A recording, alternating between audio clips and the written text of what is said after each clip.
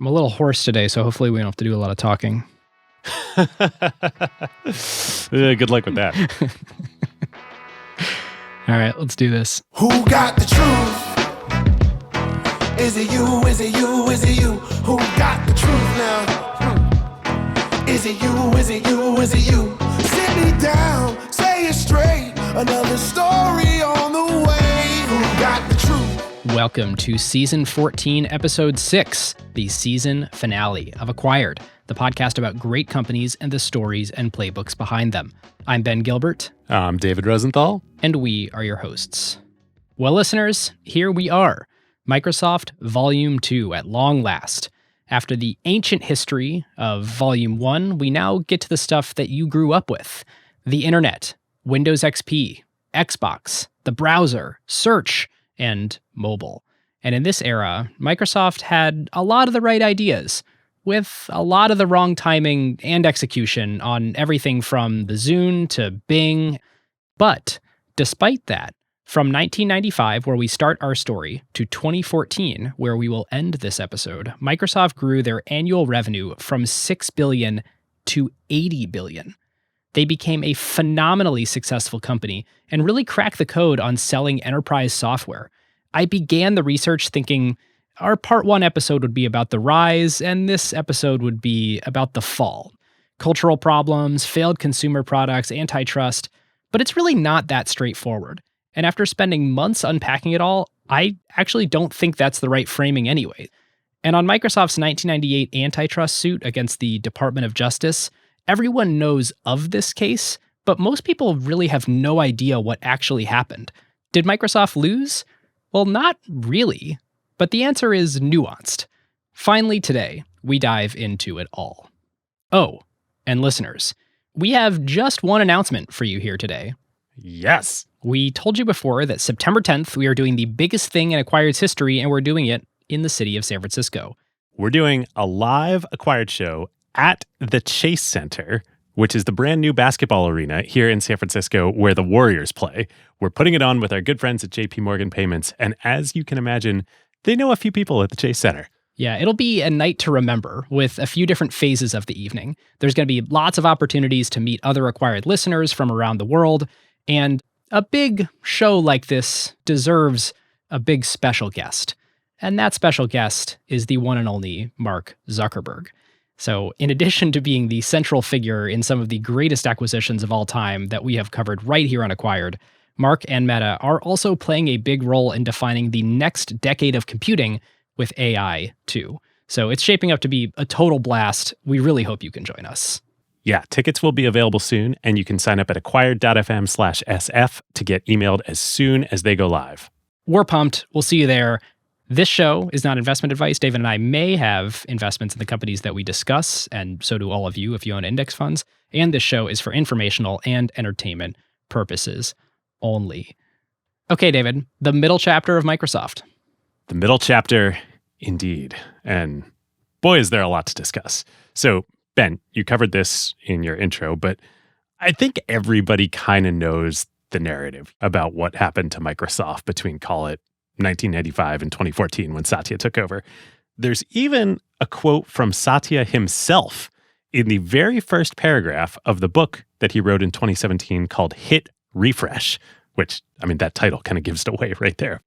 He writes, "I joined Microsoft in 1992 because I wanted to work for a company filled with people who believed they were on a mission to change the world. But after years of outdistancing all our competitors, something was changing, and not for the better. Innovation was being replaced by bureaucracy, teamwork was being replaced by internal politics, and we were falling behind." And then he references the famous gun-pointing org chart by cartoonist and software engineer Manu Cornet that probably listeners, many of you are familiar with. We will link to that in the show notes. And you can sum this kind of whole narrative up as Microsoft was winning, and then it sucked for a long time, and then it is now winning again, and that's all thanks to Satya. And the question we sort of asked as we were doing our research was, is this true?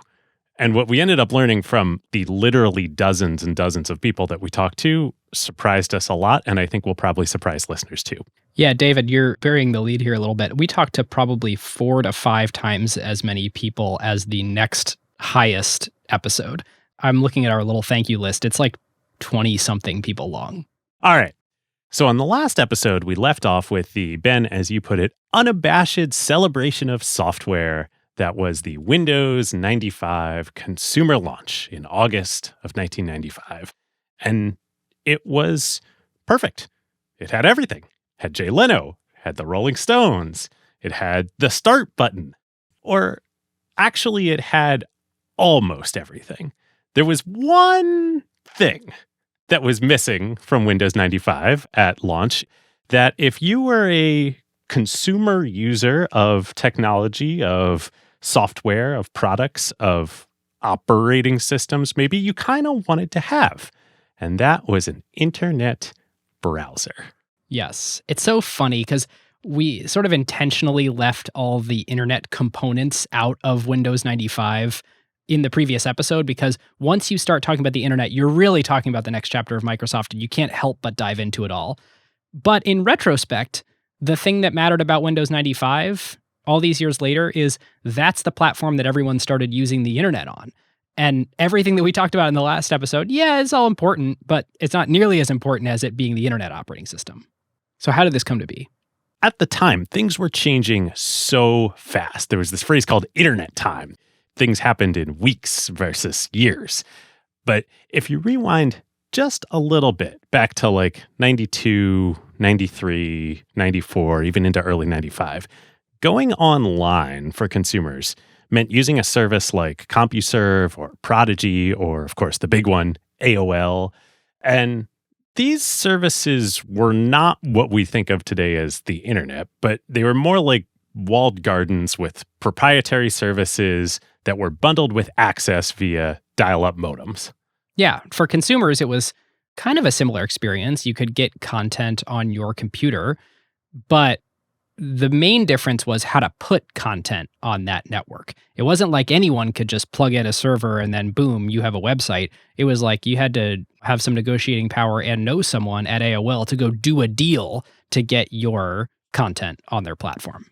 Yep. I think the best way to sum all this up is, do you know who owned the CompuServe service at the time? No, but I know it was a Columbus-based company. Oh, interesting. It was owned by H&R Block, the tax prep company. Really? Yeah. Whoa. Crazy. That's what online was like just a few years or months before the Windows 95 launch.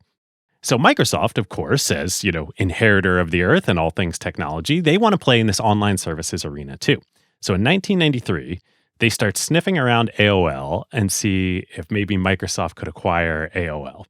Steve Case, the founder of AOL, isn't interested in selling, but there's this whole thing where Paul Allen goes off by himself and he buys a large stake, and that creates all sorts of headaches because Microsoft is like, well, if we can't buy them, we're going to compete with them. So they start an internal project called Project Marvel to build their own online service. That becomes MSN. So there's a little sleight of hand that you just did there. You said it becomes MSN. Marvel, when it initially was conceived, was a proprietary online service. Eventually, when that completely failed, which you're about to get to, they repurposed the name MSN for their internet-based media property. Complete shift in strategy. At the same time, many people in technology, especially at Microsoft itself, and lots of investors on Wall Street, believed that these walled garden online services were just temporary. They were just a bridge to a more utopian networked consumer culture and economy that they called the information superhighway. And the specific vision of how this information superhighway utopia was going to work was interactive television, all mediated by the pay television providers. So like the cable and satellite companies out there, the Comcast, the Charters, the Time Warner cables, the DirecTVs on the satellite side. These were going to be the big consumer technology companies. And this wasn't crazy. This actually made a ton of sense because television, and in particular cable television at the time, was the primary existing consumer medium. The internet was not a thing. Well, think about the number of things required to create some sort of networked entertainment interactive thing. You would need screens. You would need some way to control those screens to create a feedback mechanism. You would need content. You would need infrastructure connecting people's homes. All of those already existed by the cable companies and their endpoints, the televisions. And if you pitched me on the idea that actually everyone's going to go buy a brand new device, like a PC, like a computer, and we're going to have a different set of wires that actually bring all of that to the home, or maybe we'll repurpose some of the same wires, but gosh, we need to like bring in new networking equipment everywhere along the way. Oh, and there's going to be completely different content companies that figure out how to create the content for their, it's like all of that falls flat. Of course, you're going to use all the existing infrastructure and content. You're not going to bank on standing it all up new from whole cloth. Totally. And Microsoft, just like they had done in entering the PC software market in partnership with IBM, they're going to partner with these big consumer cable companies. And so starting in the summer of 1993, there are all these rumors flying around that Microsoft is working on a big JV with the cable companies dubbed CableSoft. Yep. You can't make this up. And the idea is that, Ben, like you're saying, the cable companies will control the pipes and the customer relationships and probably a lot of the content. Microsoft will write the software, both for the set-top boxes in consumers' homes and for the servers on the back end. And this software project is codenamed Tiger. And then there's a third company, a third piece of this sort of unholy alliance for the information superhighway. And that was a company called Silicon Graphics that would make all the hardware. Cable companies aren't going to make the hardware themselves. You're going to need pretty powerful hardware here, both at the home and on the server side. And SGI, as Silicon Graphics was referred to, was legendary. They are the graphics company that enabled the CGI in Jurassic Park. And of course, their founder and chairman was legendary in Silicon Valley, one Jim Clark. Put a pin in that name. So pinned. So Wall Street, of course, they're like nuts over all this. You know, the hype is out of control. It's $1 trillion opportunity. There's all these spy shots of Bill meeting with John Malone at TCI and Gerald Levin at Time Warner. And Bill starts spending time with Michael Ovitz talking about how Microsoft can get in on the content game too, either through the MSN project or through other things they're going to do. This leads to MSNBC, the cable network that people are probably familiar with. Well, this is so interesting because we're talking about this general idea of interactive computing involving other people. And Microsoft so far has two initiatives, Marvel and the information superhighway, neither of which are the internet or the web browser. Yes, correct. You're already getting this picture of Microsoft's business strategy, which is until we know exactly what the future looks like, start placing bets that approximate so that we're sort of in the mix, even though we don't know exactly what the future is. Which, as we talked about in part one, had always worked so well for the company. Yep. And it's going to work really well here too. So Bill actually decides at this point that he needs to write a book for the public to evangelize this information superhighway thing. Kind of embarrassingly, given how long the book world takes to, actually publish a book, it doesn't come out until November 1995, after the Netscape IPO has already happened and Windows 95 has shipped. But in this book called The Road Ahead, I have 2 copies of it here on my desk, the hardcover copy and the softcover copy, which was revised and came out in 1996. The hardcover copy is all about the information superhighway, or as Bill likes to call it, information at your fingertips. And then when the softcover version comes out later, basically they Control-F'd every instance of information superhighway and replaced it with the internet and the web browser. Yeah, this is one of these moments on an Acquired episode where we have just a delightfully concrete illustration of this year, it was unclear. The next year, it was extremely clear. And David, look up in the indexes of both of those books the number of references to the internet. In the hardcover version, there are 3 portions of the book where it is discussed. In the softcover version, the index for the internet takes up an entire page. There needs to be an index for all the sub-indexes of the internet in the softcover version. Amazing. So the hardcover version is the state of play in January 1994, when a young Windows networking engineer named James Allard, or Jay as he goes by, writes a memo to Bill Gates and to the senior leadership at Microsoft entitled Windows, the next killer application for the internet. And in this memo, he points to a new piece of software coming out of the National Center for Supercomputing Applications at the University of Illinois that is spreading like wildfire and appears to be written by some like kid programmer there by the name of Mark Andreessen. In his free time, it's not even like his real job. Yes, and it is called Mosaic.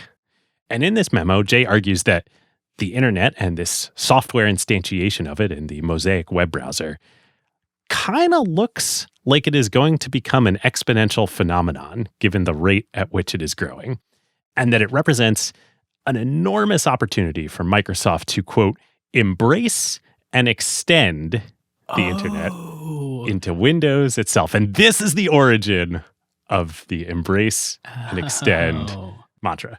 And the exact words he uses are embrace, extend, innovate. In popular press and public opinion of Microsoft, that would, of course, get changed to embrace, extend, extinguish. By their effectively competitors and political enemies. But the embrace and extend thing is actually a brilliant business strategy. There's already a whole bunch of people who love this thing. We want to embrace that new behavior. There's sort of no product market fit risk because we can clearly already see it happening. People want to use this browser thing to access hypertext on the internet. We're going to embrace that, and we're going to figure out a way to work it into our business model to extend the functionality in a way that we can make money on. Right. The business model is we sell Windows through OEMs into businesses and the like and to consumers.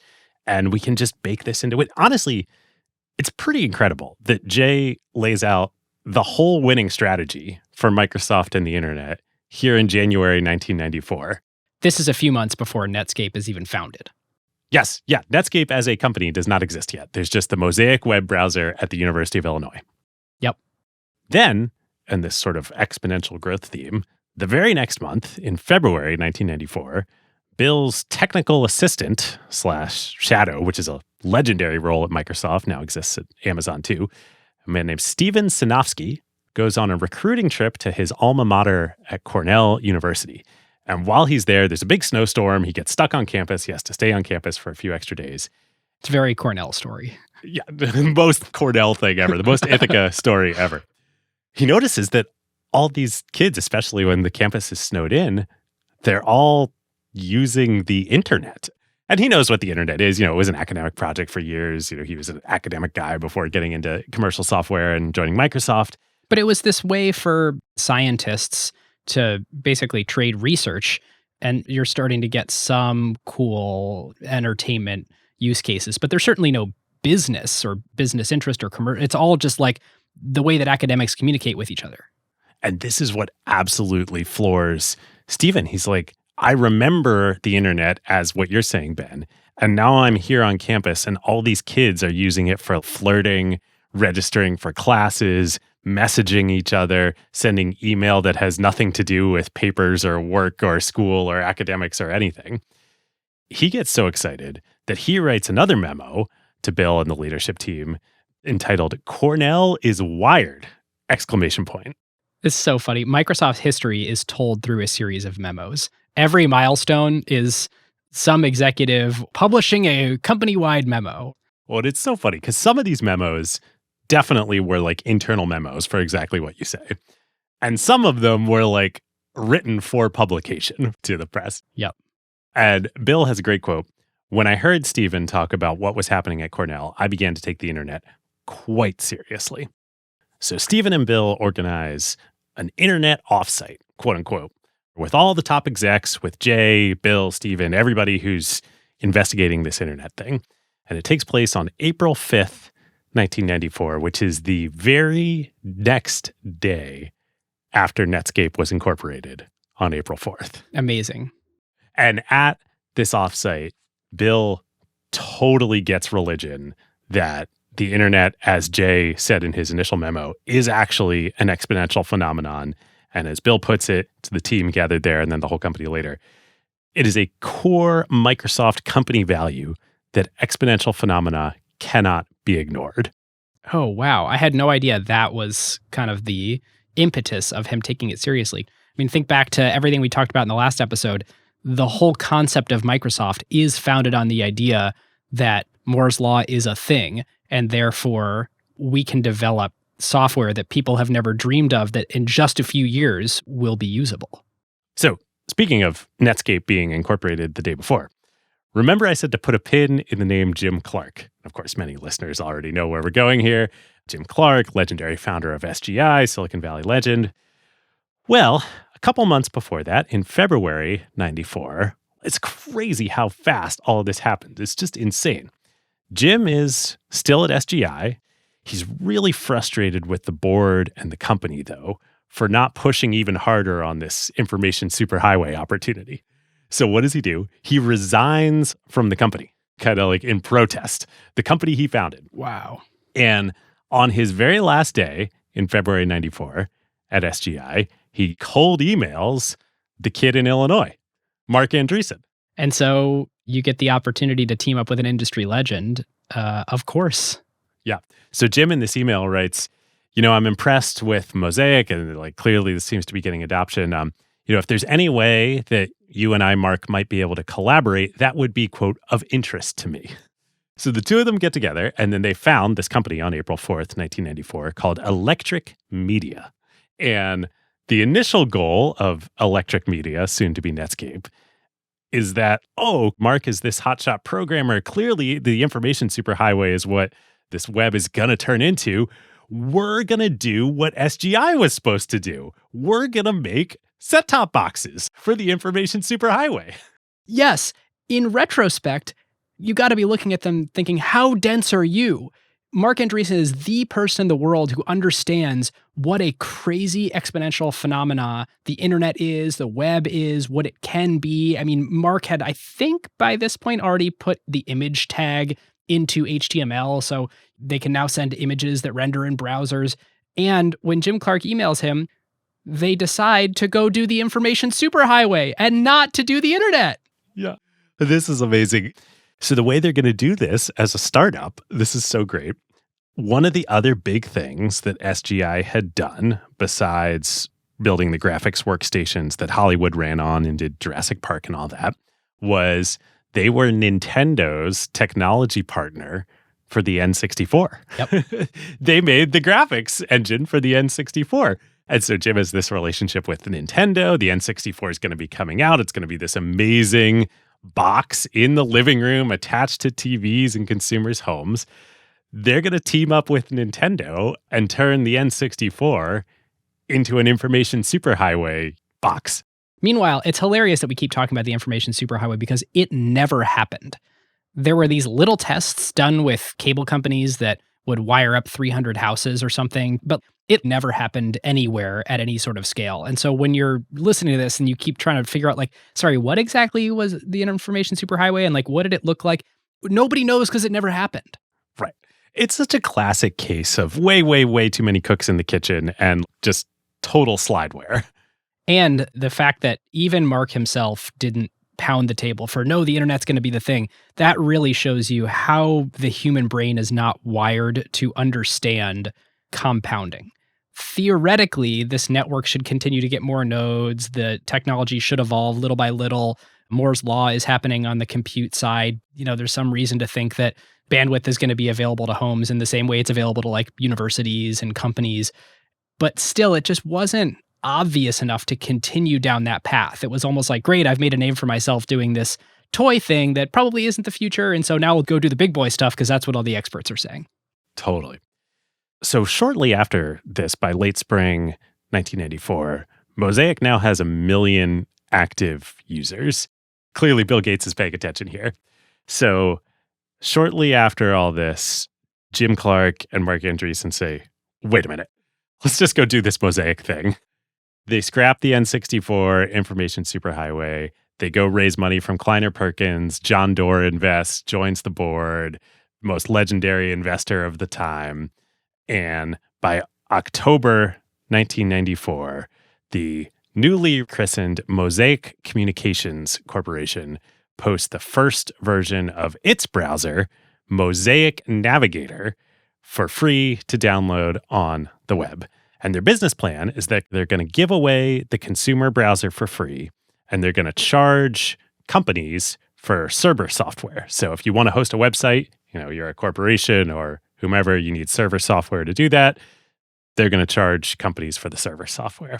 Great. And listeners, you should be paying attention to something David just said there. He said it's the Mosaic Corporation, and then you said it's Mosaic Navigator. Even though it's called Mosaic, because Mark Andreessen wanted to draft off the success of the previous project he had done called Mosaic, this is completely new code. They founded a company, they started writing code from scratch, they had the experience of writing Mosaic, the thing owned by the university and the NCSA before. This is a new thing called Mosaic that does the same thing, architected for commercial use. Yes, exactly, Ben.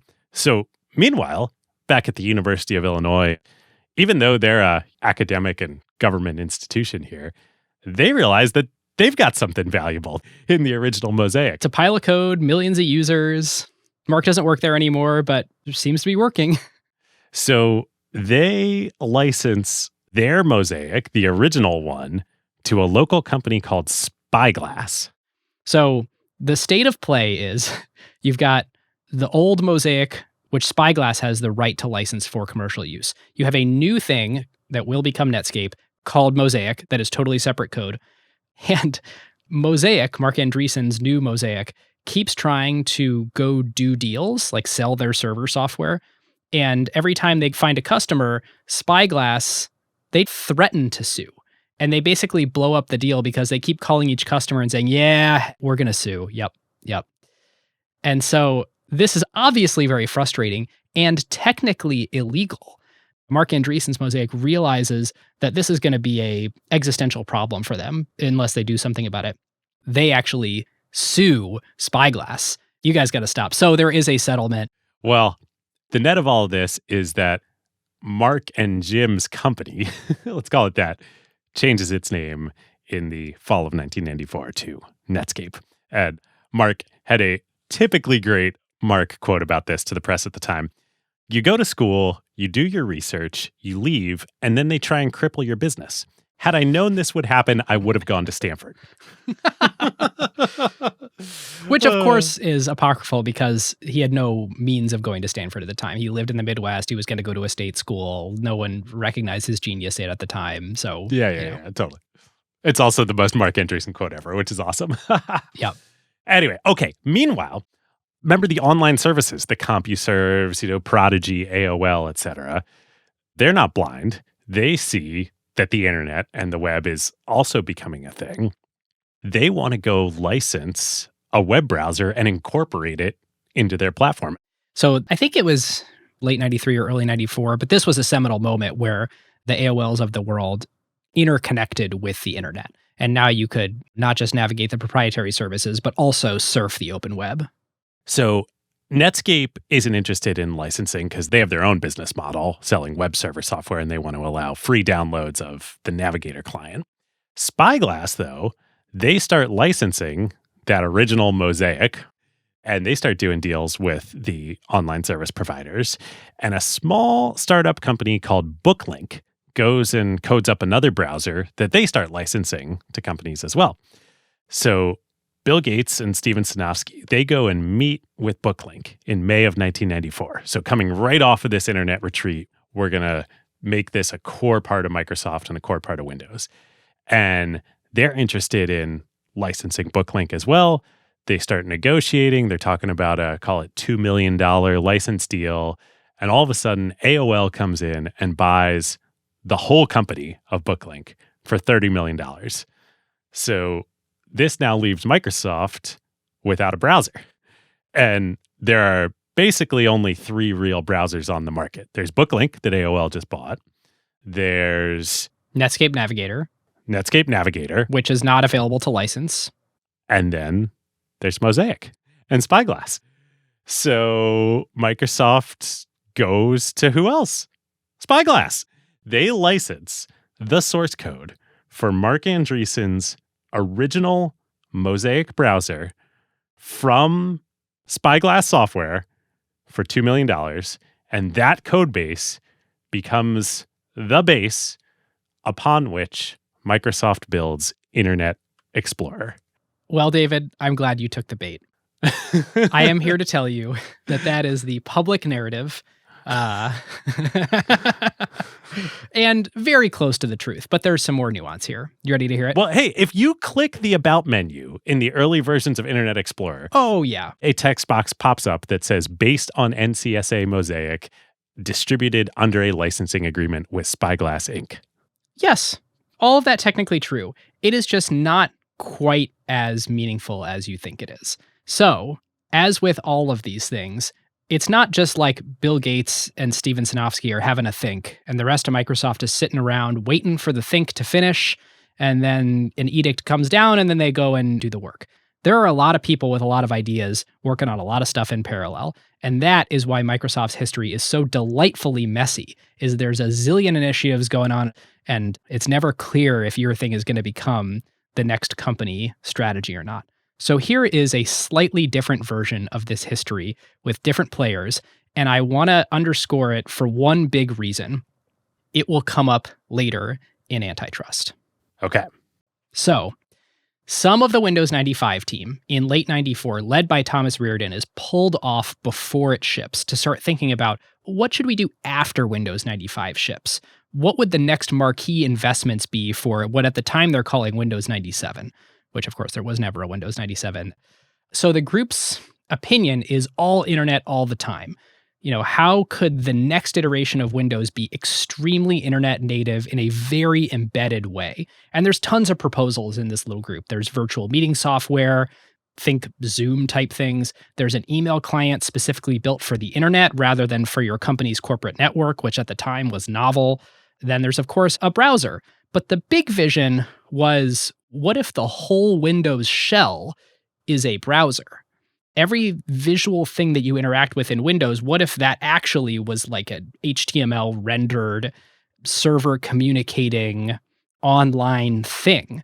And the team technically kind of looked at it this way. We should build HTTP directly into the operating system, since it was just another protocol on top of the TCP/IP protocol that the internet is based on. We should provide reusable UI component to any application that wants to display HTML. That's a good engineering building block to build, is this HTML renderer that any application can sort of frame in and use. So, of course, Microsoft, the strategy here is we will develop a browser application that used the building block that others could also use to render HTML. So they actually go to Netscape and say, hey, we have this great HTTP stack, we have the HTML engine, we have these wrappers to go around it. Instead of rewriting all of it, just use our off-the-shelf code that we intend to ship with Windows. Famously, Netscape did not do that.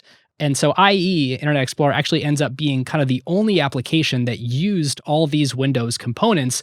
And once they got going on the browser, they convinced the Windows leadership that actually we can do this fast. We should get this done as a part of Windows 95, not wait for the next big release. We're going to get to this in a minute, but when Windows 95 launched, it had either at launch or very shortly thereafter what was called the Plus Pack. Yes. And Internet Explorer was available as part of the Plus Pack. Yes. So anyway, how does NCSA, Mosaic, and Spyglass come into this? Well, the nuance is Spyglass had actually massively changed the Mosaic code. They were trying to create the Spyglass browser that was sort of based on this NCSA code base, but it wasn't very good. And so that is what Microsoft was able to get their hands on. They could not license the original NCSA version. That was gone, or at least not available for license. And so they sort of tried backing out a lot of the Spyglass stuff. Ultimately, it wasn't that helpful in creating Internet Explorer, and they spent just as much time trying to undo a lot of it and then build the Internet Explorer stuff on top. So ultimately, did it actually accelerate their path to market? And was it actually Mark Andreessen's code? Some of it was in there, but it's not like they grabbed it off the shelf and now it's IE. It makes for such a good story, though. It sounds like reality is a lot like the DOS acquisition. Yes, Microsoft bought QDOS, Quick and Dirty Operating System, from Seattle Computer Products. Was that the same thing as Microsoft DOS? Sort of. A lot of work went into it after the deal. Yeah, as you would expect. Same thing here. But it is definitely true that if you click that About box in the early versions of Internet Explorer, David's holding to it. it's just so delicious. It is delicious. And the two big takeaways here, at least from this additional version of the story, is one, what they actually wanted to do was make Windows web-enabled in a really deep, integrated way, not just have this one little application called a browser. And technically, there was a lot of commingling there. A lot of what became the code underpinning Internet Explorer was actually Windows code implemented in Windows operating system to do these protocols. And two, still a lot of work to make IE after the deal. So this brings us now to the launch preparations for Windows 95. And in the spring leading up to all this, Bill writes another memo, this one intended for publication, so to speak. That is the famous Internet Tidal Wave memo. I just want to do a big quote from it here. Perhaps you have already seen memos from me or others here about the importance of the internet. I have gone through several stages of increasing my views of its importance. Now I assign the internet the highest level of importance. In this memo, I want to make clear that our focus on the internet is crucial to every part of our business. The internet is the most important single development to come along since the IBM PC was introduced in 1981. It is even more important than the arrival of the graphical user interface. Can't get any more clear than that. Very clear. So that brings us to the August 95 Windows 95 launch, scheduled for the 24th. On August 9th, a couple weeks beforehand, Netscape goes public with a market capitalization of $3 billion. Massive IPO. Massive. I mean, this is like 1995 we're talking about. Netscape, we should say, goes from 1 million to 15 million users in 1 year. I mean, just instant product market fit. It was so clear that people wanted to browse the web. A lot of the time in technology in this ecosystem, we're always looking around like, is that going to become a thing? Is that going to become a thing? That was, from 1994 onward, never a question about the internet. Never. Yeah. In the IPO press cycle, Mark Andreessen is quoted as saying that, quote, Netscape will soon reduce Windows to a poorly debugged set of device drivers. It's such a good quote. And there's so much behind it, too. If you really dwell in that quote, what does it mean? If one of the things he's saying is Windows is a platform upon which independent software vendors write applications. So Windows is the way that currently people write software for businesses and consumers to use. And if we are going to reduce Windows to a poorly debugged set of device drivers, what I'm implying is these crappy static web pages that get served right now, that is merely a step on our journey to enabling rich web applications. Think JavaScript, CSS, eventually, Java and Flash. The web will be a way that developers write their applications. That's right there implicit in the quote.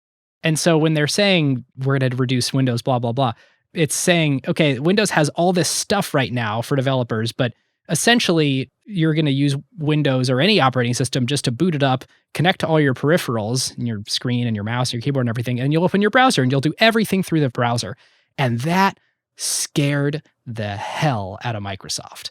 Not specifically this quote, but Microsoft had come to the same conclusion too of, oh my God, if the web becomes the platform of the future, all the reasons why we have all this incredible business, people feeling the need to use our operating system to be able to get access to their favorite software, and for developers to build applications on our platform to get access to the users, that could go away. And in the same memo that you were quoting earlier, the Internet Tidal Wave, Bill Gates famously says, and when I say famously, it's because the Department of Justice later grabbed this quote and used it as an exhibit. Bill writes, a new competitor born on the internet is Netscape. Their browser is dominant with a 70% usage share, allowing them to determine which network extensions will catch on. They are pursuing a multi-platform strategy where they move the key API, the application programming interface, into the client to commoditize the underlying operating system. I mean, they got it immediately. The web is an application platform that completely reduces our value. You can see why it was so important to Microsoft to beat Netscape, to bring the internet in the form of Internet Explorer into Windows and have Windows maintain its role as the dominant platform. So all the stuff will cut off their air supply. It was existential.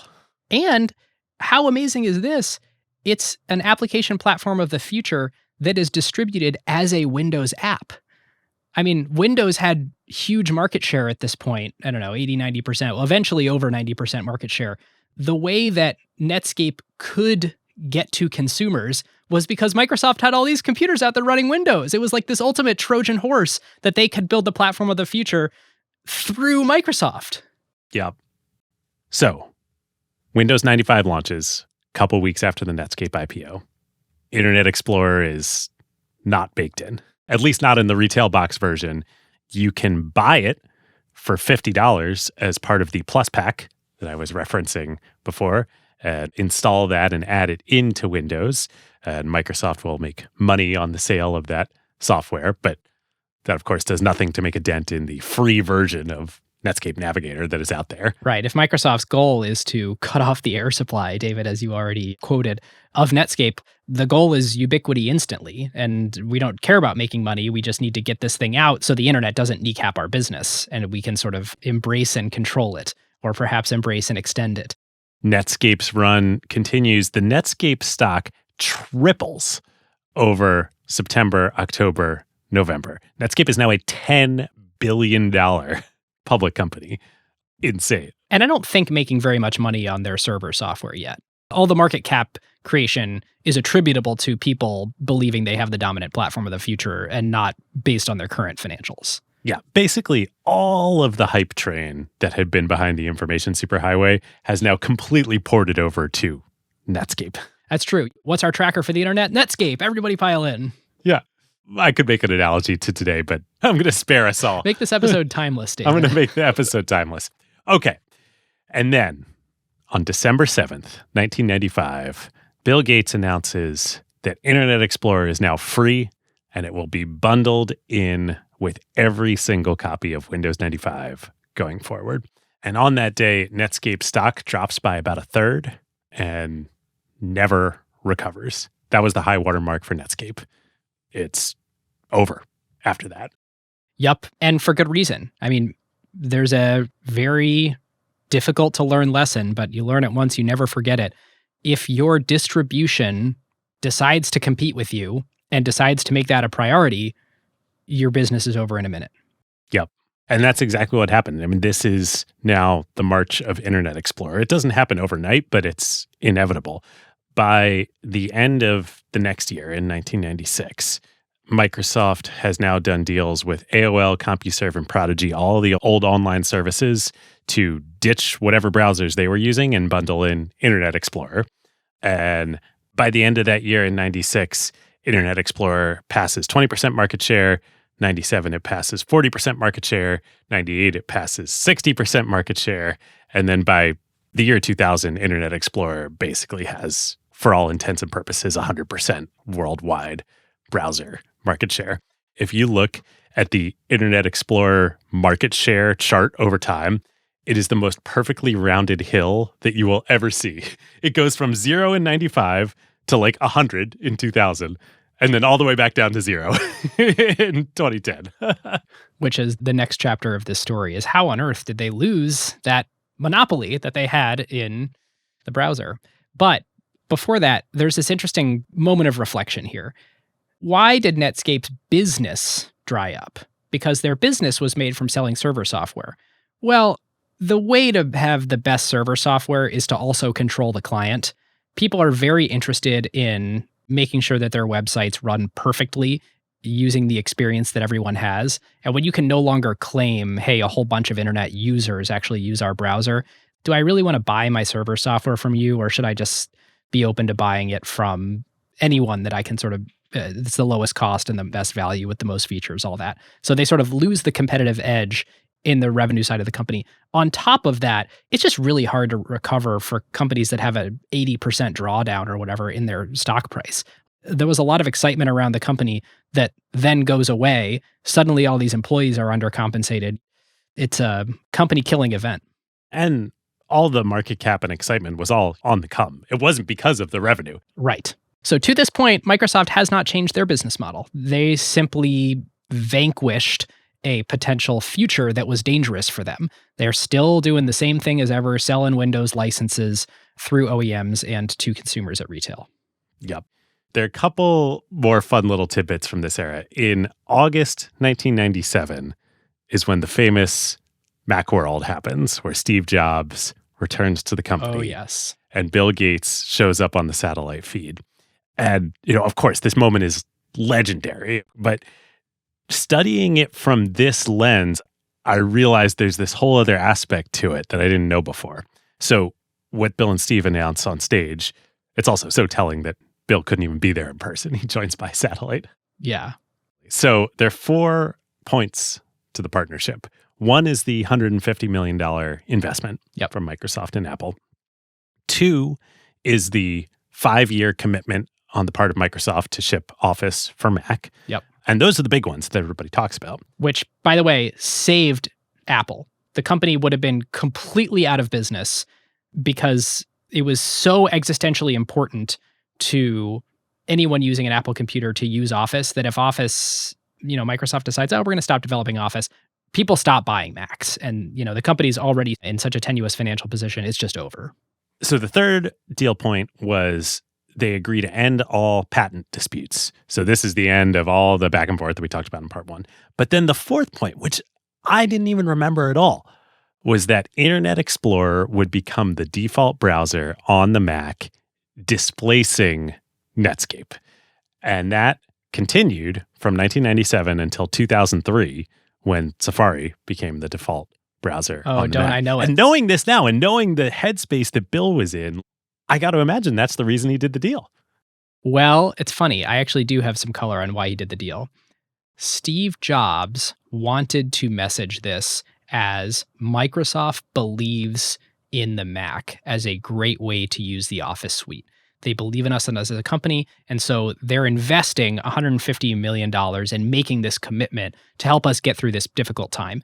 And this money, by the way, just to help people understand, Apple was worth about $2 billion at the time. So this is Microsoft buying 8% of Apple. Yeah. Wow.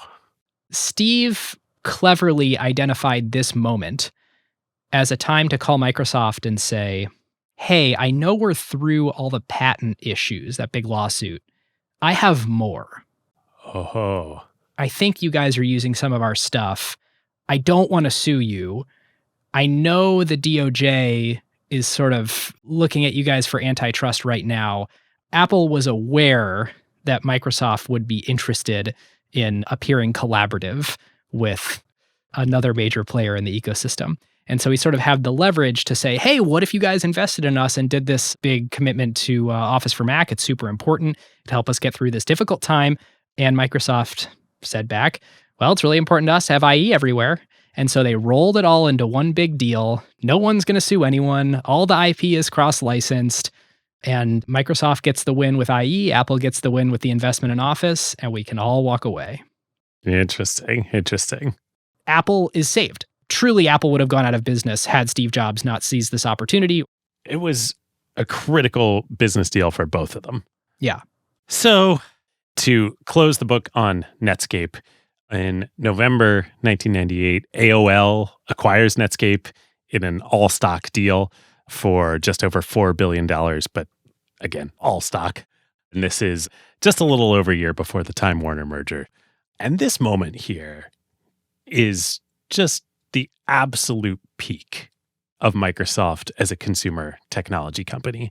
I mean, I think maybe the absolute peak of any consumer technology company ever. I mean, think about the market power that Microsoft has at this point in time. Apple has an existential reliance upon them. They have completely crushed Netscape, quote unquote, cut off the air supply. There's nobody else. There is nothing else except Microsoft. Google is 3 years from being founded. Facebook is 9 years from being founded. Yeah. There's Yahoo, sure. There's real competition in the enterprise at this point, Sun, Oracle. But in terms of what your point is, the consumer technology landscape, yeah, they had ultimate power. Yep. Yeah, but David, I don't know. The whole thing of you can just decide to, and then you completely vanquish your biggest existential threat by cutting off their air supply. Like, shouldn't that be illegal? Well, so I mean, to lead you a little bit into our next section. yeah.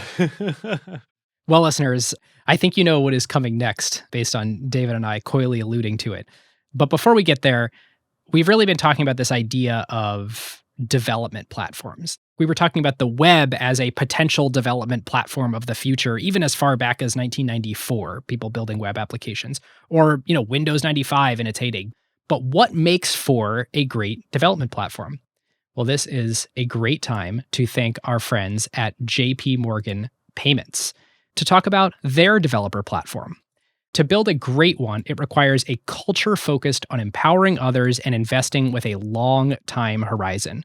And JP Morgan Payments knows this well. We've talked about how they're much more than a global bank. They're now investing $17 billion a year in technology and R&D.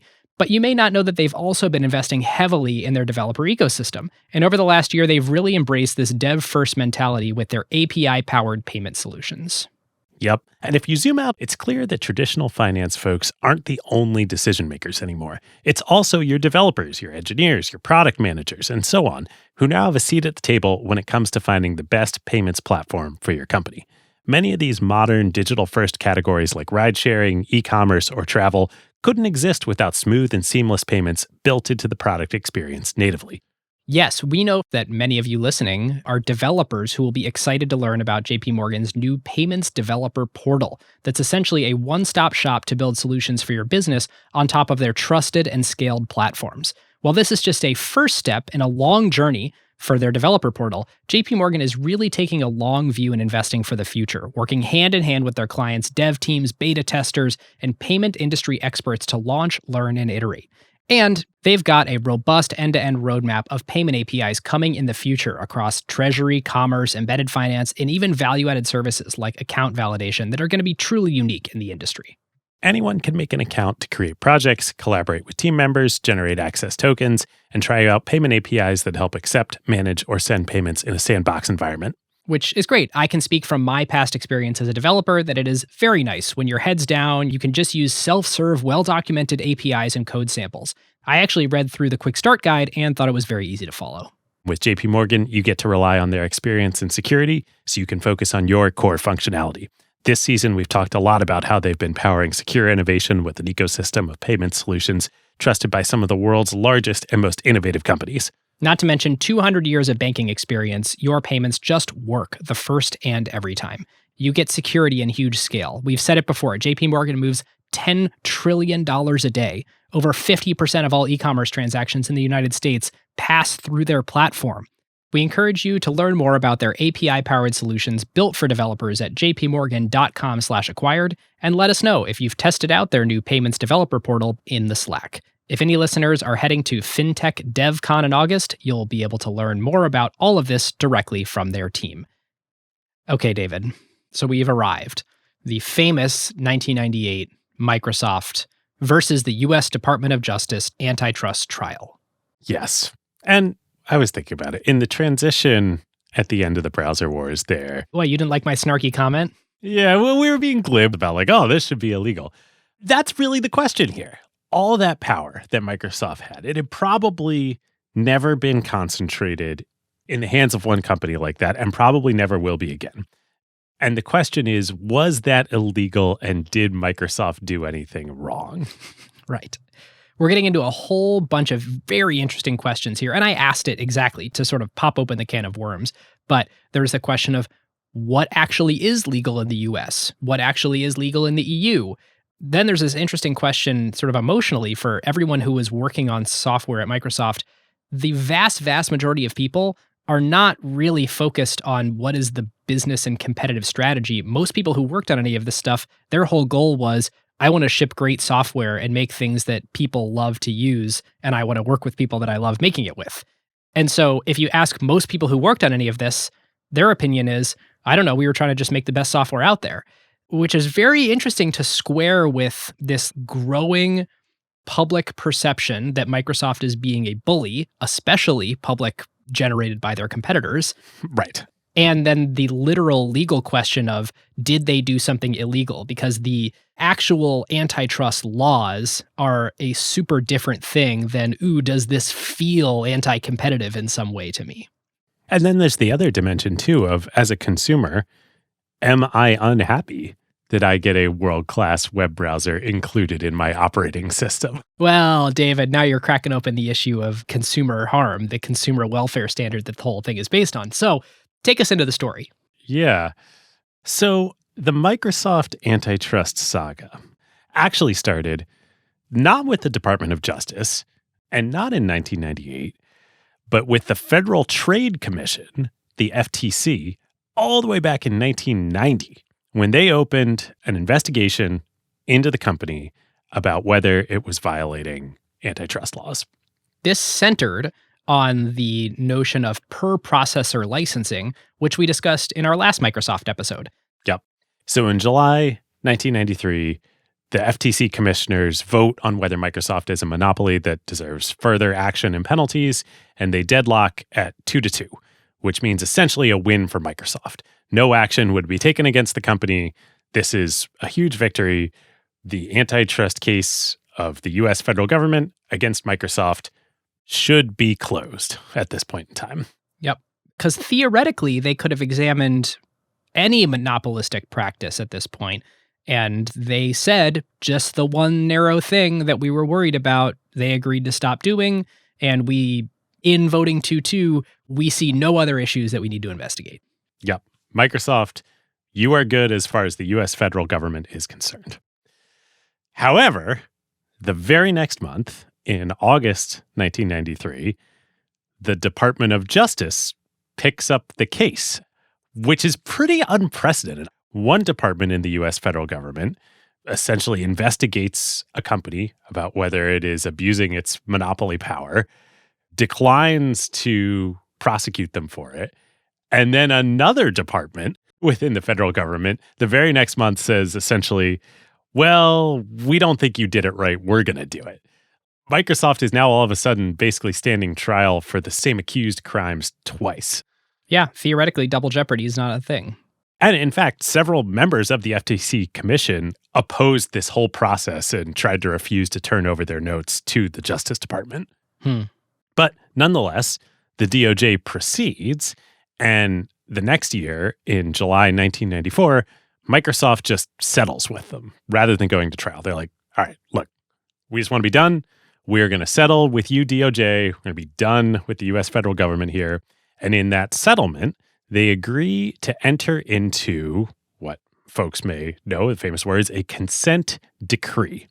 And that means they consent, in this case, that they are not going to tie the sale of Microsoft application products to the sale of Windows, meaning they can't say like, hey, OEMs or businesses or consumers or whoever, if you're buying Windows, you have to also buy Office or X or whatever else that we're selling in our applications group. But importantly, as part of the consent decree, they remain free and clear, Microsoft does, to integrate additional features into the Windows operating system. Which brings us right back to Internet Explorer. Is it a product or is it a feature? Exactly. And this is so messy because I think, David, you just used the exact language, which is they cannot tie these application products in a bundled sale. However, they absolutely can integrate new features. Yes. So what is Internet Explorer? And this also looks the other way at the whole idea of software development and platforms, which is it is a continuously changing landscape where over time, in the interest of users, platforms do more and more and more things that applications used to do. And so the whole notion that they're going to write that sentence and then call it good, what is an application today might be a feature years down the line, but the law is written and we have to pay attention to that sentence constantly reevaluated in the context of the current time. Yeah. I mean, today, could you imagine purchasing a device that has an operating system and that device not having an internet browser as part of the core system? No, you can't even imagine that. Of course, it's a feature. Well, is it a feature? It's literally an application. It is a bundled application as it exists today. So this is the gray area. This is the gray area. And, look, if you ask Bill and Microsoft and Jay Allard all the way back to the original memo, it was absolutely intended to be a core feature of the Windows operating system, having an internet browser as part of it. Clearly motivated by the idea that we want our Windows platform to maintain the power it enjoys from its monopoly market share. So there's a sympathetic view for sure of, hey, this is core functionality to an operating system, whether it's a feature or an application that we bundle. And also, clearly the reason you are incentivized to ship your own browser is to cut off the air supply of potential competitors that develop the platform of the future. Yes. So in October 1997, the Justice Department files a motion in federal district court stating that by bundling Internet Explorer with Windows, Microsoft has now violated the 1994 consent decree against product tying. And it's important to know what they're basically asking is, this is not about future versions. We know you're doing some kind of Windows 98 thing. We're saying right now, stop shipping IE bundled into Windows. Microsoft insists this is an integrated product. You cannot do that. And it's not even necessarily a legal argument yet of we're allowed to do this because it's an integrated feature. They're saying we ship a pile of code and you actually cannot just rip out Explorer. And if you remember at this time, you could do all sorts of crazy stuff. Like you could paste a web address in Windows Explorer and it would render even though it wasn't Internet Explorer. So there actually was if you think back to that sort of vision of the browser is integrated into the Windows shell, and it sort of happened. A browser was not really, at least Internet Explorer, was not really its own standalone thing. It was deeply integrated. Now, could they have pulled it apart is a different question if they really wanted to. And also remember the fact pattern here isn't exactly great for Microsoft well, they did ship Windows 95 without Internet Explorer in the beginning. So Right.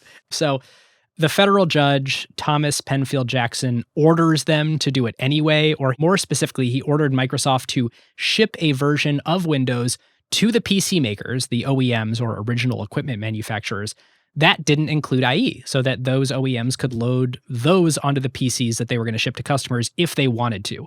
And Microsoft said, we told you we can't do that, but you're a judge and you're ordering us to. So they do. And surprise, surprise, when you just disable a bunch of code that other code depends on, it doesn't work. So then, of course, two things happened. Judge Jackson is not pleased, since it appears Microsoft is complying with the letter of the law, but violating the spirit and sort of thumbing its nose and being arrogant. So that's thing one. Thing two is obviously the PC makers don't actually ship this version of Windows, so it never sees the light of day. And so things get real petty real fast. The DOJ asks the court to hold Microsoft in contempt. Yep, whole bunch of back and forth. Microsoft appeals Judge Jackson's order, and in early May 1998, the appellate court rules that Microsoft can continue shipping Windows with IE bundled into it, and also continue to bundle any other features that they want as part of Windows as long as it benefits consumers.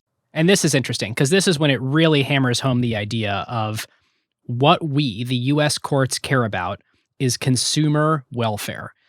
We haven't explored the idea of if Microsoft is a monopoly or not yet. But for now, what we are saying is as long as what they are doing is in the consumer best interest, they're not causing harm, they're not raising prices, then it's okay. So then, 1 week later, on May 18th, 1998, the DOJ announces a brand new, enormous, wide-ranging antitrust lawsuit against Microsoft for violating the Sherman Antitrust Act and abusing its monopoly power to suppress competition. And this investigation is way bigger than just, is it okay if they tie Internet Explorer with the shipment of Windows? This is, A, is the company a monopoly? And B, are they doing anything across their entire business to abuse that monopoly power in the disinterest of consumers? Right. It is not necessarily illegal to be a monopoly. It is illegal to abuse your monopoly power. Correct. So this court is examining both of those questions. One, is Microsoft a monopoly?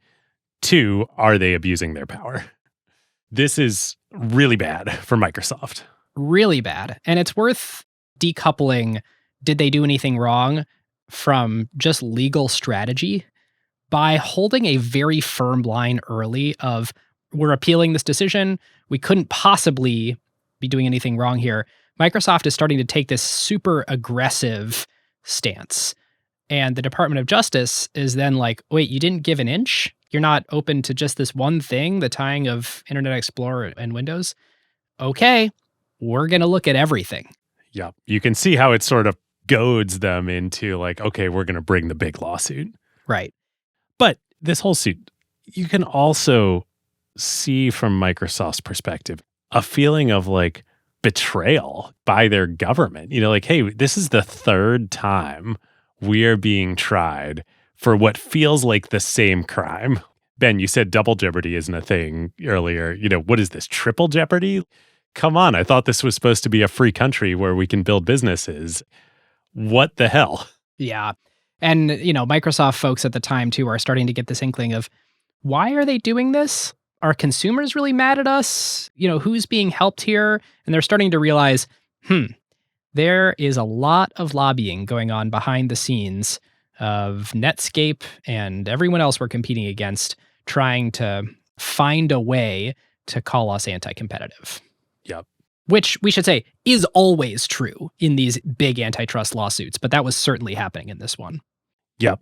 And so for all these reasons, including, Ben, as you say, the legal strategy they started with in the first place of we're going to fight everything, they say like, all right, we're fighting this. We're going to fight it hard.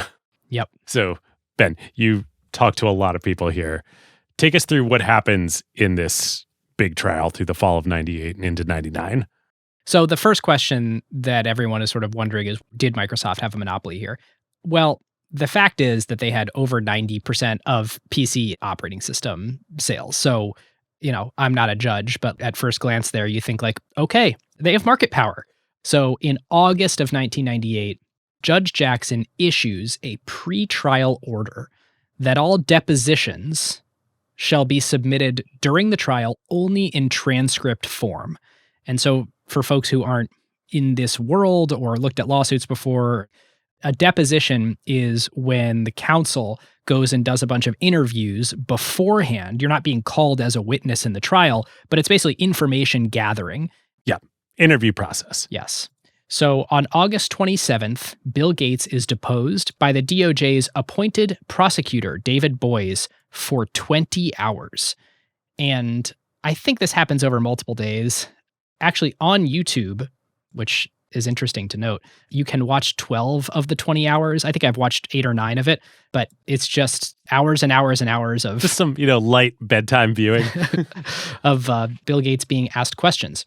So the strategy that Gates and the Microsoft legal team used was one that was tailored for this pretrial ruling.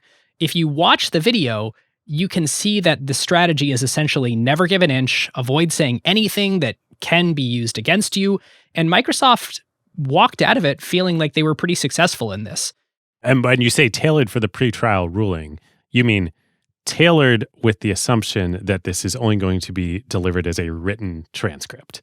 Right. There will be no video, no recording of these depositions. And yet I just watched the video on YouTube, so what's going on here? How did that happen? Yeah. So if you're watching the video, though, it's very easy to think this guy is rude, pedantic, and disrespectful. I'm not out on a limb saying that opinion. If anybody watches this video, that is just the obvious takeaway. Yeah, at a certain point, they argue over the definition of definition. Is that right? Yes. So a couple examples. I'm not exaggerating here. The deposition really does come across as just showing pure disdain for the prosecutor and the questions he's asking. Bill Gates rat holes on things like refusing to answer questions about memorandums since they were not memos, but emails. So I couldn't possibly answer you on the question about the memorandum. At one point, he does look at David Boies and ask him how he would define the word definition, of course, while smirking the whole time. And so the whole thing is like very obviously tailored with this idea that I'm going to give you pages and pages and pages of which you will have nothing that can be used against me. And that is the whole strategy. I don't care how I come across. I don't care how ticky-tacky the language is. He sits and pauses forever. He'll say, well, you asked me what the person who sent this was referring to. How should I know what they're referring to? I didn't write the email. You'd have to ask them. I don't know. And so it's 20 hours of this. Well, somehow, and I actually don't really know how this happened, after the deposition is recorded, on October 9th, the judge then issued a reversal saying that videotaped depositions are indeed allowed to be used in court. Oof. Yeah. How did this hold up? And if you give a great prosecutor like David Boies this opportunity, he uses it masterfully. And so throughout the trial, he'd show little clips at strategic moments in the trial where he either wanted to give the press something juicy to write about that day, because there's a whole press section in the back going and listening to all the witnesses every single day, or he would play something he knows is going to get a rise out of the judge. And if the judge makes an expression, then the press writes about, oh, the judge is leaning this way or that way. Also, he would use it anytime there was an opportunity to feel sympathetic for Gates or anyone at Microsoft, and then he would show a clip that sort of clearly causes you to lose any sympathy or leaning. And so it was just dripped out in this really clever way. Yeah. And certainly went a long way towards shaping the decision, but also shaping, more importantly, public opinion about Gates and about Microsoft. Yep. How did this hold up, though? Didn't Microsoft appeal the change from recordings not being allowed for depositions to recordings being allowed?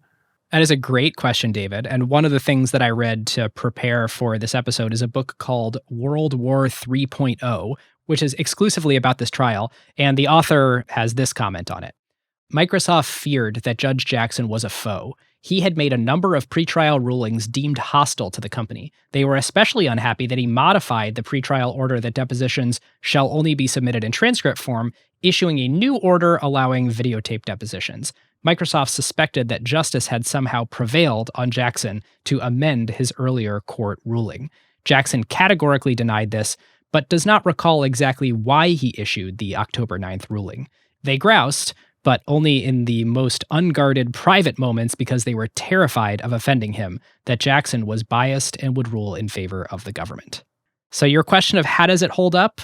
I guess there was no formal challenge of that change in rule, and part of it probably was just because they realized they had a long way to go with the judge and didn't want to agitate too much. Wow. Interesting. It also sounds like maybe they didn't realize yet how disastrous these tapes getting out was going to be for Bill and for the company. Yeah, I think that's right. Interesting. Well, okay. All of this starts to culminate in November 1999. These trials take forever. When Judge Jackson issues a finding of fact that Microsoft is indeed a monopoly in the operating systems business. Now remember, it's okay to be a monopoly. It's not okay to abuse the power. But simply the fact that the judge has now issued his opinion that it is a monopoly, everybody knows this probably means the other shoe is about to drop. And more specifically, the finding was that the network effects from the large installed base, so that's users, and large body of applications, so apps, makes it prohibitively expensive for a competitor to develop its PC operating system into an acceptable substitute for Windows. Which, yeah, of course. Obviously. That's what our whole episode 1 was about. Correct. Right. So the finding of fact is, hey, it's monopoly. But again, not necessarily illegal to be a monopoly, only illegal to abuse monopoly power. Right. So a couple months go by after the finding of fact, and then on June 7th, 2000, Judge Jackson issues the final judgment in the case, and he rules that Microsoft did indeed abuse its monopoly power, and as a remedy for having done so, he orders that Microsoft be broken up into at least 2 separate companies, separate operating system company and a separate applications company, just like the Standard Oil breakup order, however many years it was before, 90, I think. Also, what? This is completely lost to history unless you are a tech old-timer. Microsoft was ordered That was the ruling by the court to split up. Yes. It wasn't just that, oh, Microsoft lost the DOJ case. No, the ruling was Microsoft will be split up by order of the United States government. And there's a whole bunch of additional provisions in this. Steve Ballmer had to work at one company, and Bill Gates had to work at the other. They could not work at the same company. Each of those two, after they picked their companies, had to divest all of their shares from the one that was not their employer. So they couldn't have this conflict of interest. It is crazy imagining this world that could have been. I mean, clearly this didn't happen, but for a moment in time, this was the position of the United States government. It's totally wild. I mean, can you imagine if there was like the Gates company and the Ballmer company? I mean, sort of, as we're going to talk about in the rest of this episode, that is what happened, but in a very different way. It's also worth pointing out from late 1999, when the findings of fact came out, over the next 12 months, Microsoft's market cap dropped from $600 billion to $270 billion, which was a 55% drop. Now, this coincided with the dot-com bubble and the CEO change that we're going to talk about shortly, but the perception of Microsoft, this super high flyer, completely fell off a cliff from this ruling. Imagine if a ruling comes out tomorrow that Apple needs to be broken up and iOS needs to be separated from the devices, and you need to be able to buy a phone without iOS. What do you think that's going to do to the company's market cap? Yeah, not exactly the same thing, of course, because this is not about devices. Well, right, but I'm making a similar type of scale analogy. Right. Like what the impact would be. Yes. So, do you know the technicality that was discovered? No, I don't. I know that Microsoft immediately appeals. Of course. It was discovered later in June 2000 that Judge Jackson had secretly been meeting with reporters in his chambers before the rulings were delivered. It's not allowed. And so Judge Jackson was removed from the case. Yes. The reporters all had these embargoed stories they could drop immediately afterwards. And everyone was like, how did you, what? Wow. That's wild. Yeah. What a freaking crazy escapade here. Like, there's no other way to put it. So this is June of 2000, by the way. The appeal then takes a long time. So there's a meaningful moment in history, I think about 15, 16 months, where the official ruling is Microsoft should be going through the preparations to do their breakup. Right. That is what the world believes, as far as anyone knows. Yep. So the appeals court removes Judge Jackson from the case. They install a new judge to re-adjudicate the matter. She gets up to speed. We're now in the year 2001. She starts pushing the parties toward a settlement. Especially 9/11 happens, and then I think that's a galvanizing factor to pull the parties into the room and say, hey, this has gone on too long, and we need to put this behind us. Yep. Also, there was a political administration change from the Clinton administration to the Bush administration. Yep. So then, in November 2001, just a couple weeks after the Windows XP launch, the DOJ and Microsoft finally completely settle the case. Also, can we just say, this case is brought against Windows 95. Windows 98 comes out, and then before we have a resolution, Windows XP comes out. Windows 98, you mean the marketing update to sell back-to-school PCs? Yes. But like, insane, right? And the whole time, Internet Explorer is shipping with Windows. Right, the whole time. So November 2nd, 2001, the settlement is proposed. At this moment in time, Internet Explorer has right around 90% market share. Right. If you are in the camp of Microsoft was a monopoly, was abusing its monopoly power, you're like, well, this was a complete failure of process because the damage is done, right? Yeah. Meanwhile, also, if you're in the Microsoft camp of what the hell is our government doing, you're also like, what the hell? Nobody is happy here. Right. An innovative company that built the most important product for that technology phase. Meanwhile, there's this whole new thing going on with the internet. And like, we need to figure out how to legally navigate that transition. Right. Yeah. We have enough existential threat to our business from technology trends happening. Yeah. That to try and navigate that with our hands tied behind our back because of these legal proceedings, like, come on. Right. So 2002, the settlement is finally approved. It reverses the order to be split up. obviously, Microsoft is still one company. Officially, the ruling that Microsoft did indeed have a monopoly is upheld.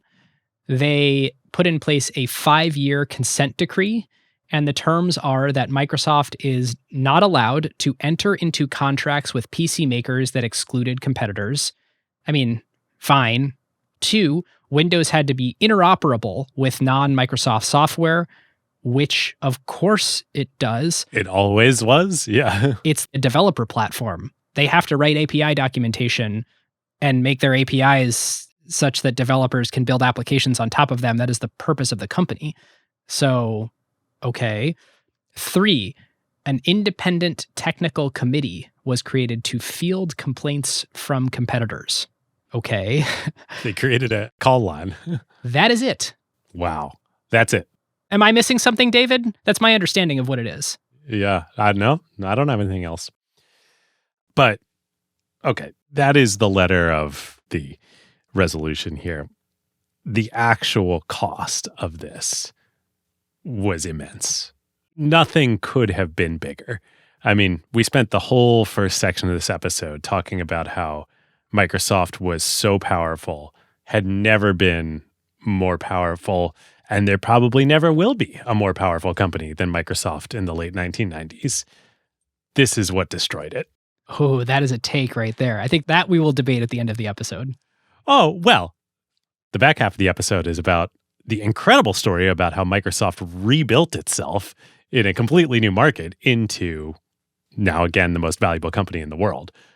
But let's just talk about what the actual cost was, not in terms of money. It certainly didn't actually impact Internet Explorer or Windows. XP was a huge success, sells over 500 million copies, gets used over its lifetime on probably 1 billion PCs. It unifies Windows under the NT architecture, has the Bliss wallpaper, amazing. But the true cost is what it did culturally and emotionally to Microsoft. I mean, we talked to all these people and God, it was like death being there. I mean, to believe for 16 months that the company was going to be broken up, for Bill to have this really embarrassing video of him all over the press and to have the narrative change about Bill, change about the company, change about for every employee working at the company to like, oh, you're the best and brightest in America, to you guys are evil and why are you working at this company? Yeah, it exposes the difference too in the legal strategy of both sides, where Microsoft's strategy was to refute point by point every allegation brought against them, to the point where they were trying to refute Netscape. We don't view Netscape as an existential threat to us.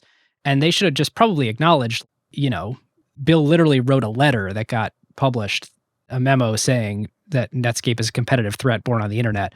But they wanted to refute every single point and not give an inch. Meanwhile, all David Boies and the DOJ wanted to do was destroy Microsoft's credibility, so that every time they brought a witness, there were emails or there was a deposition that basically called into question, are they really telling the truth on the stand? Can they really not remember that?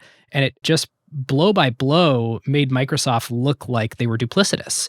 And that has to leak into the company culture. That has to make you, on the one hand, feel like your government is attacking you, but on the other hand, start to question and say, why did we do this again? I thought we were just trying to make the best software. Were we trying to do something illegal and I just didn't know about it? Right. It's worth talking about some of the other pieces of fallout. It did slow Microsoft down. There were huge amounts of protocol documentation that needed to happen. So if anyone's running a software company, you know that if your iteration times are slower and you just have permanent new drag on your development process, you are going to fall behind. And I think that was one that was felt by a lot of employees and managers who suddenly can do less with the same amount of resources that they have. There was also a bunch of private lawsuits. Sun, AOL, Real Networks. Microsoft was paying out billions of dollars in these private settlements that followed the DOJ, their civil suits. Not to mention state attorney generals were also suing Microsoft left and right, and international. Many of the state AGs for years who brought the suit together with the DOJ did not accept this reversal. And so they tried to continue independently suing Microsoft, which was painful for another 5-ish years. We made it all the way to 2009 before they settled their EU version of this antitrust case. I mean, that's another, 7 years after the reversal. And in May 2011, that is when the final consent decree finally expired. So basically from 1990 until 2011, 21 years of the company's life, the majority of the company's life had been spent under some sort of antitrust scrutiny or active litigation. Wow. And obviously the company thrived through much, if not all of that. But were consumers ever harmed? I continue to wonder this. It was horrible for Microsoft, even though there weren't any real material changes they had to make. But effectively, they won. Right. Which I guess they should have, because it's not clear that there was negative impact to consumers. There was all kinds of negative impact to existing competitors or future potential competitors, but that is not the US standard for antitrust law, especially at this point in history. And so I guess the right answer is the right thing happened eventually, but it was awful to get there. And it had all sorts of indirect negative impact on the company. Yep. So I said a minute ago, I think it killed Microsoft's immense, dominant consumer technology power. And the biggest reason I say that, we didn't talk to Bill Gates as we were preparing for this, but is what this whole thing clearly did to Bill Gates. Yeah. Yeah, Microsoft had one competitive advantage that no other company had, and that was Bill Gates. And for whatever sets of reasons, I mean, I can imagine so many thinking about, like, if I were in that seat going through that, Bill at Microsoft was never the same person after this. In fact, Bill stepped down before the final ruling from Judge Jackson. Yeah. So in July 98, right as this big, huge DOJ antitrust suit is heating up, Steve Ballmer gets promoted to president of the company. Bill is still CEO, but Steve is now promoted to president and is the clear number two. And then they go through the trial, the deposition, the November 99 finding of fact that Microsoft is a monopoly. And then, Ben, as you're referring to, on January 13th, 2000, Bill Gates announces that he is handing the CEO role of Microsoft over to Steve and that he is moving to a newly created position as chief software architect. And he will remain chairman of the company, but he is no longer going to be CEO. And then, of course, it's just a few months later that the breakup verdict comes down. Yeah, going through something like this has to feel personal and has to change you forever. I can't imagine how it wouldn't. Totally. Especially when, again, it's not clear to me how consumers were harmed. So this constant battle, this war that was waged on forever and ever and ever and ever, it totally distracted Microsoft. And as anybody can attest, especially in the tech industry, if you are distracted, you just fail because you need to have all of your best resources making stuff, building stuff, focused on a firing on all cylinders, clear North Star strategy. And so if you tie up a company for 5 years, and you lose your leader through it. I mean, somebody we talked to characterized this period as like a mental breakdown for the whole company. And I think that's kind of the best way to characterize it. Yeah. It's not fair to blame everything we're about to talk about, all the future consumer failings, on this, but it is helpful to keep this in mind and say, okay, why perhaps did they not fully have their wits about them? Yes. And so the transition to Steve Ballmer happens. This is the context under which Steve Ballmer became the CEO of Microsoft. So I talked to a whole bunch of people who were at Microsoft in this era. And one thing that every single person brought up that never gets talked about is how much Steve was the emotional rock for the company when this was happening. All the stuff everybody thinks about Steve, the running around on stage, the yelling, the screaming. Developers. When do you think all this happened? The crazy dancing on stage. I love this company. That was in September of 2000 when they thought they were going to get broken up. And Steve was there trying to keep everybody moving forward. Everybody we talked to was like, I don't know how he did it. And it meant so much. It's actually shocking they held on to as much talent as they did in a 15-month period of people assuming the company was about to be split. Right? knowing that context, for me at least, it completely changed my perception of Steve and of the company during this time. Fascinating. So when Steve takes over, his agenda is three things, and I think in basically priority order. Number one, hold the company together emotionally. I love this company. That was job number one, to like keep everybody coming to work. Job number two, clean up this antitrust mess. And then job number three, I think, was, hey, let's keep this company like growing and winning. And I think it's kind of fair to say he did all three. So we just talked about one, emotionally holding the company together. Two, one of the very first things Steve does when he becomes CEO is he promotes Brad Smith to general counsel, who Brad Smith is still, of course, leading all this at Microsoft to this day. He's now president. And Steve tells Brad, go make peace. So actually, this is amazing. Brad's final interview with the Microsoft board of directors. Oh, I was wondering if you found this. Yep, for his job, to be promoted to general counsel. His PowerPoint presentation to the board is just one slide that has one sentence on it. It's time to make peace. And that is totally what he goes and does. And he says, okay, I'm going to figure out what settlements we can live with, and I'm going to go settle everything. And this company just needs to move forward. And it doesn't matter that we all feel it wasn't fair.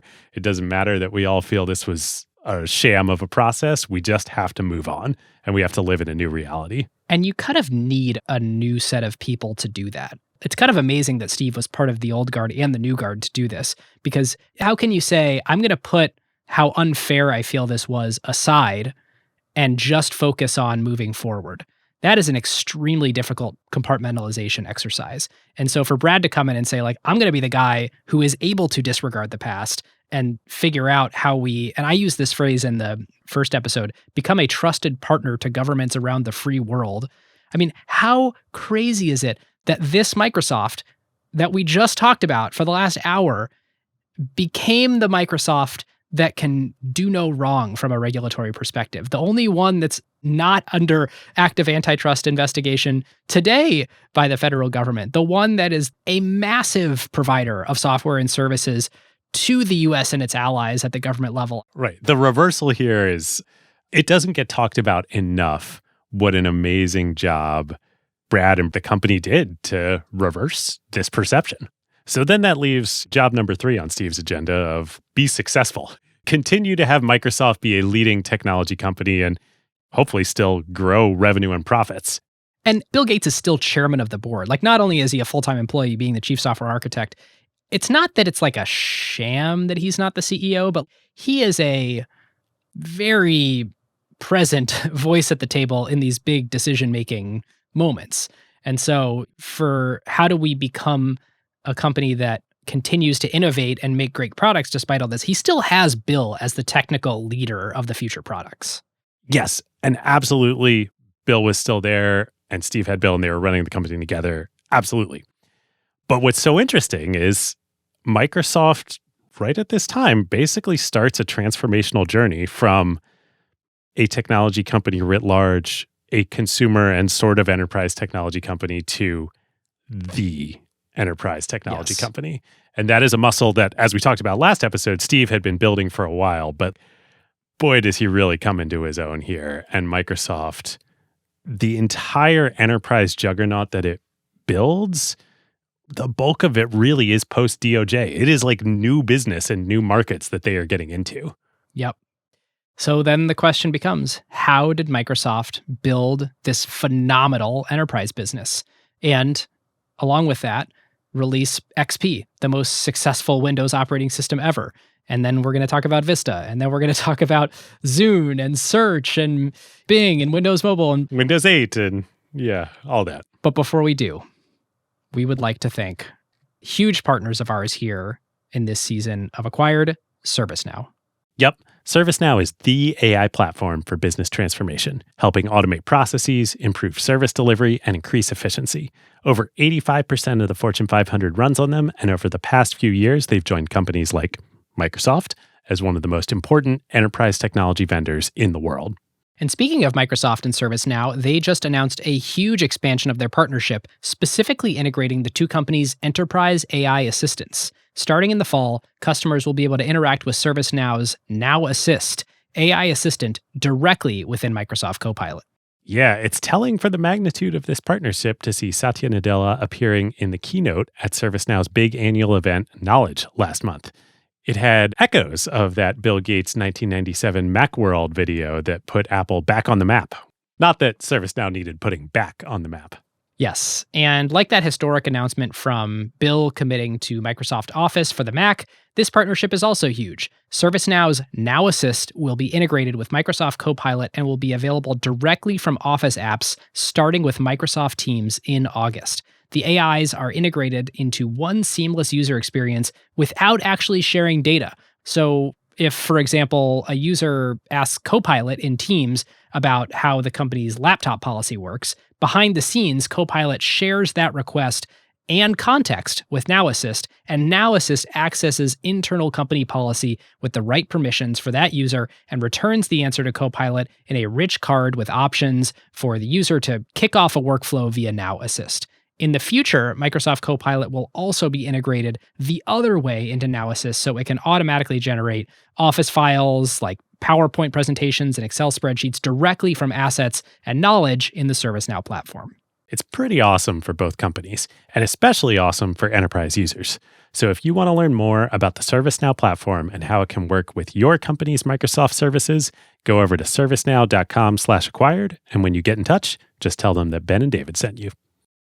All right, so to contextualize how this enterprise business was built, it is worth understanding the shape of Microsoft's business, like the divisions, what products generated what revenue, even before all this DOJ stuff. So if we go back to 1996, Bill Gates gave a great interview where he was talking about the kind of four businesses that they're in today.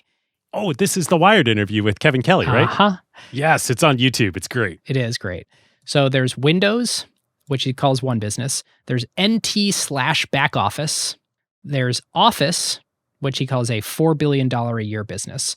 And those three businesses together are over 90%. So you can think about it as Windows, and he said NT/back office, but this is the enterprise and Office. Yeah, which is so funny that Bill thought of it as NT/back office. It really exposes that Steve was the one who had the passion for the enterprise. Yes. Bill was like, yes, it's like this stuff that businesses buy, but I'm going to refer to it by its Microsoft product name of one of the products we sell, which is NT. And then the last 10% is everything else. So there's MSN, e-commerce, games, encyclopedia, maps, joint ventures, DreamWorks, and NBC. So he's talking about the interesting thing, the server business, which is a different way he refers to NT/back office. All the way back in 96 said it's the fastest growing business, even faster than Windows or Office. So they sort of know they're on to something. Yeah. But they haven't quite cracked the go-to-market motion, the pricing, the service, organizationally, how do they sort of fit it in? That all comes later. Or the products either, really. Yes, that's a great point. The fact that he calls it back office, this is so telling. Okay. So we did talk last time about NT and Dave Cutler and the heroics that he performed to write NT. Windows NT, though, was still a client operating system architecture for a user to use a personal computer with. NT basically was enterprise ready. It was like very networked for work groups. It ran on only the most high power PCs. But you're right, David. It was designed for the thing that, the first 25 years of Microsoft was all about, which is PCs. It's not like, oh, we're a systems company that makes stuff for all use cases all over your enterprise. No, we make stuff that runs on a box sitting in front of you. Yes. And discovering this distinction is what Microsoft in this next era really, really nailed. And they discovered that the enterprise is not about users. It's about IT, and it's about systems. For better or for worse. Yes. And discovering that and the products and the sales motions that Microsoft could then go use to sell to enterprise IT and sell systems was a new, multi-$100 billion market that Microsoft could now go attack and play offense in this post-DOJ landscape, whereas they're playing defense everywhere else. Hey, here our market share is 0. We can do whatever we want here. Well, it wasn't 0, but they were fighting Sun, IBM, Oracle. Yes, really IBM, but Sun, yeah, too. Oracle, etc. And it was perfectly suited to Steve's strengths. So Ben, if you've ever heard of these now sort of strange sounding Microsoft products, SQL Server, Active Directory, Exchange, Dynamics, SharePoint. SharePoint was technically within Office, but it is one of these systems types products. These are every single one of those names I just mentioned become multi-billion-dollar revenue enterprise IT server products that are built and sold during the Steve Ballmer era of Microsoft. And what's so honestly beautiful about this is they work in concert with Windows and Office on the PC client side.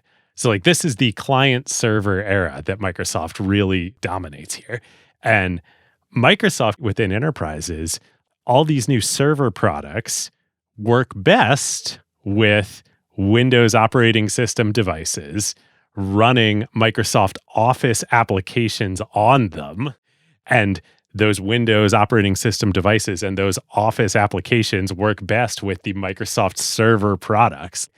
You now have a full system solution from one technology vendor as a major enterprise. It's the most incredible 3-sided technology flywheel ever built.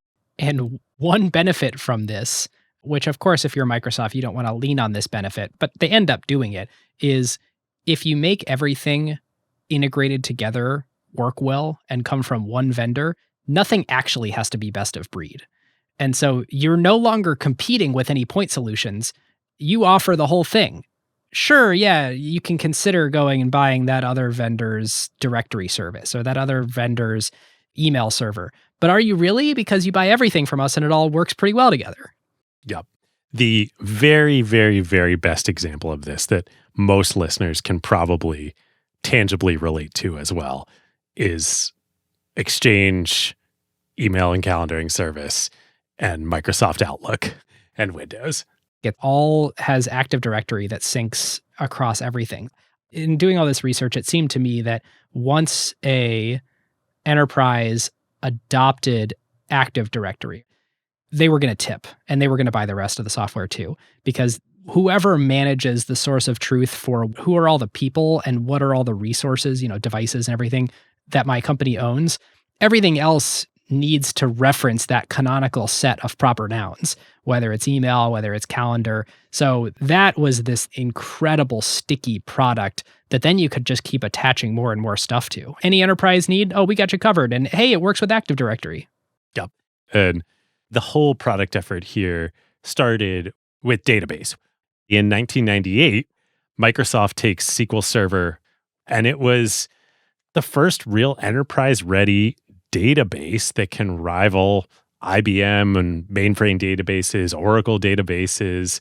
And of course, unlike IBM, it runs on x86 Intel architecture.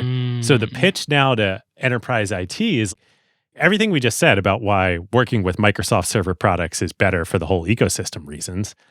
Also, total cost of ownership. Don't pay IBM tons of money for their mainframes. Just go buy cheap x86 Windows boxes from Dell or whomever and use that as your IT server architecture. Fascinating. I don't think I quite understood that. And so basically, you then have NT as the operating system, SQL is the database, and then you've got all of these other applications that basically run on that stack. And here's where Exchange and Outlook and everything comes in. This is right as email is taking off as like the killer application in enterprises. And so now Microsoft shows up and says, we've got this great new product for you. It's called Exchange. And like maybe you were using Lotus Notes before, which of course developed by the legendary Ray Ozzie. He's going to come back up here in a minute. Lotus gets acquired by IBM for $3.5 billion in 1995. You're buying Lotus Notes from IBM. Come take a look at Exchange. Exchange has email. Exchange has calendaring. Exchange has address book.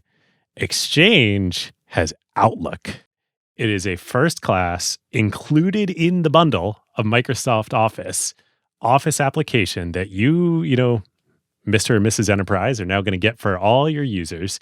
And it works just beautifully and perfectly with our Exchange email calendaring and address book service. It sells itself, basically. And then you were talking about Active Directory. That led to Active Directory of, oh, okay, well, now you've got your whole database architecture running on Microsoft. You've got your email and your calendaring architecture running on Microsoft. You've got your Windows machines out there.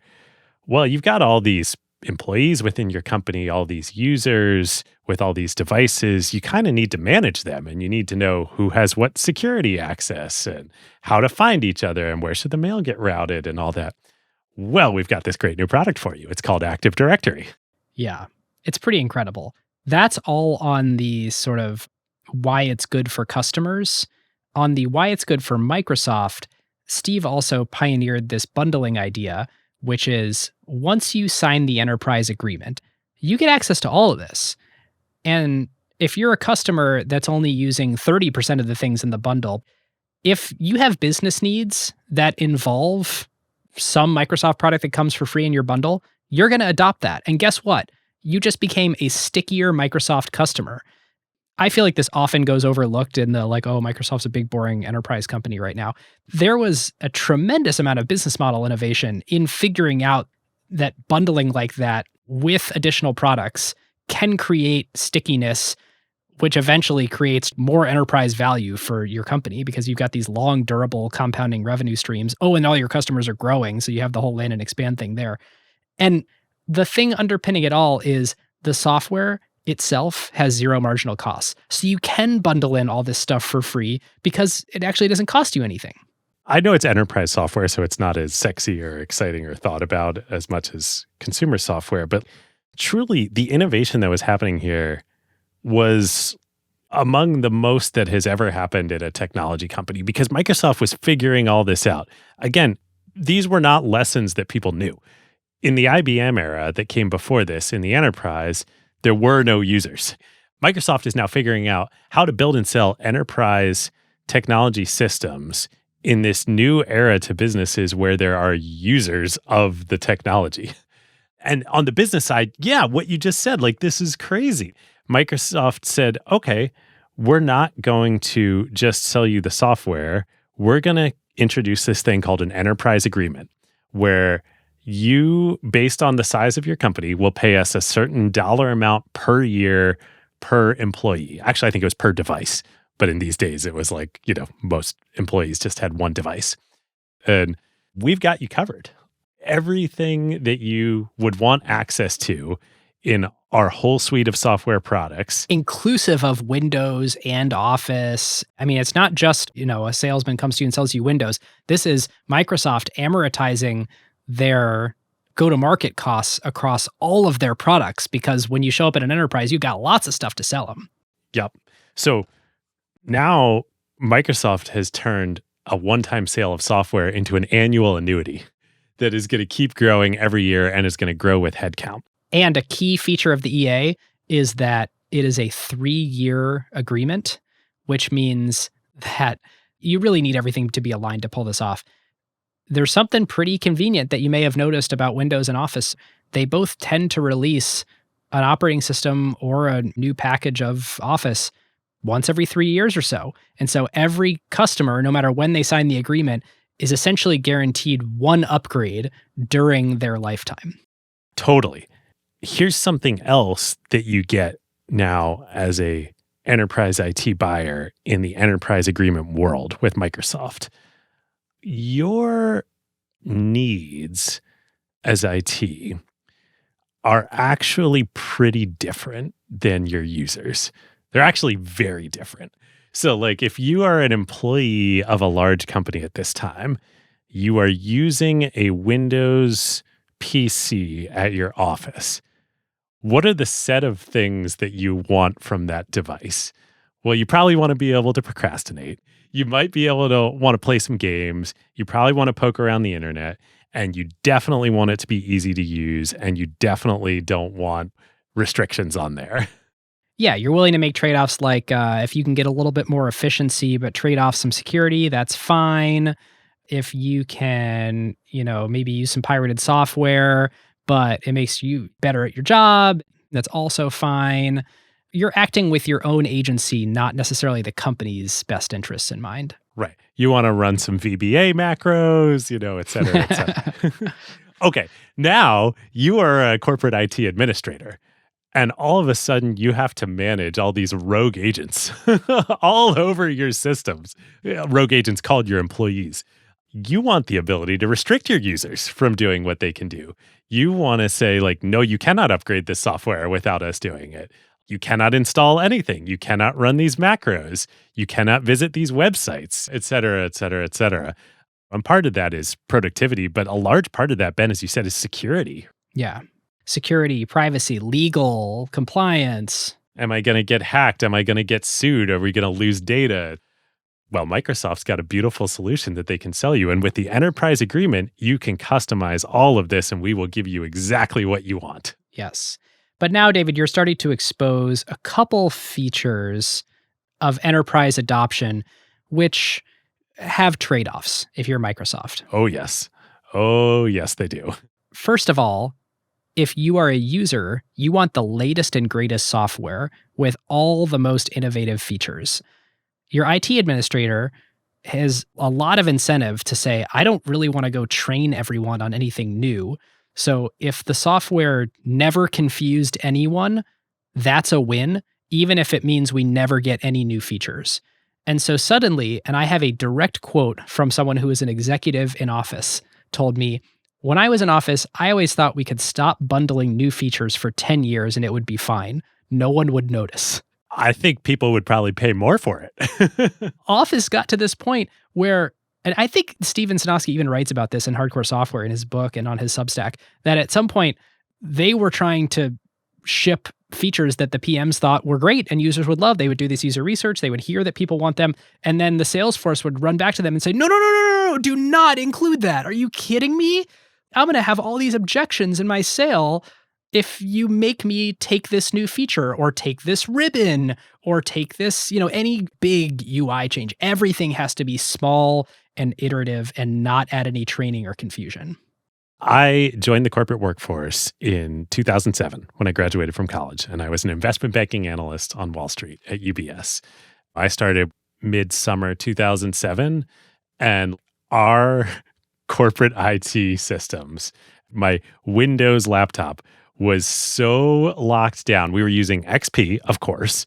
In 2007, you were using XP. Yes. We were using Office 2003, of course. And over everyone's dead bodies would any of that change. Everything was firewalled. We couldn't install anything. We couldn't access tons of websites.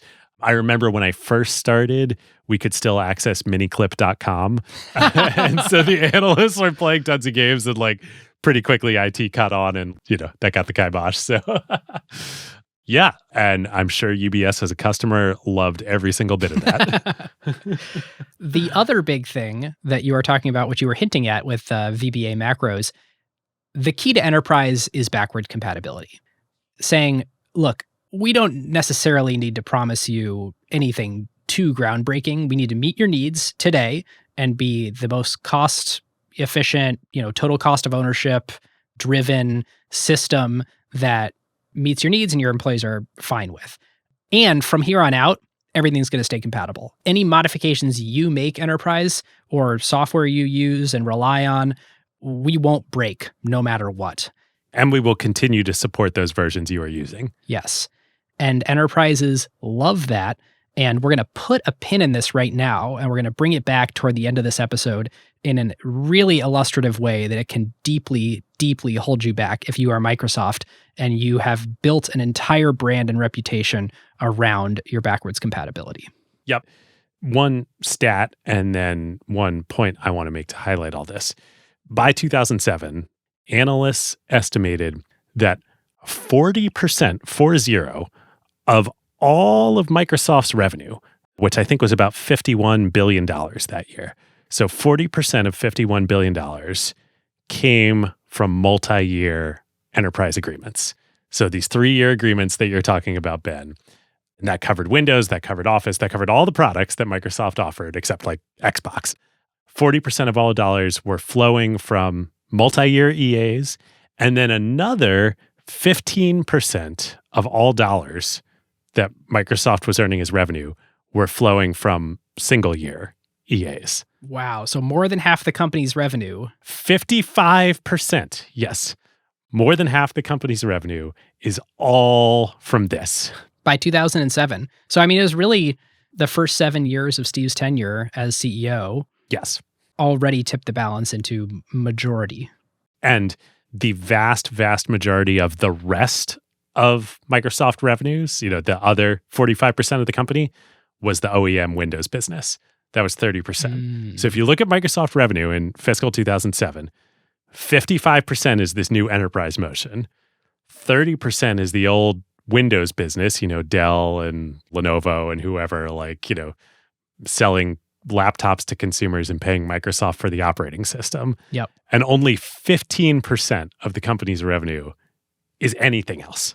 Yeah, it's funny. I wasn't going to bring this up here, but since you brought up OEMs, the OEM business model is completely transformational for Microsoft. When they figured out, actually, we shouldn't be just selling software directly to consumers. Instead, we should be selling them to the PC maker, and the PC maker should do our distribution. So here's a couple stats. In the 90s, the box software that Microsoft would use to sell Windows, their gross margin on a copy of Windows was 29%.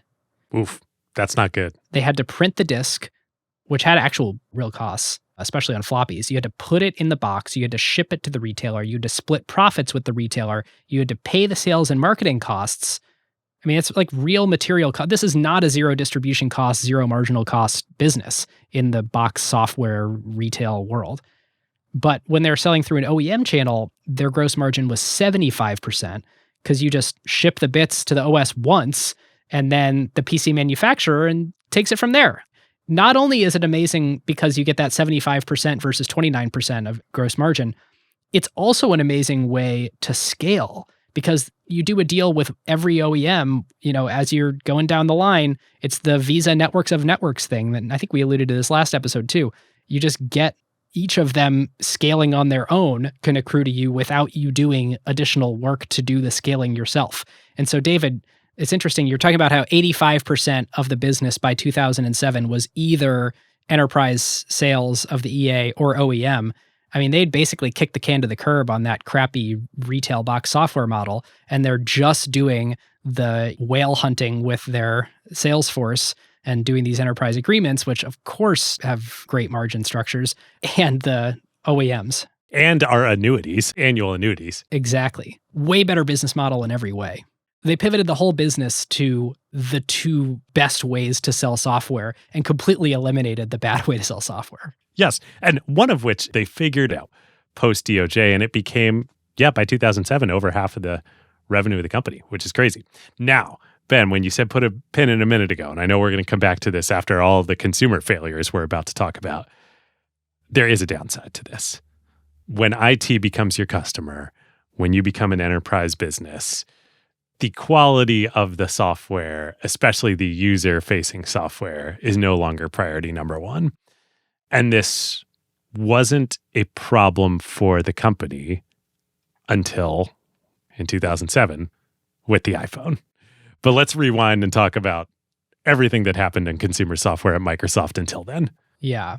What was going on with Windows releases during that time? And I think through storytelling the Windows releases, we can then understand the state of the company.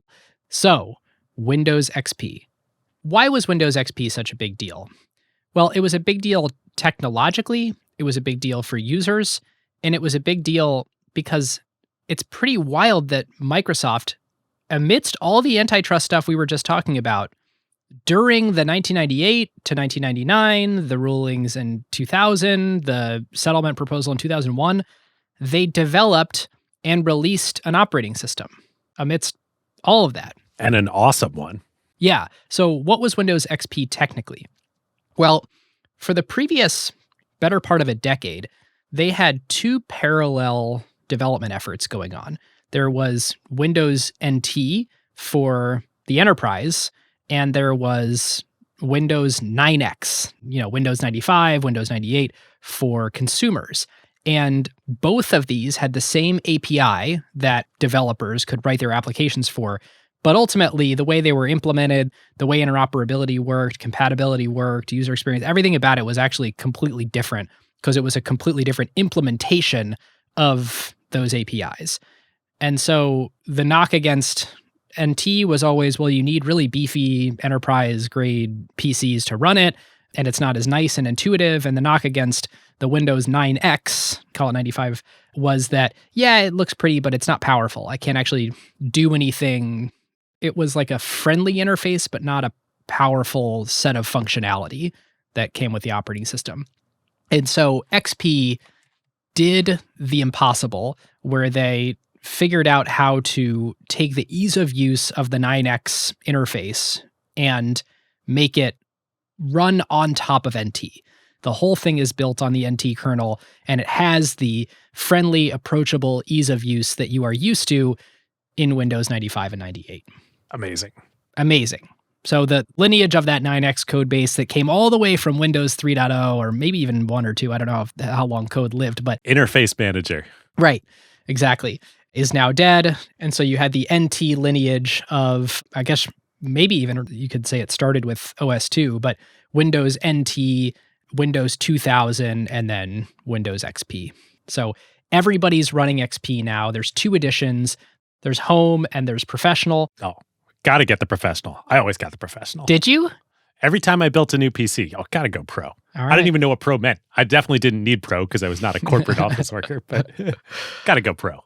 It came with all kinds of great stuff. They've got this great slide. It's a fun announcement to watch. The emphasis on digital photography, digital music, digital video, home networking.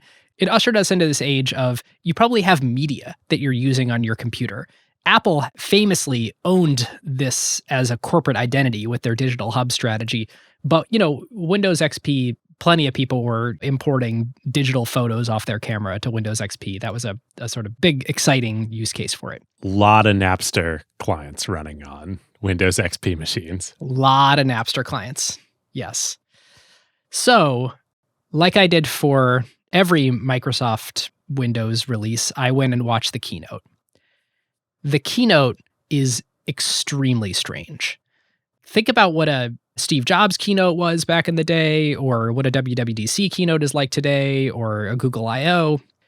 This keynote opens with a gospel choir singing America the Beautiful, and is followed by Bill Gates and Rudy Giuliani walking out on stage together and talking about how bad terrorism is. And of course, the thing you need to know about this keynote is the date. Yes. So this happens 1 month after 9/11 in New York City. And it really underscores what a strange time it was in the US. If you had this once in 3 years product release and it was going to be in New York October of 2001, you probably have this question, should we even do it? Should we make it all about the first responders? It grounds the whole thing in a very specific moment in history when you're watching it, in a way that no other tech event really ever has been grounded in history before. So, a few other things that jump out during the keynote. Bill Gates is not the CEO. Steve Ballmer is. And yet, Bill Gates is the one walking out with Rudy Giuliani to kick things off. And that's a strange and somewhat telling element of what Bill's role at the company was. Now, you could argue he was the public-facing figure. He was the founder of the company. It seems very natural. But also, at some point, why isn't the CEO the one doing the keynote? Another thing about Windows XP, there was a new release of Office right at the same time as XP. This is a classic Microsoft move. They are able to create great applications available on day one, which makes the OS more valuable. And so from the applications perspective, they're able to ensure that they get great market share since they're always adopting the latest and greatest Windows platform right away. So Windows success begets Office success. And it's important to remember that worked for many, many years.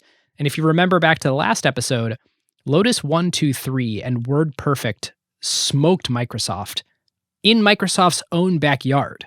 During the DOS era, Microsoft's productivity apps did not get real adoption in DOS, which is crazy. So when they were making Windows, they basically swore never again. They ensured that they were going to be very early with applications on those platforms. And so as Windows took off, Office also got huge market share. And it's smart to remember this lesson and carry it forward for years, maybe a decade. But again, they may have bet on this strategy a few years too long. Forever, it kind of became gospel at Microsoft. So with Windows goes the company. And so you need to do things to make sure that Windows is going to continue to succeed because that is our company's platform and livelihood. It's almost like the old Disney adage, so with animation goes the company. And until 2014, Microsoft felt the same way. Yep. And yes, that is true for all the traditional reasons in the XP timeframe. The reason it was also true in part one of our Microsoft series. It's even more true as Microsoft becomes an enterprise company because Windows is at the heart of the enterprise agreement. The whole value prop of all of our server technologies is they work great with your Windows devices on your network. Right. And so there's strong incentives everywhere for Microsoft to ensure that Windows is the standardized platform that everyone wants to have on their PCs because it kind of makes everything else work. And so, of course, they're going to release a new version of Office that shows off the latest and greatest of Windows. And I think this XP timeframe is the showcase moment of when that was a great strategy, and we'll contrast that later. Yep. The other thing to know about this XP timeframe is last episode we talked about the incredible secular growth trend of the PC. That was this crazy tailwind for Microsoft. One of the greatest tailwinds you could ride in business history. PC shipments, I believe the stat, David, was that they grew 98% per year over the 11 years between the founding in 1975 and the IPO in 1986. Ooh. The crazier thing is, even as late as 2001 with Windows XP, they were still riding this tailwind. The US household penetration of personal computers, again, flashing back pre-IPO, was only 8%. So that whole doubling year over year over year, by Microsoft's IPO, they still only got to around 10% of penetrating the US. By 1997, 13 years later, it grew to 37%. And after a couple of years of XP being in market, 2003, it had grown to 62%. So I think the craziest stat is actually that last one. 2003 feels like a modern moment in history, but PCs were still only in 62% of US homes. Wow. That's crazy. The PC wave is just one of the greatest secular trends in history, particularly if you have a monopoly share of that market. Yep. And they, as defined by the US government, did. Ben, define for me. There's just no question of, as this market grows, are you going to be able to continue to participate in it? It's like, yeah, we basically are a tracker for that market. Like it grows, we grow with it. Yep. And now might be a good time. Certain Microsoft fans have probably been listening to this episode and gripping their phones with all their strength, like, when are you going to talk about Xbox? We're going to talk about Xbox briefly right now. We will do a whole nother episode on Xbox someday. Maybe, David. Well, make your case and then let's talk about it. My case is I love my Xbox. So. Well, it's important to know Microsoft didn't start in gaming with the Xbox. Windows 95, they shipped DirectX. That changed the world. They became a real gaming platform. Because of that, is this unbelievably clever set of APIs that went entirely around Windows. Amazing piece of technology, put Microsoft on the map, and you have the whole rise in PC gaming for the next 6 years, even before the Xbox. Yes, totally. It's funny. Microsoft is so huge that this is one of the things that kind of gets lost to history, but you are absolutely right. DirectX was so important in that late 90s era for PC gaming, Quake, Counter-Strike, everything that happened, Half-Life later. That was enabled, Doom came before and was really just like the genius of Carmack as a programmer to enable a first-person shooter to happen on a PC hardware without something like DirectX and hardware acceleration. But yes, everything that came after that, the birth of the first-person shooter genre, huge story to tell another day. But you're right, that leads into Xbox and Microsoft's entry into the home console.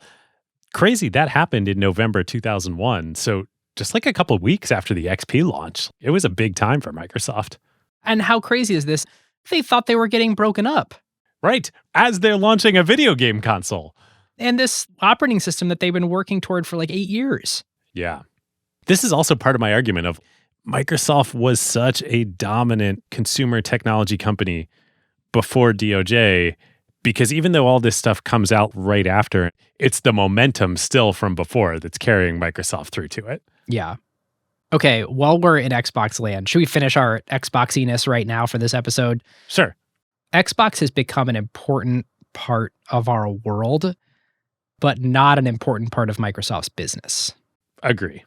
David and I sort of heard people utter things in our research like Xbox has kind of been a lifetime break-even business, or it's never meaningfully contributed to Microsoft. So I tried to figure out as much as I could from financial statements. And I got to thank Alex at The Science of Hitting, it's a great Substack, for helping me with this.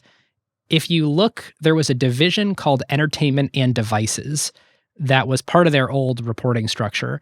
And if you look at the E&D reporting over time, let's start back in 2006. They generated $4 billion in revenue, lost $1.4 billion operating loss. So this is 5 years after the Xbox has come out, loss-making. 2008, they do $8 billion in revenue, $400 million in profit. So like even as it's becoming a real business at steady state. Yeah, as 360 is, coming into teeny margins. Yeah, totally. 2009, $8 billion in revenue, $100 million in operating income. 2010, another $8 billion in revenue, $700 million. This is $700 million to Microsoft. In this time frame, they do call it $20 billion of profit. Yeah. What's 700 million? There's a great quote. We'll bring it up again later, but we got to talk to Steve again, to Ballmer, as we were preparing for this episode. And he had this amazing quote to us about some of his acquisitions that didn't go well. He said, "We only lost money." It's funny, but it's such an important point in the context of Microsoft. Money is not the scarce resource. The scarce resource is time and talent and focus. Yes, David, that is exactly the right point. Microsoft, since year 2 or 3, has never been capital constrained. And Bill Gates says this in an interview. Anytime we've thought about making an investment, it's just, do we have enough talented people to pull that off? On any given year, I can't deploy all of the dollars available as a CEO, as a capital allocator, because I'm constrained by the amount of smart people we have to pull it off. That is a much different position than most businesses are in. Yes. But is absolutely the case, not just for Microsoft, but for all the at-scale tech companies these days, the top 5 market cap companies in the world. Yep. Money is not the issue. Right. In fact, you're making my point for me. If I had to make the case of why Xbox has been somewhat of a folly and perhaps not worthy of a full acquired episode, it would be there was a lot of Microsoft's best people worked on Xbox. This is a group of people that went and created Xbox Live that by 2012 had 40 million subscribers. So people who built a core competency of running a big online service. I mean, these are some of the best product people. The aesthetics of Xbox from a physical perspective, but also the software.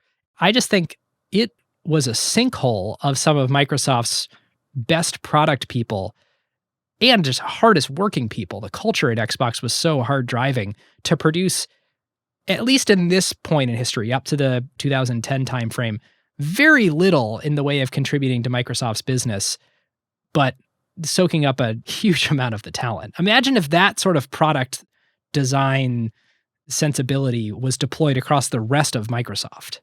Yeah, totally. I think Xbox Live is debatable. We'll come back to this with Azure. Yes.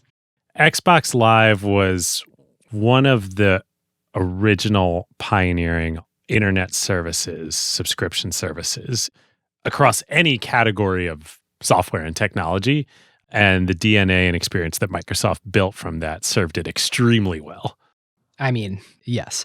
I think there are two gigantic benefits. Look, the gaming market is massive and important. And if you could try to own one market in the world today, in the world of entertainment, it's gaming. I'm just saying Microsoft didn't up until that, at least this point in history.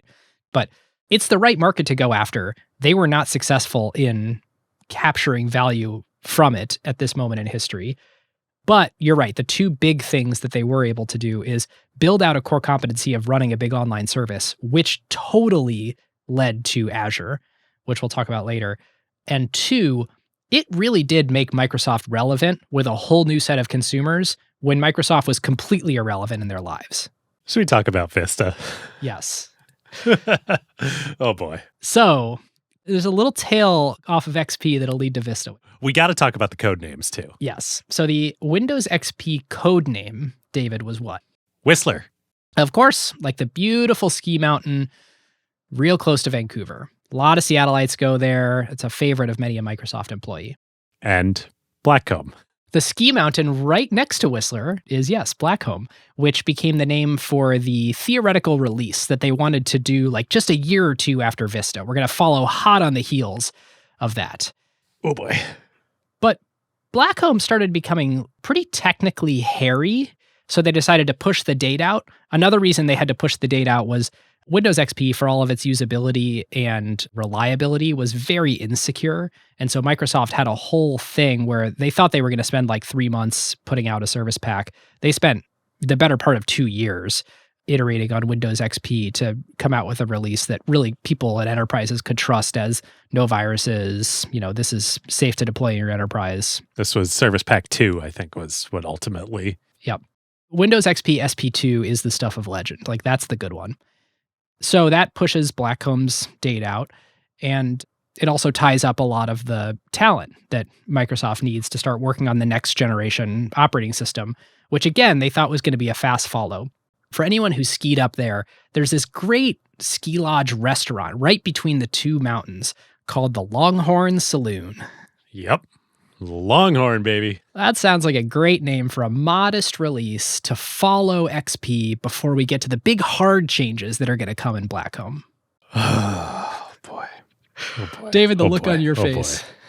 So I remember being like a teenager in high school at this point in time and reading all about Longhorn, Blackcomb, all the stuff on the internet, you know, on these new tech sites, these blogs, feeling like, this is going to be amazing. I remember downloading like new shells for Windows XP to mimic the Longhorn UI with the sidebar and the clock on the side. Oh, man, what a disaster. Well, this was part of the belief behind Longhorn. They wanted to market all the cool stuff they were doing for it through these sort of like developer blogs and fan blogs, even though the product didn't have a ship date yet. And so everyone got really well versed in what was coming in Longhorn. And then everyone was kind of sitting on their hands like, where's Longhorn? They've been really telling us about Longhorn in a way that you would never see today. No one's dripping out the features of something that is potentially still years away from a release. And ultimately then years go by, 5 years go by. Yeah. Could you imagine if Apple on their developer site, Apple were just like, hey, here's, you know, iOS 23. Here's all the great new features we're building. I mean, the funny thing is they actually kind of did that this year with all the AI features. All of those are coming soon over the next year, ... Which I'm not saying that's a bad strategy in the current environment, but it is a different strategy for Apple. Anyway, Longhorn is teased for 5 years. All the David Rosenthals out there are kind of like, what the heck, Microsoft? I've been excited for all this crazy stuff you're showing me. What's going on? Well, what happened behind the scenes? David, what was the initial technical spark that was supposed to be the cornerstone of Longhorn? Well, there were 3 pillars of, I think it was all originally supposed to be Blackcomb. And then they were like, no, we're going to pare it down to Longhorn, but it all ended up getting added back into Longhorn. The first of which was called Avalon. And it was a new graphics engine that used direct hardware acceleration. So I think the vision for this was kind of like, hey, we're going to take DirectX and bake it into the operating system and allow the operating system to use GPU hardware acceleration. Yeah, that's more or less it. All these code names ended up referring to multiple things because it was emblematic of the organizational disarray inside the Windows development team. But anyway, it sounds great, right? We can render all these really great graphics as a part of the operating system because it's GPU accelerated. Who doesn't want better graphics? Of course, right? The thing that ultimately happened is the OEMs were all trying to make netbooks. And so they're furious at Microsoft about saying the next new release of Windows, which is 5 years since Windows XP. They really, really are counting on a new version of Windows to drive PC sales. And the one that they're getting requires pretty good GPUs. Like a gaming PC, yeah.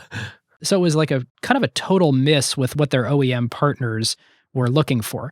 But if you did buy a nice PC and you did eventually end up with a copy of Windows Vista, this is why you got to see the new, what did they call the... Oh, the Arrow interface. Arrow, that's right. The blue, shiny sort of thing that was like kind of ripping off Mac OS's Aqua. I mean, call a spade over here. We could tell where your true loyalty lies. Well, I'm just saying, like, if you run a company where you make all your own hardware and your own software, then it's much easier for you to hardware accelerate all the graphics in the operating system. But when you're counting on OEM partners, you need really good communication there. Yes. Yeah, that was one. The other one was a new web services framework called Indigo, which, I don't know. I did a lot of research and I couldn't figure out what it was supposed to be. I think it was kind of a fever dream of like, let's stuff the internet fully into Windows. Ultimately, there was a very fundamental architecture shift that just did not pan out. If you remember from the last episode, we talked about Chicago, Windows 95, and Cairo, this theoretical thing that never shipped that was going to be the next generation operating system. Well, they basically tried it again. Did the same thing again. Yeah, I think Bill Gates was a big fan of this vision because it was really technically ambitious, where they had an object-oriented file system where the file system could specify data types.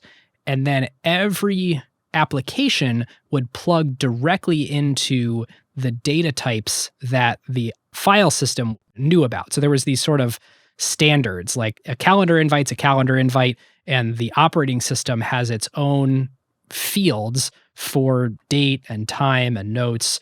And that means you're not always traversing directory trees whenever you're trying to search through stuff. And also, it meant that the operating system could actually reach into the data within files that were being stored by applications. So it was sort of a standard way of storing files in an easy-to-search way. And what you're talking about here is the third pillar of Longhorn/Blackcomb, which is WinFS, right? Yes. Ultimately, WinFS, they tried to build it many times. There was a lot of offsites and architecture reviews and talking about how great it was, when in practice, there was never any pull from application developers that they wanted this in the first place. And this was a huge part of the wheel spinning of, well, we can't do all this other stuff in the operating system until we figure out the spec and the implementation for WinFS. And then once we have that, then we can start to do all this other stuff. Part of the other stuff was the .NET development team wanted to bake .NET directly into the bits of the operating system that shipped in the box and on your PCs, so .NET was everywhere.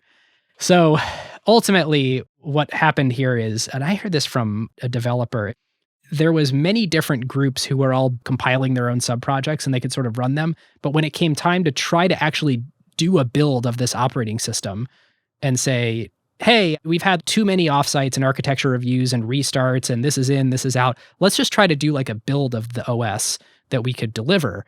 They never built Longhorn. Oof, like it did not compile. They could not integrate all the different projects into one, and they ended up reforking from an old Windows Server version or something and adding things in one by one piecemeal to try to figure out, in year 4, how can we get something shippable out to consumers so we can say, this is our next generation operating system? And what is the minimum acceptable set of stuff that we can put in such that it looks and feels new? Yep. So, Okay, Longhorn Vista, this is truly a disaster for the company. Well, so 100% it is, but they were trying to talk about it like it wasn't. So I watched the launch announcement for this too. They kind of have to. They can't really say like nobody should upgrade to this. So they come out, first of all, it's Bill Gates again in 2006, 6 years after Steve Ballmer has become CEO. My opinion on this is they clearly had no idea what to talk about in the keynote, because the one feature that I can kind of really remember as a flagship feature is that Alt-Tab switcher that was 3D that kept bringing the windows closer and closer and closer to you. You know, they've got the widgets, they've got the sidebar, it's arrow. They had one feature that people hated. There was a revolt called user access control, which the theory makes sense, protecting users from running malicious, blah, blah, blah. But in practice, it would just overwhelm you with dialog boxes all the time. And everyone's just trying to figure out, how do I turn off the dialog boxes? So they're standing up there at the keynote. The whole thing, the marketing message is the wow starts now. Oh boy.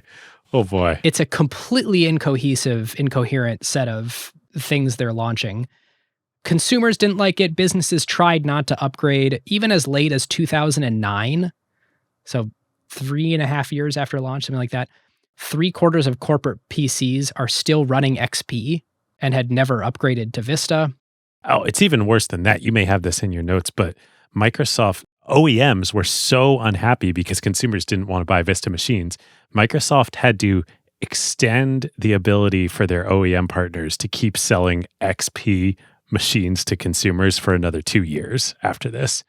Just brutal. This was kind of the Windows culture at its worst.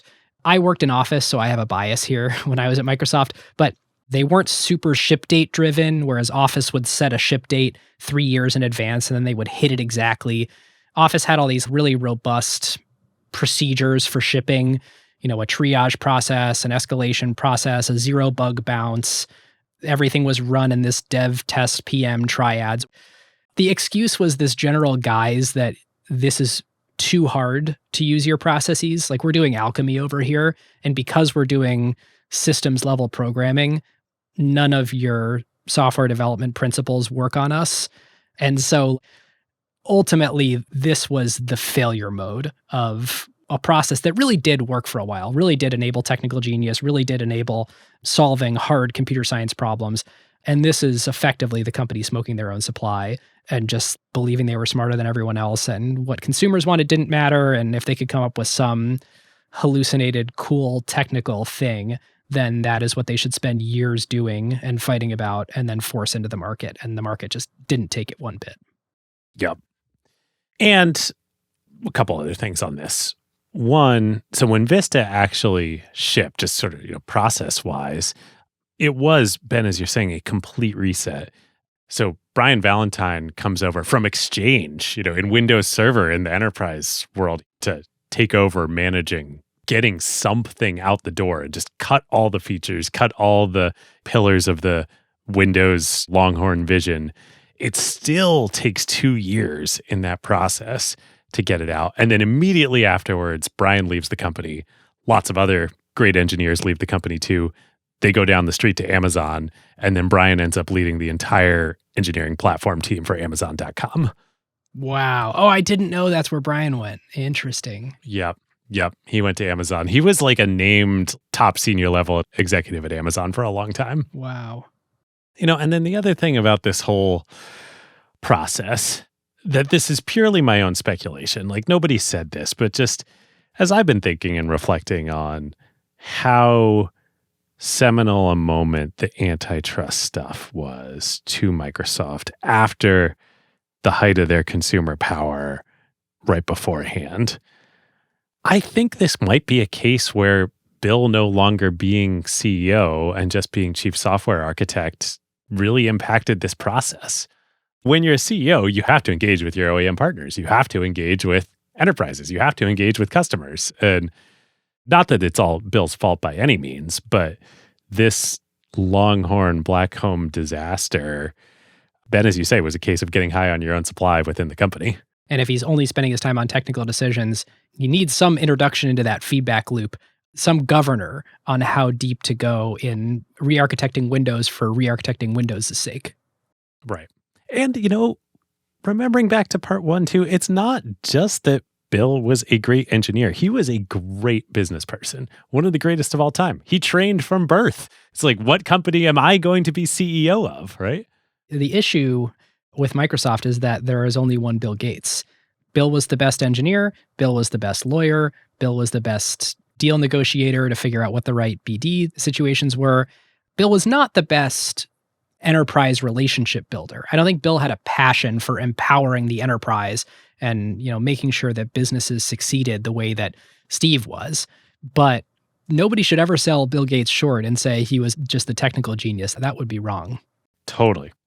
Yeah. Anyway, this is really bad. At the same time as Vista actually is coming out in late 2006, this is when Apple starts running the Mac versus PC ads. Which is just brutal. And oh boy, if you're Microsoft, does that hurt. And Mac sales are irrelevant. Even today in 2024, Mac sales are 8% of the market. And what were they at this point in time? 2 or 3%? 0. I don't even know. It doesn't matter. But the point is not that Apple is taking massive amounts of market share from Windows. It's that they are hitting a nerve with consumers, with enterprises, and within Microsoft itself, most importantly, of shoot, we are way behind here. And the part that really hurt about all those Mac versus PC ads is so many were just straight up true.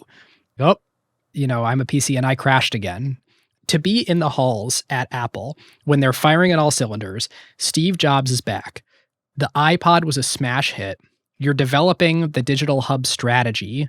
Macs are starting to sell because of that. Your iPod attach rate with Macs is actually working. People are buying Macs. Macs are becoming the option that students are starting to pick as they're picking their college computer. Market share is rising, and Microsoft comes out with Vista. You just have to be besides yourself with this gift you've been giving. Oh my God, look at this opening. Here's where it mattered, and the timing mattered so much too. This sets the stage for the iPhone, because Apple now, in stark contrast to Vista and with these ads, is training consumers with the benefits and the joy of it just works. Yeah. And what did the Mac do? It just worked. And what did the iPod do? It just works. And what did the iPhone do? It just worked. Right. Yeah. Because there was this pent up demand. I remember people in 2005 and 6 when the rumors started, there was this almost glint in people's eyes. What if Apple made a phone? Wouldn't that be awesome? And it is remarkable. The iPhone delivered on all that promise, but there actually was, wow, what if we had technology as good as the stuff that Apple makes in the form of a phone? Wouldn't that be great? Because phones are so crappy. So I think, yeah, you're right. There's something there. There was a training of associating the Apple brand with. Well, it was really a setting of the Apple brand promise at this moment in time. Yes, that's a great point.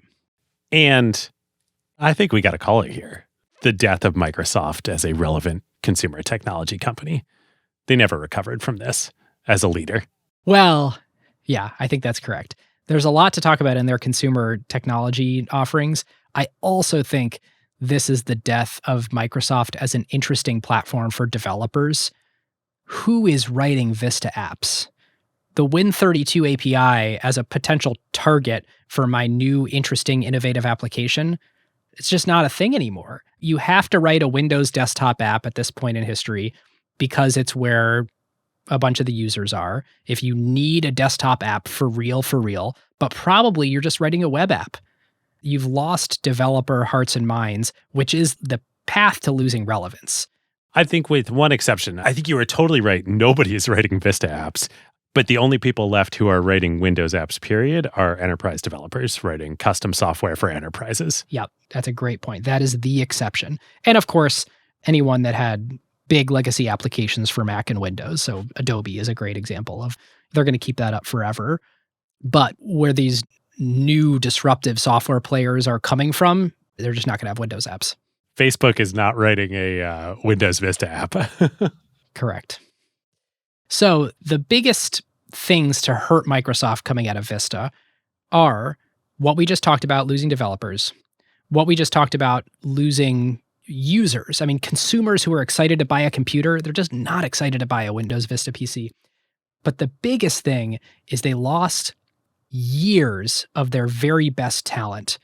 I mean, Vista was a black hole. As it just kept growing and growing and growing, it would suck in more teams. And as it sucked in more teams, you would get the talent that it would suck in, but then it also would suck in executive and distinguished engineer talent from elsewhere to come fix it. And so Microsoft is about to be in a place where they need to compete and understand a changing landscape in social, in mobile, in search.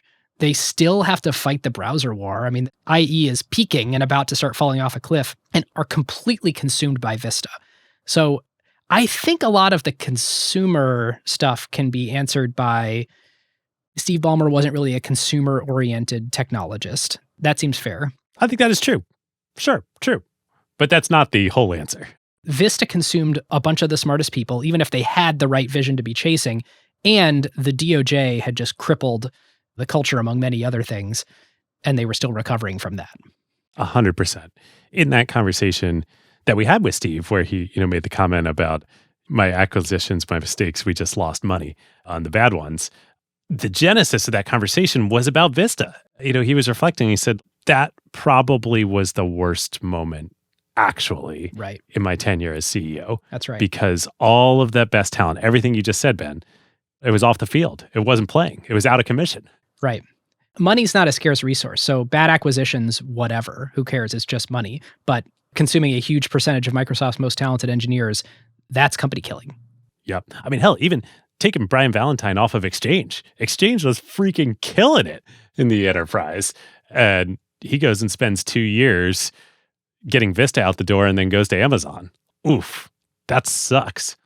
Brutal. One other Microsoft exec put it to me, it hurt so bad that a bunch of our best systems people were leaving the company, driving across the lake, going to work for an online bookseller, and then building that online bookseller into the market-leading enterprise compute company. That is a black eye right there. Yeah. Oh, I can't wait to talk about that. Okay, Ben, I'm too excited for Azure. Let's do search. Let's do mobile, Windows 8, Zune.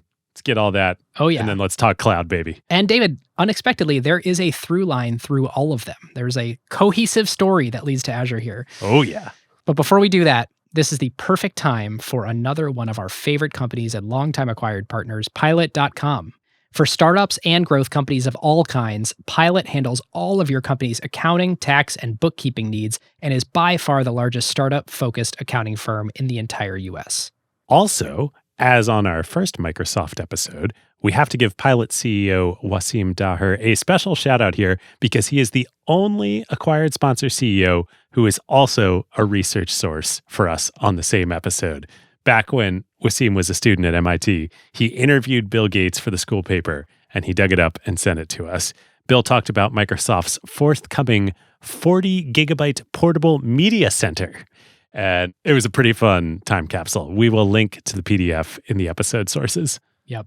So back to Pilot. And speaking of Bill, we talk all the time on Acquired about one of his Seattle neighbors, Jeff Bezos, and the AWS-inspired axiom that startups should focus on what makes your beer taste better. In other words, only spend your limited time and resources on what's actually going to move the needle for your company, for your product, for your customers, and outsource everything else that you need to do that doesn't fit that bill. And accounting is just example number one of this. Every company needs it. It needs to be done by a professional. You don't want to take any risk of something going wrong, but at the same time, it has zero impact on your product or customers. Yep. So enter Pilot. Pilot both sets up and operates your company's entire financial stack. So finance, accounting, tax, even higher level CFO services like investor reporting. Everything from your general ledger all the way up to budgeting and the financial sections of your board decks. And they've been doing this for years across thousands of startups in Silicon Valley and elsewhere. There's nobody better who you can trust to both get your finance right and make it easy and painless for your company. And when you say thousands of startups, Pilot has done this for OpenAI, Airtable, Scale, as well as large e-commerce and other companies. So it's not just that they have experience across startups, they can also keep working with you as you scale to the growth phase and beyond. So if your company wants to start focusing on what makes your beer taste better, go to pilot.com/acquired and tell them that Ben and David sent you. Thank you to Pilot. Okay, so search. And the alternate title of this chapter could be an acquisition that wasn't. I think that's a Woohoo. lost to history moment is the acquisition that almost happened here for $47 billion. Ooh, okay. So I'm just actually curious. Do you know the company I'm referring to? Do you know the deal? Well, it's funny. The way you phrase that, I'm thinking like, oh, did Microsoft try and buy Google and I don't know about it? But the number, of course, you're talking about Yahoo. Yes. Yes. Okay. So let's set some context before we get to this 2008 Yahoo attempted acquisition. So there were two companies that had developed programmatic advertising technology to serve and target online ads, especially in search. There was DoubleClick, the market leader, and there was a Quantive. Microsoft had lost the DoubleClick acquisition to Google. They bought a Quantive, and that didn't go well. It was $7 billion, and they ended up declaring basically the whole thing a write-off. So Microsoft is desperate for search market share, and between their internal efforts with MSN Search and I believe it was called Windows Live Search, Yep. they were not making much progress there. And at the same time, Internet Explorer had totally languished. Microsoft had completely taken their eye off the ball of the browser wars from 10 years earlier, and IE was just widely regarded as a garbage browser. And web developers hated it because it made you write a bunch of weird custom stuff, so randomly things wouldn't work in IE. Users hated it because basically nothing new was coming. Every time a new version of the operating system would ship, it just felt like it's the same old Internet Explorer over and over again. And you have Firefox coming on the scene starting around 2007, where it was really making a dent, and Google was the default search from Firefox. Yep. Firefox was awesome. It had tabs. IE didn't have tabs at the time. That's right. Oh my God. Safari, I don't think Safari had tabs either. Chrome wasn't a thing yet. And so I know I'm on the one hand talking about search, on the other hand talking about the browser, but it's the same pot of gold. But it's the same thing. Right. Yeah. It turned out search was the business for the browser. Yes. So the thing that you kind of have to realize is the browser is the front door to search. Search is heavily, heavily monetizable. And if you're Google and you can monetize it directly, that's great. But let's say you're not Google. Let's say you're Firefox or Microsoft or Apple, and you don't have this incredible business model of people bidding on the keywords for search and all the R&D to go into making search good, but you actually do have the user attention, the front door. Well, you get to monetize it too. The rumors are that Apple makes something on the order of $20 billion a year today in 2024 from Google as being the front door to Google, sending all of the iPhone search traffic to Google. This is the traffic acquisition cost in Google's financial statements. Absolutely. And so if you can be in the business of operating a scale search engine, or you can be in the business of directing traffic to a scaled search engine who is willing to pay you for that traffic, it's going to be a great business. So David, as you just said, the way to monetize the browser is owning and operating or directing to a search engine. So search isn't going well at Microsoft. At first, it was sort of because they just didn't take it seriously enough. When Google first started in 1998, I think there was a lot of skepticism that the auction-based advertising business would really work. And then there was skepticism that it would really scale. And then when it went public, people are sort of looking at it almost freaked out at how profitable it was.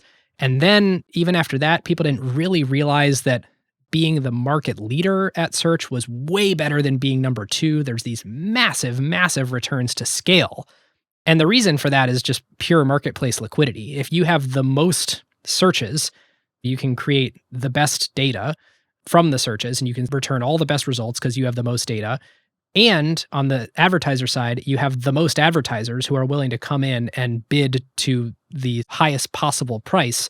You just get to make the most money by a country mile versus other search engines.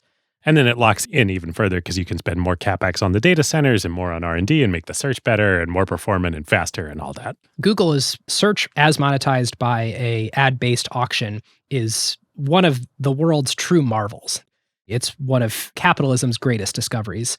We may or may not do an episode on Xbox someday, Ben. That's for Ben and I to discuss, privately for parents to discuss after the kids go to bed. But we're definitely going to do an episode on Google. Yeah, it's criminal that we haven't. So Microsoft is really nowhere to be seen in search. And part of it was just thinking, oh, well, search is just a feature of MSN, but there's all these other reasons to come to MSN. Or, hey, this is a product in the portfolio of Windows Live, and we can kind of do it with the talent that we have here. Ultimately, someone needed to grab leadership at Microsoft early, 2002, 2003, shake them and say, nothing else matters in the next 5 years except you figuring out how to meaningfully participate in search revenue, because that is just the next big wave in technology, and it's a fantastic business. Yeah.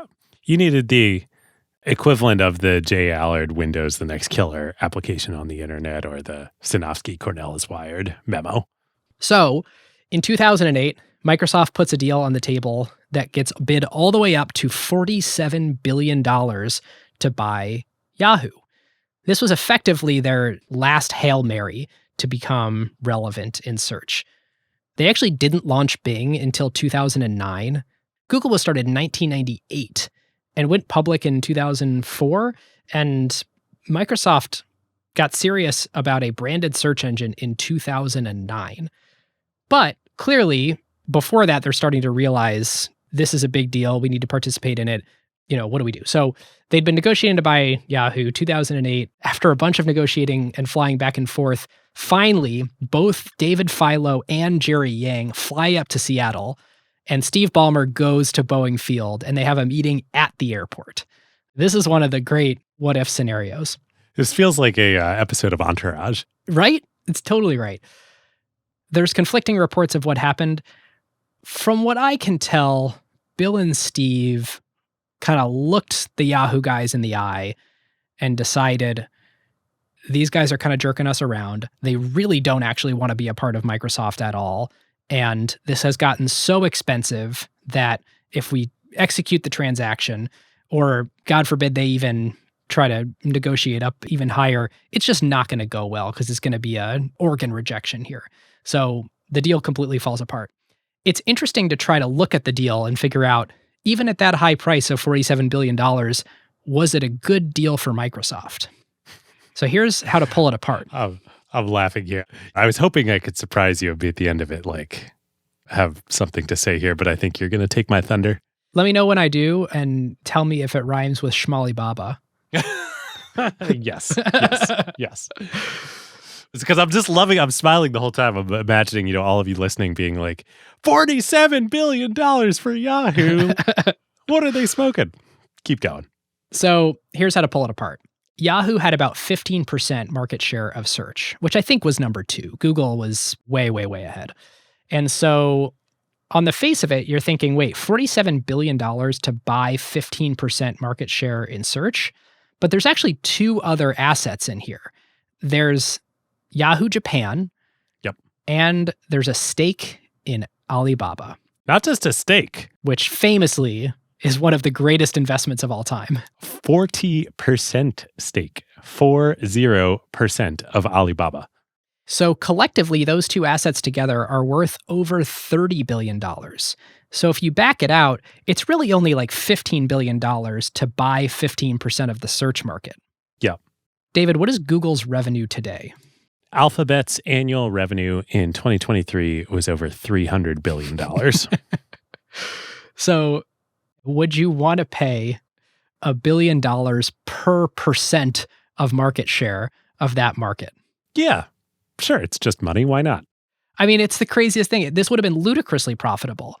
To spend only $15 to buy 15% of the search market, which is way bigger than $100 billion and still growing. This is the thing people just always continually underestimate and underappreciate about the search market, is it's just so large and so profitable. Yes. Now, because this is counterfactual and we actually don't know what would have happened, Yahoo completely went away. They sold for $5 billion in their most recent transaction to be co-owned by Verizon and Apollo. So there's this real question of like, okay, if Microsoft bought all that traffic, would they actually have been able to harness it and build a Google-like business? Or would it have just gone the way that Yahoo was going to go anyway? But to make the bull case on that, Bing is a good business. It just has a small market share. Microsoft succeeded finally in 2009 at attracting all the right talent and taking it really seriously and building a super viable search engine that does, I don't know, something like $1 billion a year in profit. Well, then they do go on and launch Bing, and they actually sign a commercial deal with Yahoo to provide the search on the back. So they're not getting the Yahoo traffic. Yahoo's still monetizing the traffic, but Bing is getting all the data from performing the searches for Yahoo. And I know you know this, but most listeners will not remember. You know who the leader of Bing was for a brief period in its early days here? Satya Nadella. Satya Nadella, that's right.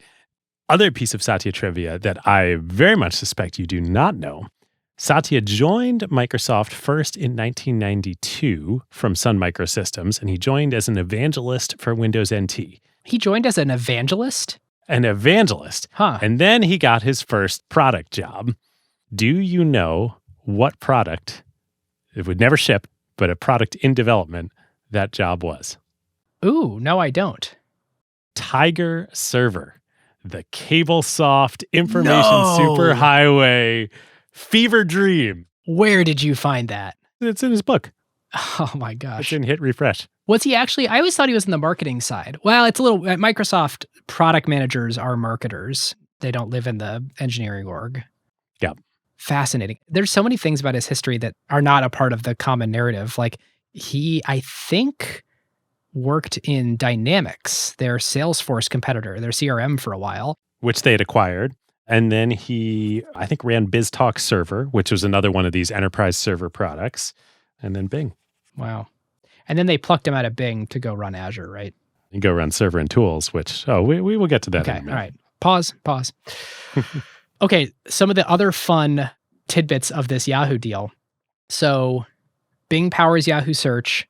Microsoft does the ad sales for both sides. So while Microsoft doesn't get the user, they don't have the direct relationship with the users, they do get to build up their marketplace liquidity on the advertiser side.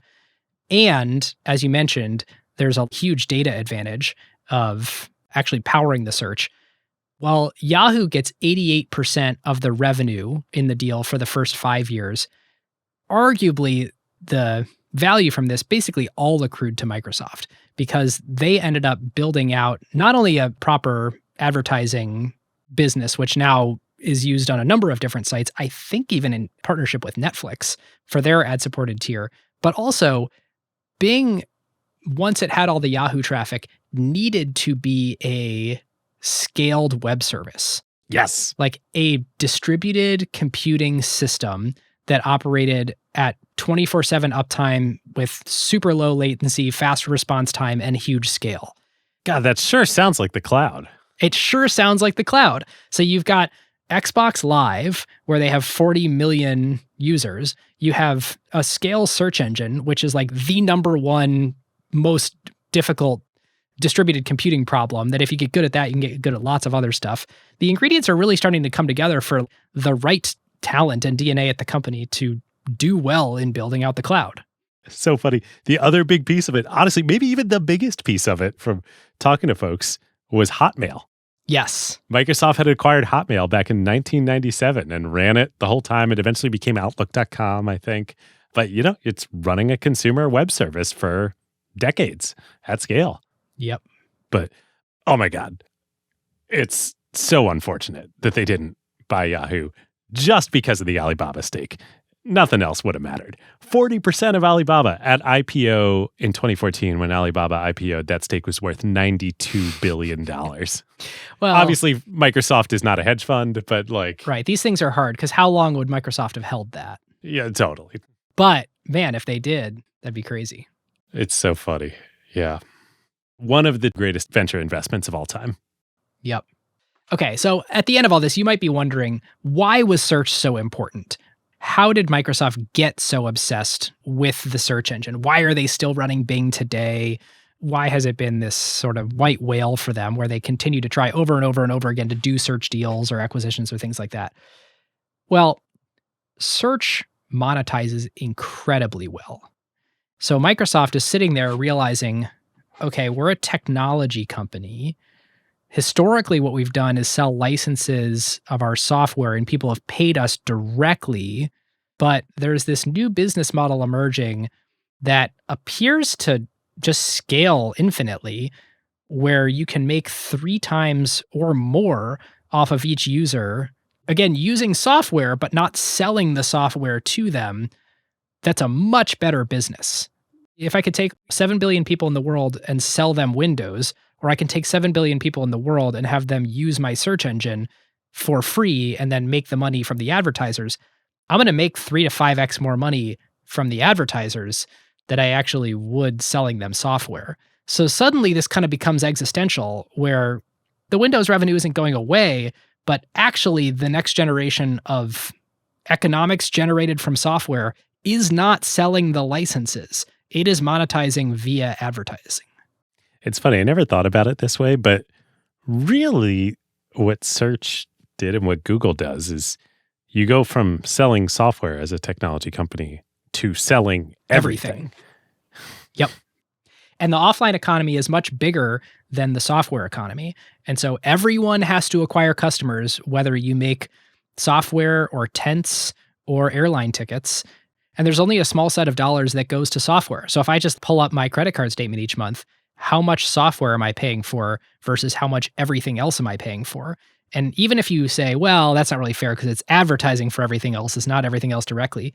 Even a small percentage of my everything else turns out to be way bigger than my software budget. So at the end of the day, Microsoft made a browser. They didn't monetize that browser. They monetized using it to defend an operating system that they sold licenses to.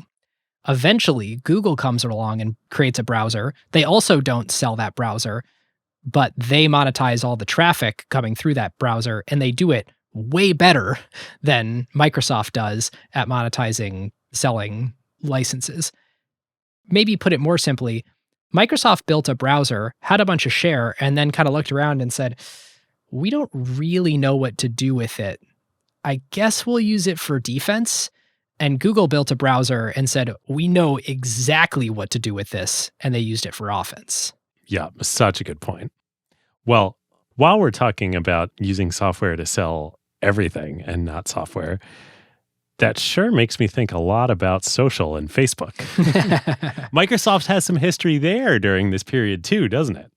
They do, David. Should we take a brief aside to talk about Microsoft's intertwined history with Facebook?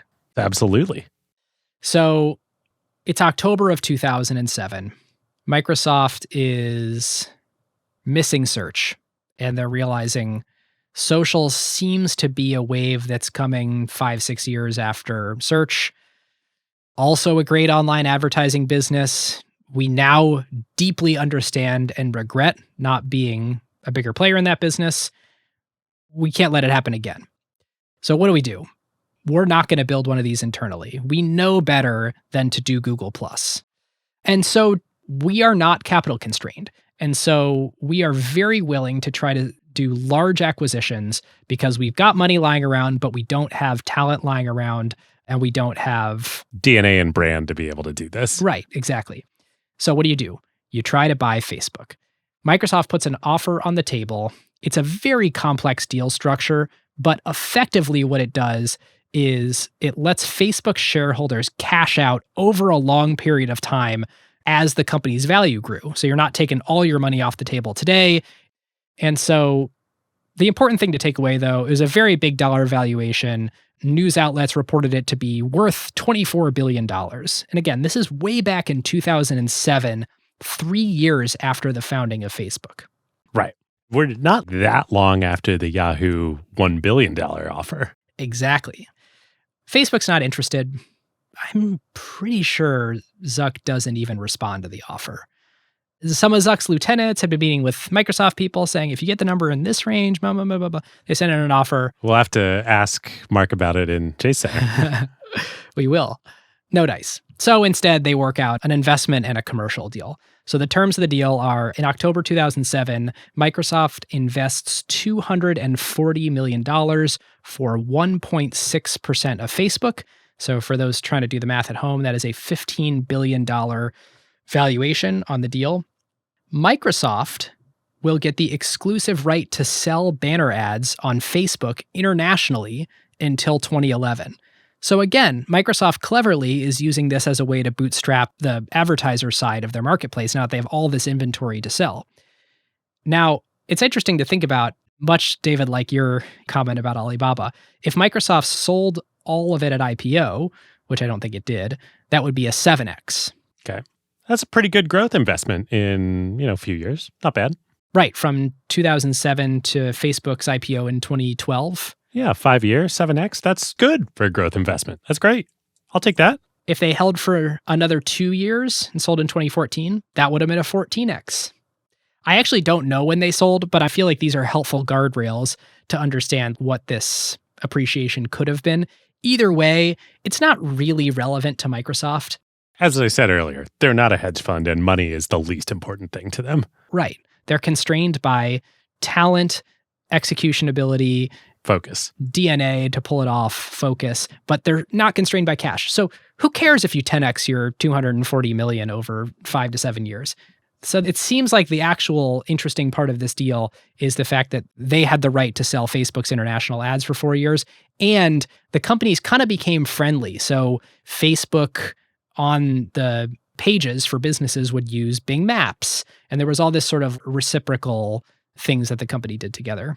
And a lot of Microsoft people went to Facebook, like friend of the show, Vijay Raji, CEO at StatSig now. A lot of great early Facebook folks came from Microsoft.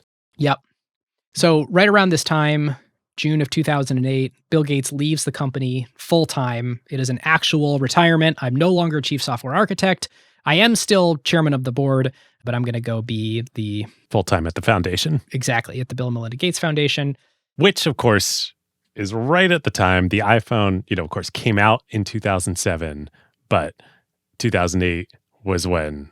I think it was iOS 2.0, right? With the SDK. App Store opening up and the SDK comes out and the world completely transforms. There's a pretty rough quote in Time magazine from Bill's retirement that, was obviously written about Bill here, but I think it's just kind of more applicable to all of Microsoft DNA at this point in time. Gates is probably getting out of technology at the right time. Funnily enough, it's not really a business for nerds anymore. Gates was at the center of the personal computer revolution and the internet revolution. But now the big innovations are about exactly the things he's bad at. The iPod was an aesthetic revolution. MySpace was a social revolution. YouTube was an entertainment revolution. This is not what Gates does. Technology doesn't need him anymore. That's a stupid quote. That's just too reductionist. Yeah, it is totally too reductionist. And it's too personally about Bill, and that's just completely not right. But that was sort of the view at the time. I mean, this really shows you how irrelevant people thought Microsoft was. Yes, that is why we included it. No one would have been saying this about Microsoft in the Windows 95 timeframe, but after the obsession with enterprise, the complete failure in consumer markets, but importantly, the complete ignoring of what the exciting developer platforms were at the time, open source, the web. I mean, if you think about where all the development efforts were going, it was the LAMP stack, the Linux, Apache, MySQL, PHP, the stuff Facebook was written on. That's in a different universe from Microsoft's enterprise developer customers. So I just think you need developer excitement if you're going to have consumer excitement. I mean, or you need to develop every interesting app on your platform yourself, but that's just not how it goes. So that consumer and developer excitement goes hand in hand. Right. I said to put a pin in the iPhone and the downside of Microsoft becoming the enterprise juggernaut when we were telling that story.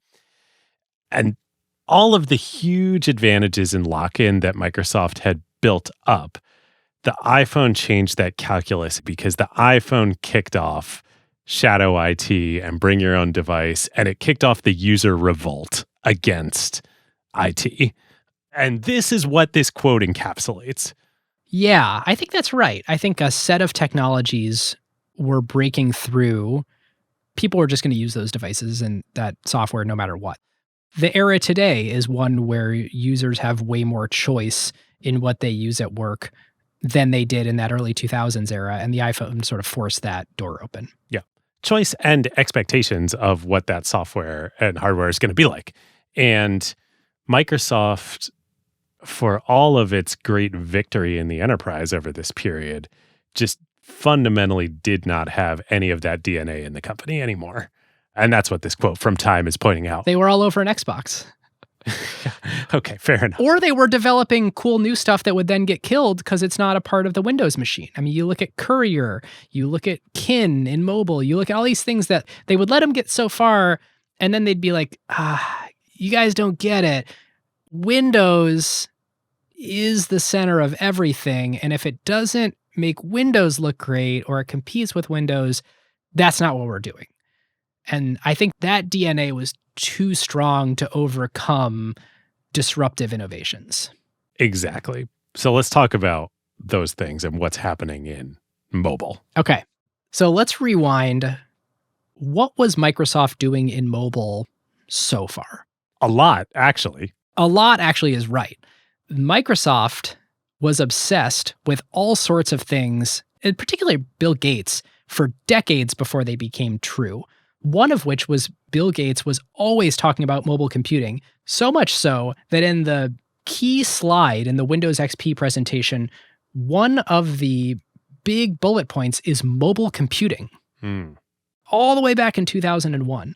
And Gates thought natural user interfaces was going to be a thing, multi-touch, tablet computing, pen computing. Yeah.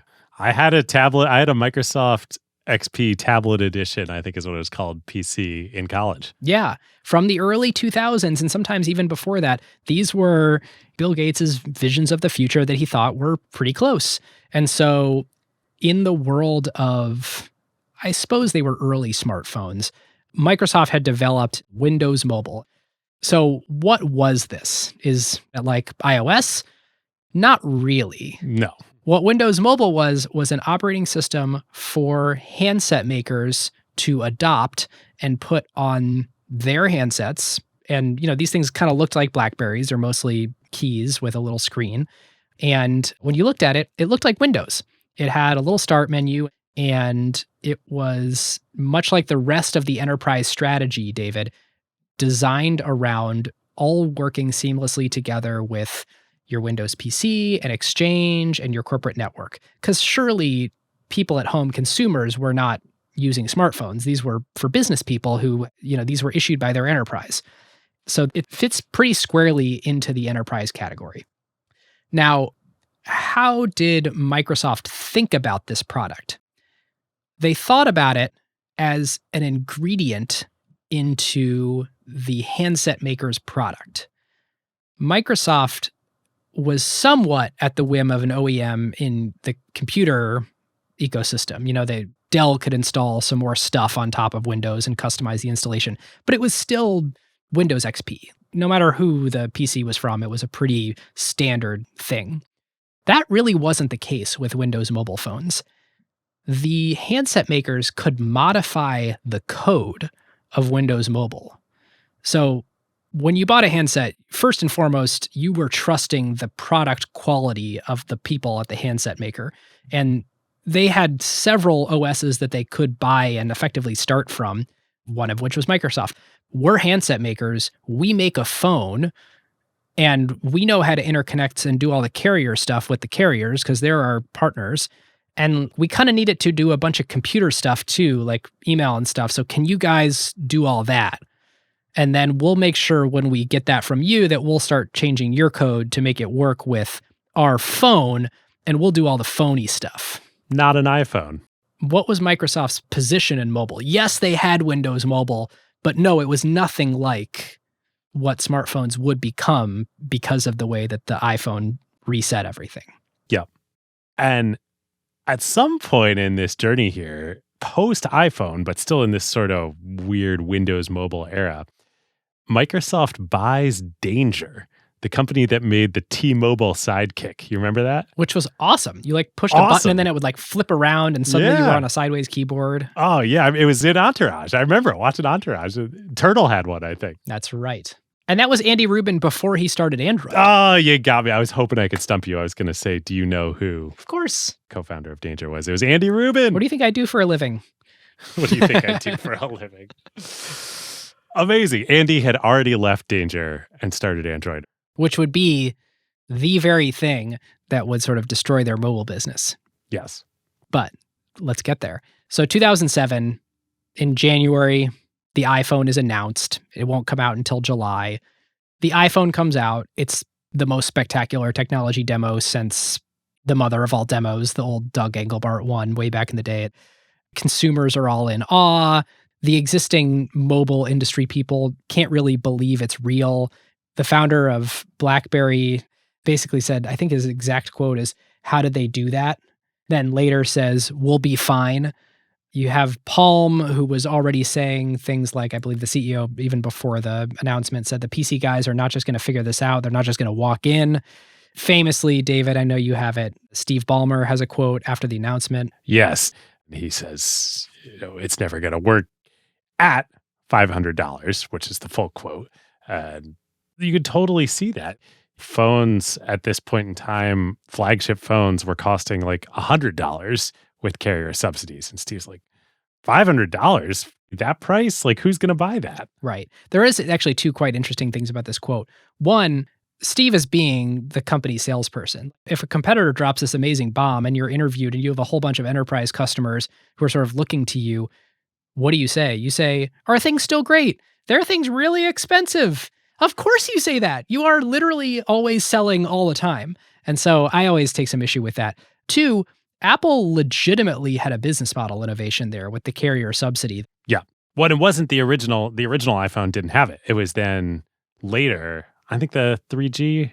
I mean, the mobile industry to this point had been, how do I make the cheapest possible phone? It's certainly not a scaled down version of a Mac, which is what the iPhone was. So that was a completely different paradigm. This is a tiny computer, not a kind of crappy embedded system that is optimizing for pennies. And Apple basically said, we don't care if it's really expensive. We just think this is the user experience bar and we will figure the business model out. And eventually, my God, did they figure the business model out, and the carrier subsidies were that innovation. But Windows Mobile was that old paradigm. Embedded systems, cheap as possible hardware, where a couple cents either way determines whether your phone's going to sell or not. And so it was pretty shocking. So iPhones start selling. They're selling well. It's 2008. Apps start coming out. It's 2009. Sales start really picking up. And finally, Microsoft decides, hey, what we're going to do is we have this old asset, Windows Mobile. We can repurpose some of that to make this new thing called Windows Phone. But unfortunately, everything we're optimizing for is different. The new ecosystem expectation is a super high quality user experience. Yeah. And so there's this way that we used to work with all of our hardware partners, which basically said, we will make the software work on whatever. You can come up with the crappiest hardware you can think of and we'll make it work. It's kind of like the Roku strategy, the way that they work with all the embedded TV makers. And the new strategy had to be, we will dictate really intense hardware requirements, because now with Windows Phone, we are making a promise to users to compete with the iPhone, where Microsoft is backing that up. The Microsoft brand is first, and we're defining a really breakthrough new user interface called Metro that actually came from the Zune, which is funny that that's its lineage. Now, how did it actually play out? Microsoft tried to use their existing business model. We will sell you an operating system. We will charge you a royalty. We will sell you, OEM manufacturer, an operating system. Correct. And you sell that phone. People want good phones now, so you can probably generate some nice margins on that good phone because the iPhone really set the bar. There's just one problem with trying to maintain your old business model. It's that you don't have the same competitive set that you used to. You now have Google. Google has acquired Android. Google has transformed Android from a BlackBerry clone into an iPhone clone. The software is open source. And so Google's value proposition is they go to all those same manufacturers that Microsoft used to work with, HTC, Motorola. And say, hey, how about a deal for $0? Yep. Deal point number one, here you go. It's free. Deal point number two, you can even have the source code. Deal point number three, We aren't Microsoft. Look at what they did to the PC makers. Do not let them do that to you. You know those PC makers, they make no money. Zero the profit dollars in the value chain accrue to these PC makers. They all accrue to the software vendor. It's literally the same people who did that to the PC makers. Why would you let them do that to you? And remember, in this mobile world, every cent matters. And so Microsoft is trying to ask for, whatever it is, some single digit number of dollars for a licensing fee to the OS. I mean, I think I'm undershooting, but let's even say it's $5. That is a mountain of difference between $0 and $5 in a low margin business. In the total bill of materials of these things. Exactly. And Google also only really cares about their services that they monetize through advertising. So one of the deal points in there, I think this may be varied by geography, but is, oh yeah, you got to use Google services on there too. But by the way, they're best in class and they're free. You don't have to pay anything for that either. Yeah, I think at first it was you can have it open source, but you don't get any of our services, or you can take the whole thing and you take all of our services, but our services are great. And guess what? The Play Store is one of our services. So if you want all the apps, then you have to take all the other Google services too. Right. Now, keep in mind, how does Google make money? They make money on search. So Google, from the moment they figured out, hey, we can run call it 2002, when Google's search business model was really hardened, and it was evident this will scale, it's ludicrously profitable, it's very high value per user, Google's going to be the number one at it. It's almost like, if you really thought about it, you could have figured out that Microsoft wouldn't win in mobile. Yeah. It's a really circuitous path, but if step one is Google makes a ton of money on search, then step two is Google should try to get all the searches. So then step three is Google needs to have the front door to search. And so you have to count on Google being the actor that figures this all out. Step four is Google figures out what the next platform is and makes sure that they are guaranteeing all the search volume comes to Google from them. So what do? They invent or buy a mobile operating system. What do they do after that? The next step, they give it away for free because, again, all they care about is all the search volume. And so therefore, unless Microsoft adopts Google's business model, they're immediately screwed. This is such a good point. Microsoft's competitor was not Apple and the iPhone. It was Android. Yeah.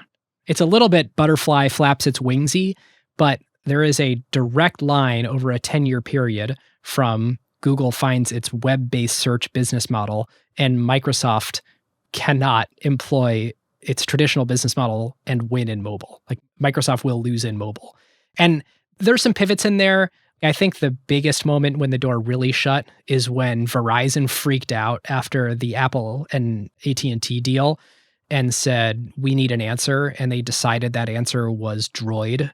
And they put like $1 gajillion behind the Droid advertising campaign. The Moto Droid. Yep. Yeah. And so I think at that point, it was sort of a two-horse race. Microsoft probably could have figured out a way to get in before that, but it is all related to Google finding that orthogonal business model. Yep. And it's funny, Microsoft did have Bing at this point in time. So they did have a business model that they could have used if they'd been willing to go free on Windows Phone. And it would have taken a big culture shift at Microsoft to say, we're an advertising company. Right. Microsoft is not a company that is, at least at this point in time, comfortable with their bread being buttered from advertising. I mean, they're the PC company. They want to sell software to people using PCs. They're the software company. Yeah. They sell software. Might be via enterprise agreements, but they sell software. Yep. So then, if you really believe this step-by-step thing, then actually what Google should keep doing is finding things that Microsoft sells and figure out which ones are the cheapest per user to run and then give those away for free. And so Outlook, Exchange, Gmail, Word, Excel, PowerPoint, G Suite, Workspace. And all they're doing is they're just looking at Microsoft's core value propositions they charge money for. And Google says, would it really be that expensive if we just gave that away for free? And the more of those that they do, it's good for Google's business model because they just get more data, a closer relationship with you. You're doing either more queries or you're interacting on their platforms in ways where they have other ways to show you ads. Maybe while you're off platform, now they know a lot about you from data they've collected, blah, blah, blah. But even if it doesn't actually make more money for Google, they make so much money in their core business that if it hampers Microsoft, then it's a good thing to do. Yeah. Interesting. And that is totally true. I totally buy it in the consumer world. And in the enterprise world, Microsoft lock-in is still as strong as it ever has been. Yes. And Google has really not figured out how to be an enterprise company. Excel is still the main way that spreadsheets are done around the world. I bet a lot of listeners use Google Sheets. We do too. We love it. Also use Excel. But if you do use Google Sheets, you are in the minority. Globally, you think? Yeah. I guess because most consumers don't actually use spreadsheets. Yeah. Enterprise spreadsheet work is done in Excel. Full stop. Yep. That brings us to Nokia. But I think let's save Nokia for the end here. Yeah, Nokia is our coda. What it does bring us to is a realization from the very top of Microsoft that the profit pools in mobile are changing. And this is a thing that I think Steve Ballmer also doesn't get credit for. Bill Gates was obsessed, correctly, with being the software company. It was a brilliant business strategy to be the software platform, and then everything around you had to interoperate with you. And again, the profit pools in the PC world just accrued to software vendors. It was remarkable how the PC manufacturers over time had no profits and Microsoft had tremendous profits.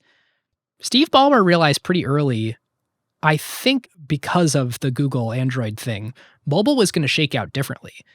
Future hardware platforms were not guaranteed to have the same profits in the value chain the way that the PC did.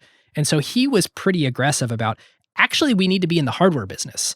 And I know that seems really unattractive to us as a company because we've been in the software business. There's this great general rule that it's really hard for any business to enter a lower margin business than the one they are currently in. Yeah, Amazon can go from e-commerce to AWS. Right. Amazon can go anywhere. But for Microsoft, you're selling software licenses. It's hard to even get into cloud because cloud is a lower margin business. You have to operate those data centers than just selling the licenses. So if you're Microsoft and you've been making software all these years and you've been enjoying those margins, and suddenly you're realizing, we have to be in the hardware business, or at least if we're not in the hardware business or the search business, we're not going to enjoy any of the profits in the mobile era. That's a difficult conundrum. Yeah. But to Steve's credit, he acted. They released Surface. They tried to buy Nokia. Yep. Let's talk about it. Let's start with Surface and Windows 8, which we got to talk briefly about Windows 7 before that. Because Windows 7 was awesome. So Steven Sinofsky, he ends up running Office product management. After the Vista disaster, he gets drafted to come over and run Windows. And Ben, like you're saying, the Office culture was known as we ship product. That's what you were part of. That was the culture that Steven set. Mind-bending that 3 years in advance, a date is set and then 6,000 people ship on that date no matter what. Yep. So he comes in for Windows 7 and he does that for Windows. We were talking to him and he had this great analogy of Windows at this point in time didn't need technical vision. It was trying to be the Dodge Viper. That's what Longhorn was. It needed to be the Toyota Camry. And he comes in and he makes Windows 7 the Toyota Camry of PC operating systems. I love that analogy. That's exactly right. It's so good. It's exactly what it was. And it's exactly what everyone wanted. It's what the consumers who were still using Windows wanted. They wanted it to just work. And most importantly, it's what the enterprises wanted. Everyone's like, hey, it's like XP, but modern. Or it's like Vista without all that random stuff and all the regressions that Vista had. Yes. Do not crash my devices or my network. Thank you. Nice, easy start button in the lower corner, normal, predictable menu, fast search, fast file system. I honestly can't tell you a feature that launched in Windows 7. I have no idea, but I remember I had a Windows But 7 laptop when I first joined Madrona, and it was great. Yep, it ran everything the way you expected it to. And so the product that Sinofsky shipped there was just as much the new organization as it was the actual product that customers experienced. It was a much more slimmed down team. It was dev test PM. It was ability to hit a ship date. It was a proper planning and vision process. A lot of what the team was doing with Windows 7 was, yeah, we feel like we can do 7 with our arms tied behind our back. But let's start thinking about the future, about what we're really going to do now that we have all the infrastructure in place to really ship an interesting product. And then Apple comes out with the iPad in 2010. Yeah, so Windows 8 vision had kicked off. The planning process for what it's going to be had kicked off. And they're starting to play. Actually, Steven puts these videos on YouTube. They're awesome to watch, the original vision of what Windows 8 should be. And they're kind of out on a limb. They're saying the future is touch. The future is tablets. We think that's going to be a dominant computing paradigm. And on the one hand, Bill Gates has been saying this for years. So there's sort of like a cultural acceptance with the idea. On the other hand, it really hasn't manifested in the market. So it's a little bit dangerous to say. But the iPhone has now come out and multi-touch has shown this is the way to do it. So, but you're right. The iPad coming out really validates, whoa, big tablets with multi-touch actually might be the computing paradigm for the future. And oh my God, we've been in planning, we've been in development for, a year or two already. This thing hits the market. We're right. We are so right. We've been validated. It validates the product vision and it terrifies Ballmer and Microsoft leadership because they just watched what happened, what Apple did to the phone market. The iPad sure as hell looks like it's going to try and come do that to Microsoft's core PC market. I mean, right. The original Jobs keynote introducing the iPad lays out his vision, right? Of like the PC is going to become the pickup truck and the iPad is going to become the car.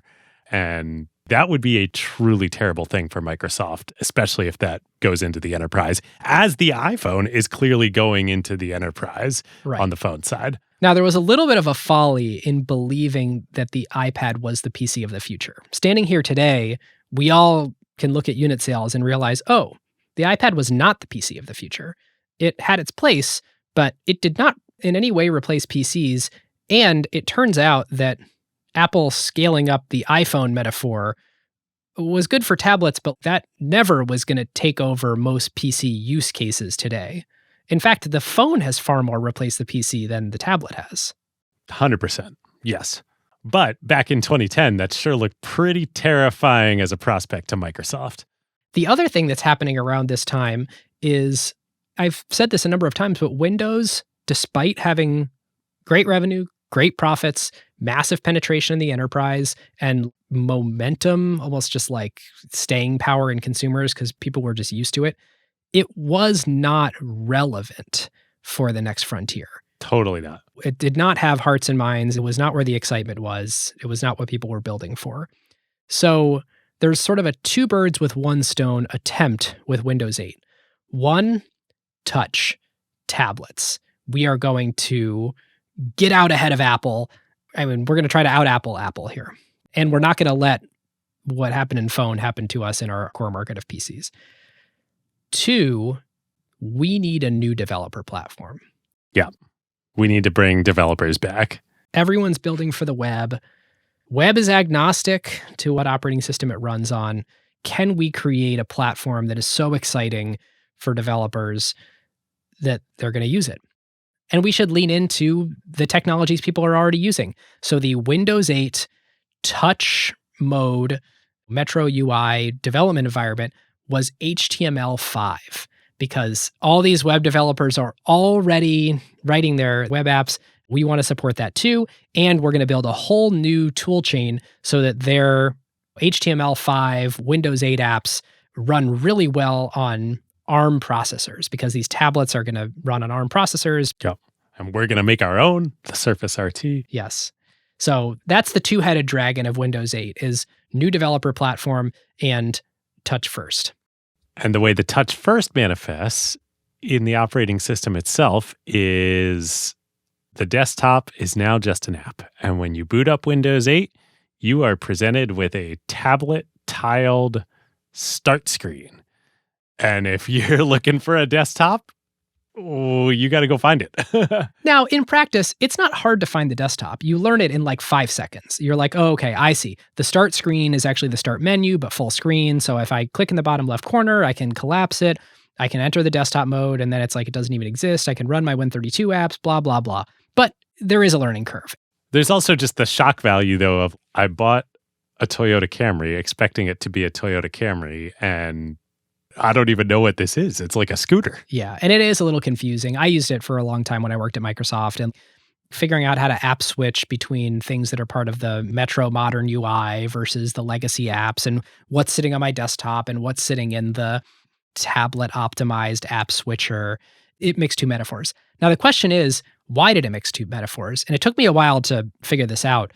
But what ended up happening was the original vision for the Windows 8 touch thing that we're all talking about, these live tiles, that was supposed to only ship for tablets as it was originally dreamed up. And there was a version of Windows 8 that did not have that was going to ship for desktop PCs. That was going to look like Windows 7, probably. Word comes down from on high, Windows is Windows. We need to ship Windows across all devices.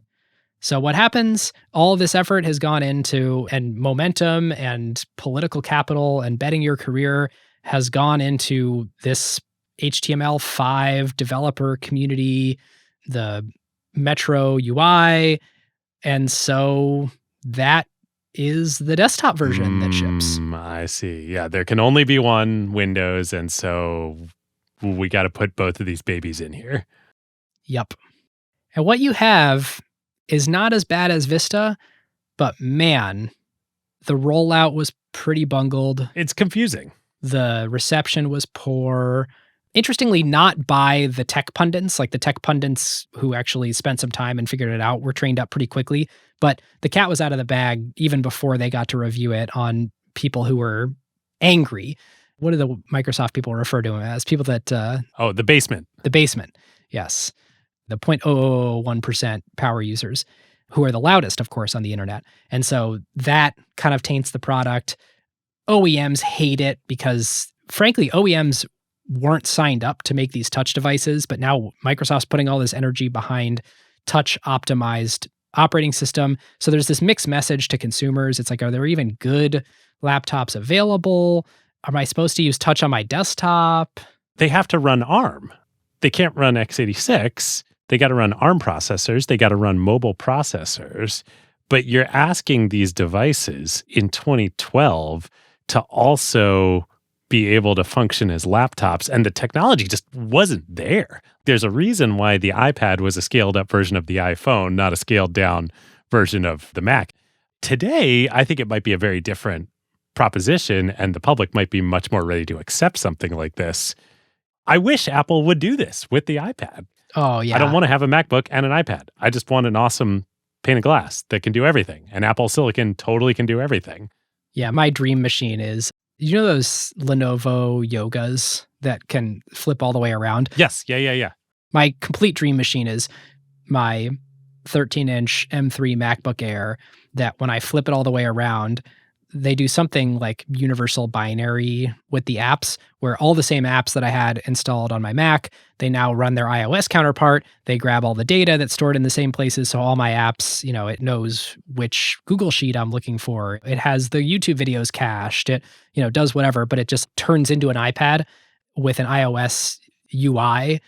That is the dream. I can't figure out if I'm like a super nerd for wanting that, and most people wouldn't actually want that, but I travel with an iPhone and an iPad and a MacBook, and I think I could just do two. I think a lot of people would want it. Yeah, so one takeaway may just be, hey, it was too early. The other takeaway might be, look, it turns out that tablets should have been a scaled-up phone, not a scaled-down PC.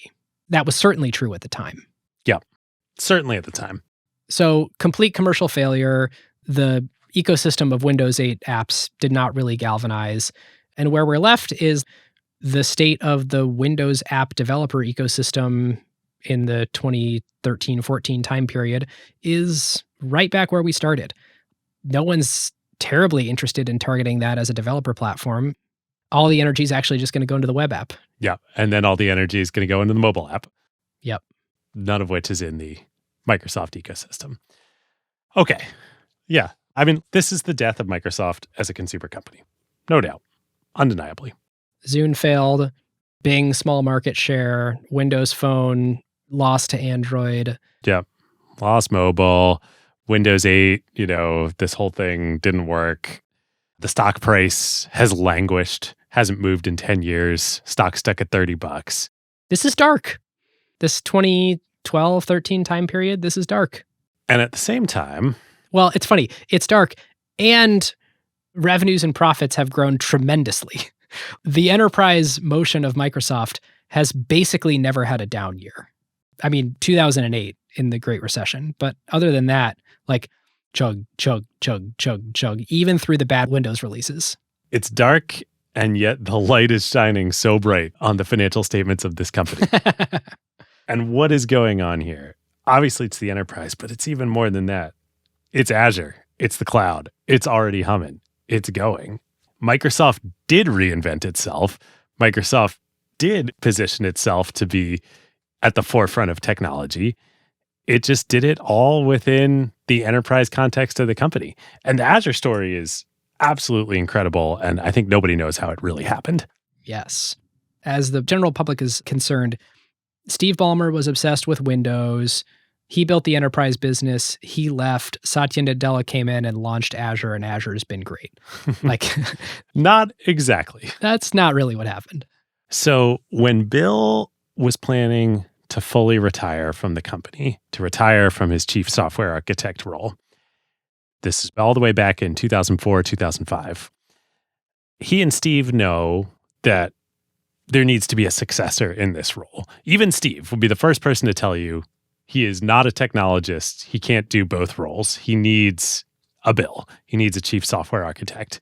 And realistically, you can't replace Bill Gates with one person. So we need two Bills. Yep. So they're casting about. Craig Mundy becomes one of those two Bills internally. And they also know who probably the perfect person is to take the other job. And that is Ray Ozzie. Ray, of course, being the author of Lotus Notes. Ray is a legendary developer. And he has great relationships within Microsoft because Ray built Lotus Notes not at Lotus, but at his own software studio startup, and Lotus was just his publisher.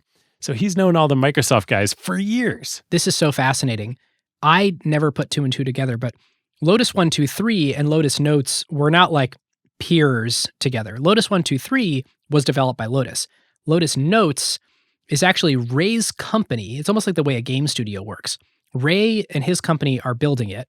Their publisher is Lotus, but Ray can have agreements with Microsoft where he's privy to information that Lotus is not. And so Ray's like really close in the fold with the Microsoft folks. I think he was even a contractor working on, maybe the project was Landman, but he was actively contributing to other Microsoft products.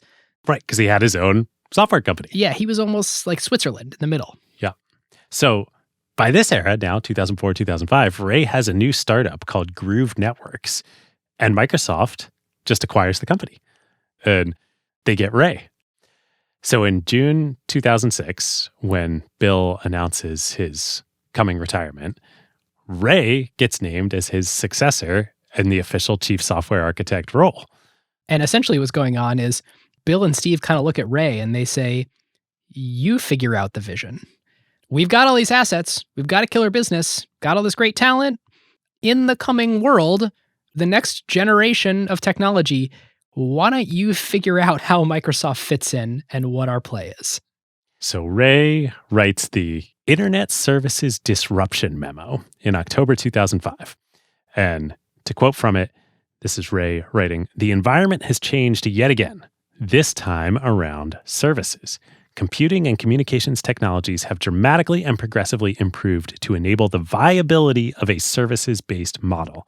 The ubiquity of broadband and wireless networking has changed how people interact, and they're increasingly drawn toward the simplicity of services and service-enabled software that just works.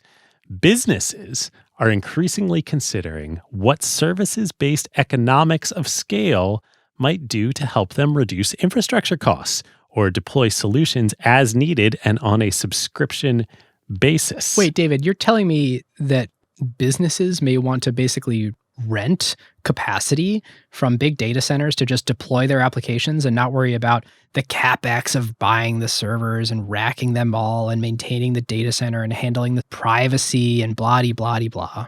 I'm telling you that, and I'm telling you they might not even just want to buy the infrastructure. They might just want to buy the solution as a service hosted by us.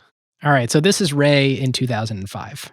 And so in January 2006, Ray, with Steve Ballmer's full blessing, goes and starts recruiting for a secret project within Microsoft, incubated outside any of the existing divisions. And this is super important. This should have come within server and tools. Like that whole big new business that we talked about, that was like the key linchpin of Microsoft's Steve Ballmer era enterprise strategy. Of course, Azure should have come from within there. Microsoft has a group that produces a product called Windows Server, and that is an operating system that runs on other people's servers. And that group is not the group that produced Azure, the cloud service that runs, at the time, Windows Server. Yes. The reason for that is that this is completely disruptive to the whole Windows Server and tools business model. Their go-to-market and their business model is we sell these solutions to be operated in your data centers, in your infrastructure, where Accenture and all the consulting firms and all the value-added resellers, they're all our partners. They're all our go-to-market. They're all going to go implement that on-prem for you. And so if we were now to say like, wait a minute, all of a sudden we're going to do that as a service and we're going to sell it to you separately, that is a huge issue, risking a lot of my go-to-market motion. Not to mention, these end enterprises, in some ways, are actually the OEM's customers. Yeah, these Dell servers are running Windows Server, but Dell sold a bunch of servers, probably through Accenture, to the end customer. There's that whole issue of upsetting the apple cart. There's also the internal rewards issue and KPI issue. Everyone in Windows and enterprise land, ultimately their KPI is how many copies of Windows can we sell to end customers and generate the licensing revenue on Windows? And this new thing, if we actually pursue a cloud strategy, is how can we spend a whole ton of money building out a data center, buying other people's servers, generating zero licensing dollars, and hoping people use the servers so we can charge them later? Yeah, Windows is nowhere in this equation. Yeah, we're going to build out a gigantic server farm and rent usage to people. That doesn't fit into anyone's current KPI or compensation. So Ray's recruiting for this project, codenamed Red Dog, and he brings in the biggest of big guns. That's right, the legend himself, Dave Cutler. No one builds hardcore, enterprise-ready, close to the metal code than Dave. Dave was the architect on Windows NT. We talked about him a lot on part one. Also, another guy named Amitav Srivastava. Amitav had also come from DEC, which is where Dave came from.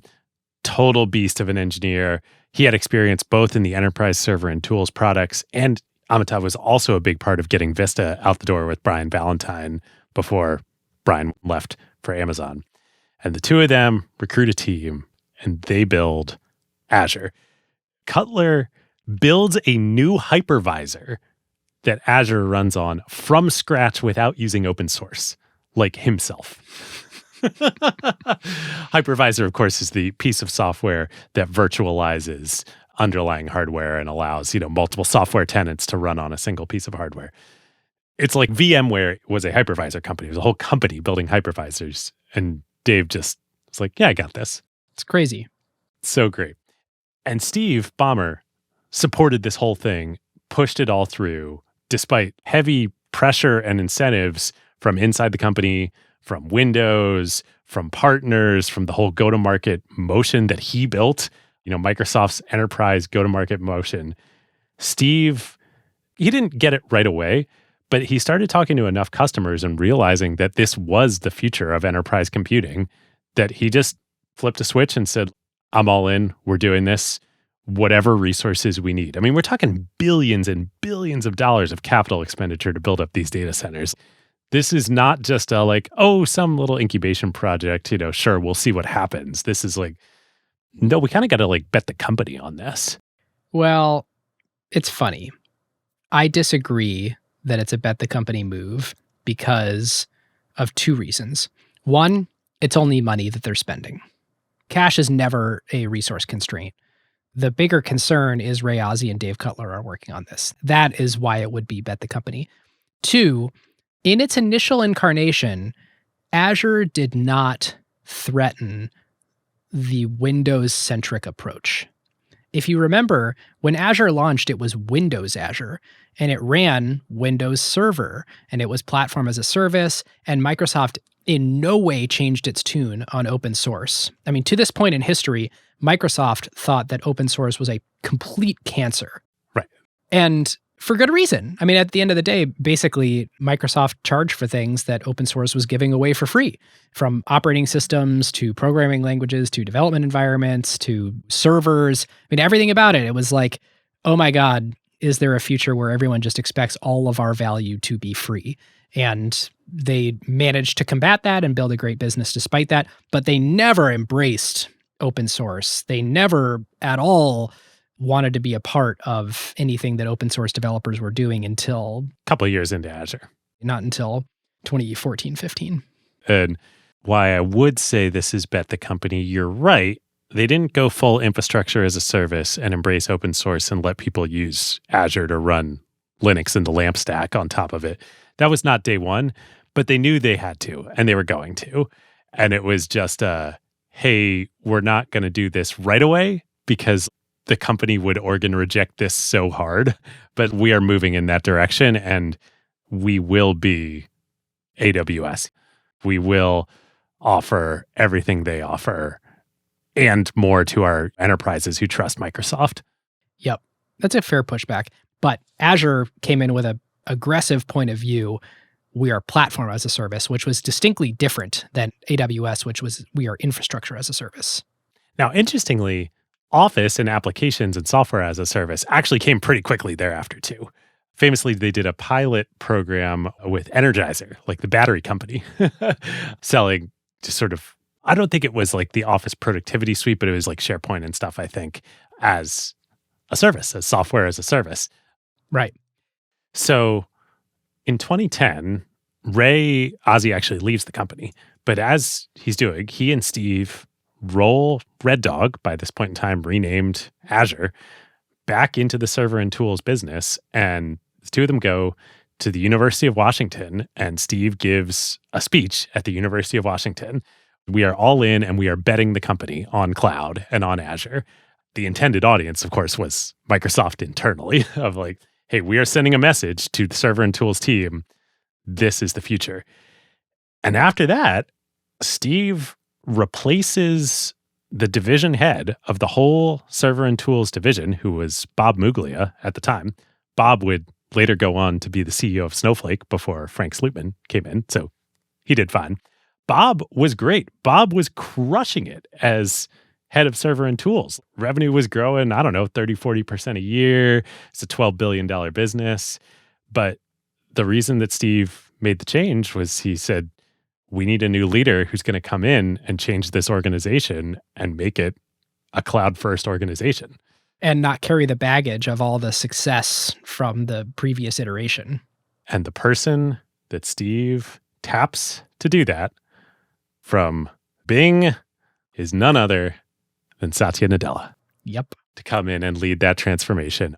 And from what I can tell, it's just as motivated by Azure is the future and it needs a new leader as it is Satya is a really talented rising executive in this company and needs to be put on an important project. Absolutely. Almost like Bing's not enough for this guy. Where can we put him?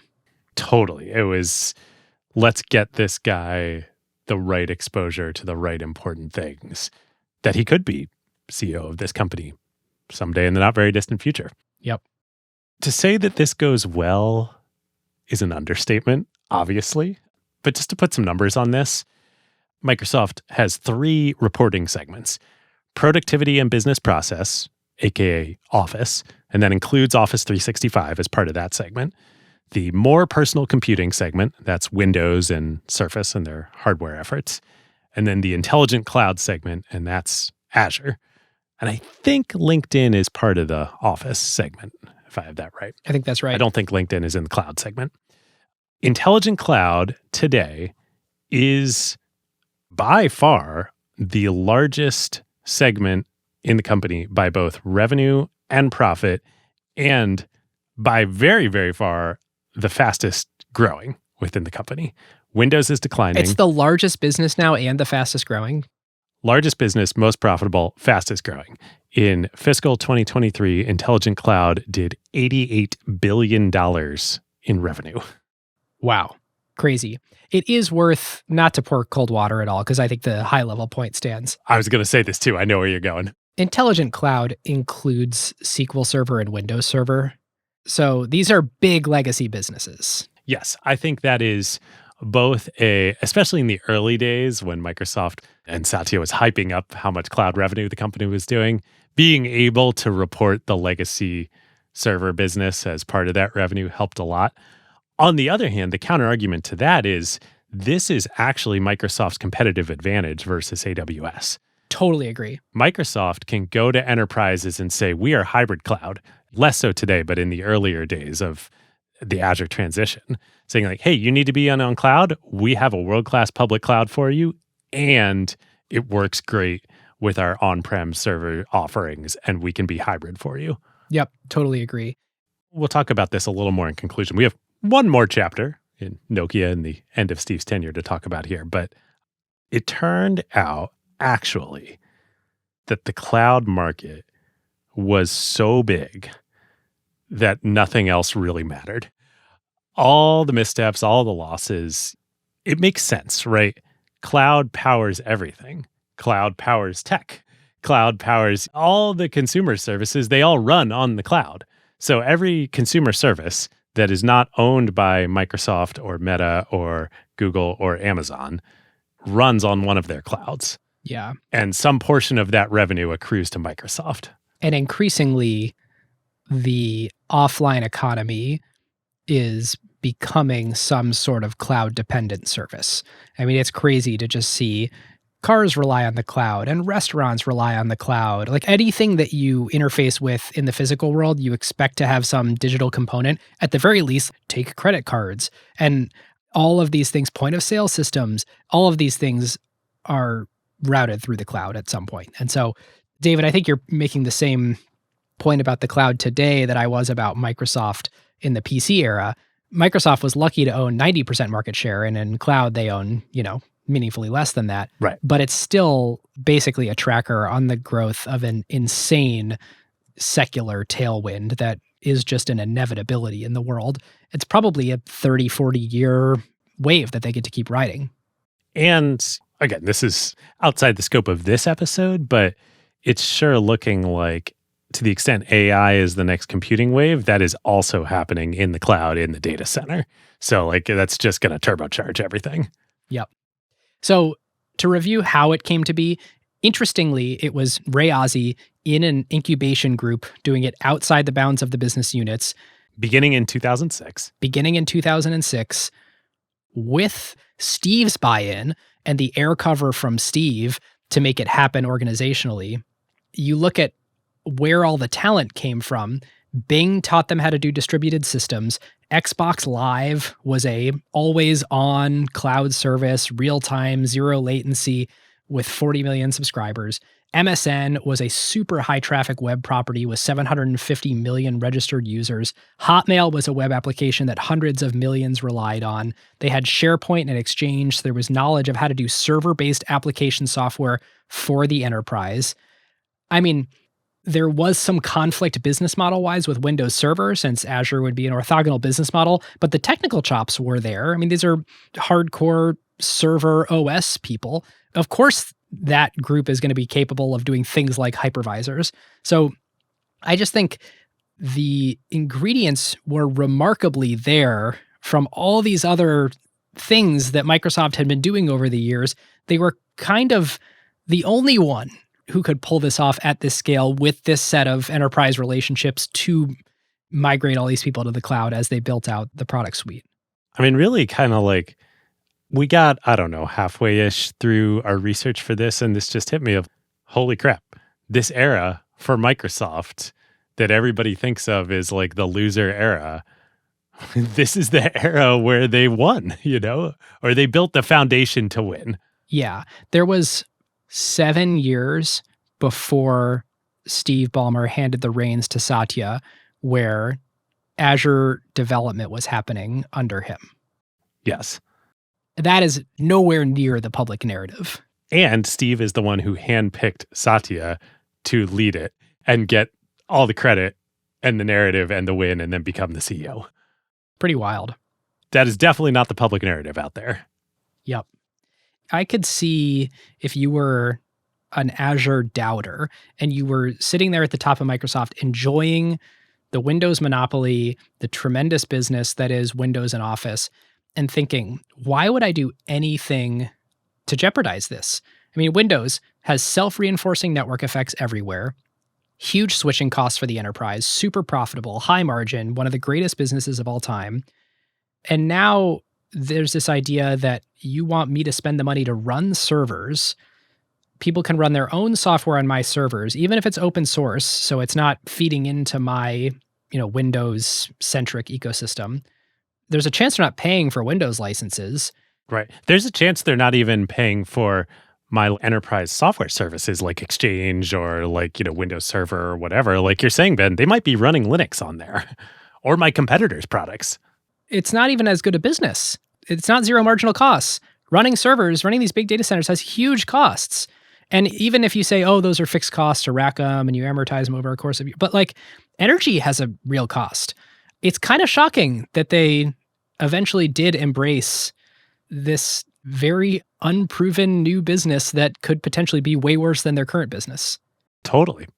And without taking anything away from Satya, because I think he does absolutely deserve a ton of credit for knocking it out of the park on execution, I kind of think all of the credit for the vision for it and the championing it for the initial 7 years within Microsoft goes to Steve and to Ray.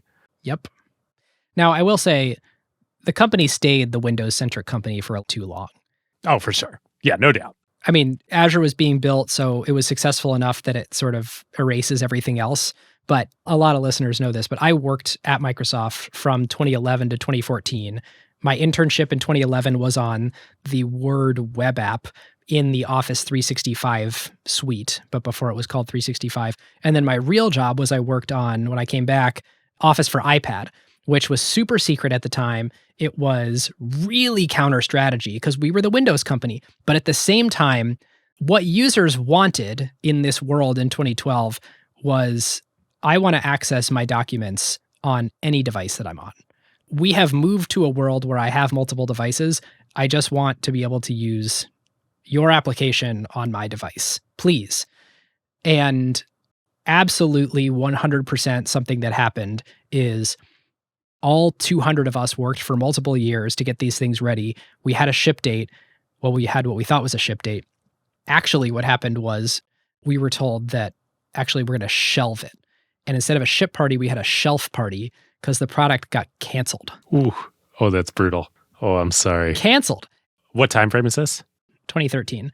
Okay. And basically it was, hey, we just released Windows 8. We just released the Surface.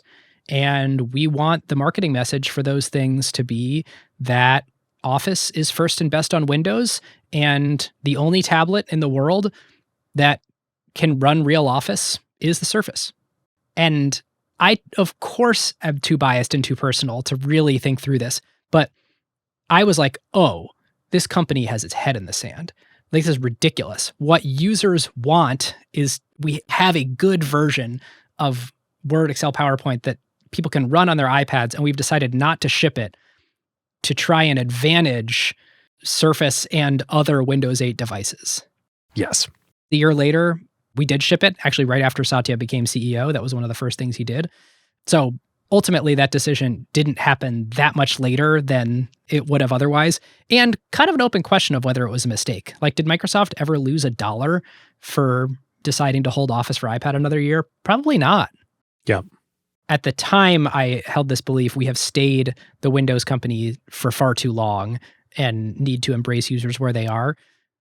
Now, with all this hindsight, I understand why you wouldn't make the decision when you feel like the iPad could be the end of you. Why would we go all in on that now and put our finest products to advantage that thing when we don't know if that thing is going to kill us or not? So there's the big downside. There's not much upside to launching it. What, am I going to renew a few more enterprise agreements because of it? Probably not. Perhaps young Ben, working at Microsoft at that period of time, failed to understand how important it is to think like an incumbent when you are the incumbent. And this was a low upside to doing it right away, plenty of downsides to doing it right away, really no risk on sitting on it. It was an easy win for Satya during his first year to say, culture has changed here. We are shipping Office on iPad. We have shifted from a devices and services company to a cloud-first, mobile-first company. I believe that was the message. Yes, that was the message. And that was the great supporting point to example of the message. Yep. Well, speaking of transitions and transitioning, I think it is time to wrap up our history of this period of Microsoft and mobile and everything and Steve's tenure and talk about Nokia as we end things here. Who bought Nokia? Oh, that's a good question. Okay. In 2011, after Microsoft had released this Windows Phone, which, like we said, was really kind of doomed to fail against Android. Like, you just couldn't compete with free. I think Bill Gurley had a blog post about Android back in the day about the less than free business model and why you can't compete with it. Yeah. In fact, it's not that they were giving away for free. They were willing to pay people to take it. I mean, if you think about it, I'm sure there was money that they spent on the Droid marketing campaign. I'm sure there was money that they paid to the carriers to pay to their salespeople to incentivize people to buy it versus the iPhone in stores. That was a common practice in the mobile industry. So I think less than free is actually the correct way to frame Android. Totally. So there was one phone OEM that was willing to play ball with Microsoft and Windows Phone, and that was Nokia. Well, sort of. I mean, Nokia basically had Symbian as its OS. They tried to start another OS because Symbian was sort of reaching the end of its life. That wasn't going well. And so they were kind of left without a platform. And so they either needed to pick Windows Phone or Android as their platform of the future, despite being what used to be the dominant phone maker for all cell phones. And the then CEO of Nokia was a guy named Stephen Elop. Folks will almost assuredly remember that name. He was a former Microsoft guy, and he had come over to run Nokia. So there were deep relationships there. In February 2011, Nokia agrees to adopt the Windows Phone operating system as its primary smartphone OS for its devices. Like you said, Ben, it didn't have a lot of options, and it wasn't willing yet to go Android. Pretty quickly, though, as we get into 2012, 2013, it's clear Windows Phone ain't really working, and Android is the future. So as we get into 2013, Nokia comes to Microsoft and says, hey, we got to talk. We're going to go Android unless you make it worth our while, or something happens here and changes. And as Steve put it to us, it was only money. That is actually the right way to think about it. We've been joking about it's only money, but honestly, what was Microsoft's market cap at this time? Call it $300 billion. And what was the forthcoming acquisition offer for Nokia? 7. So that is 2.3% of the company. You're willing to give up 2.3% of your company for some particular bet.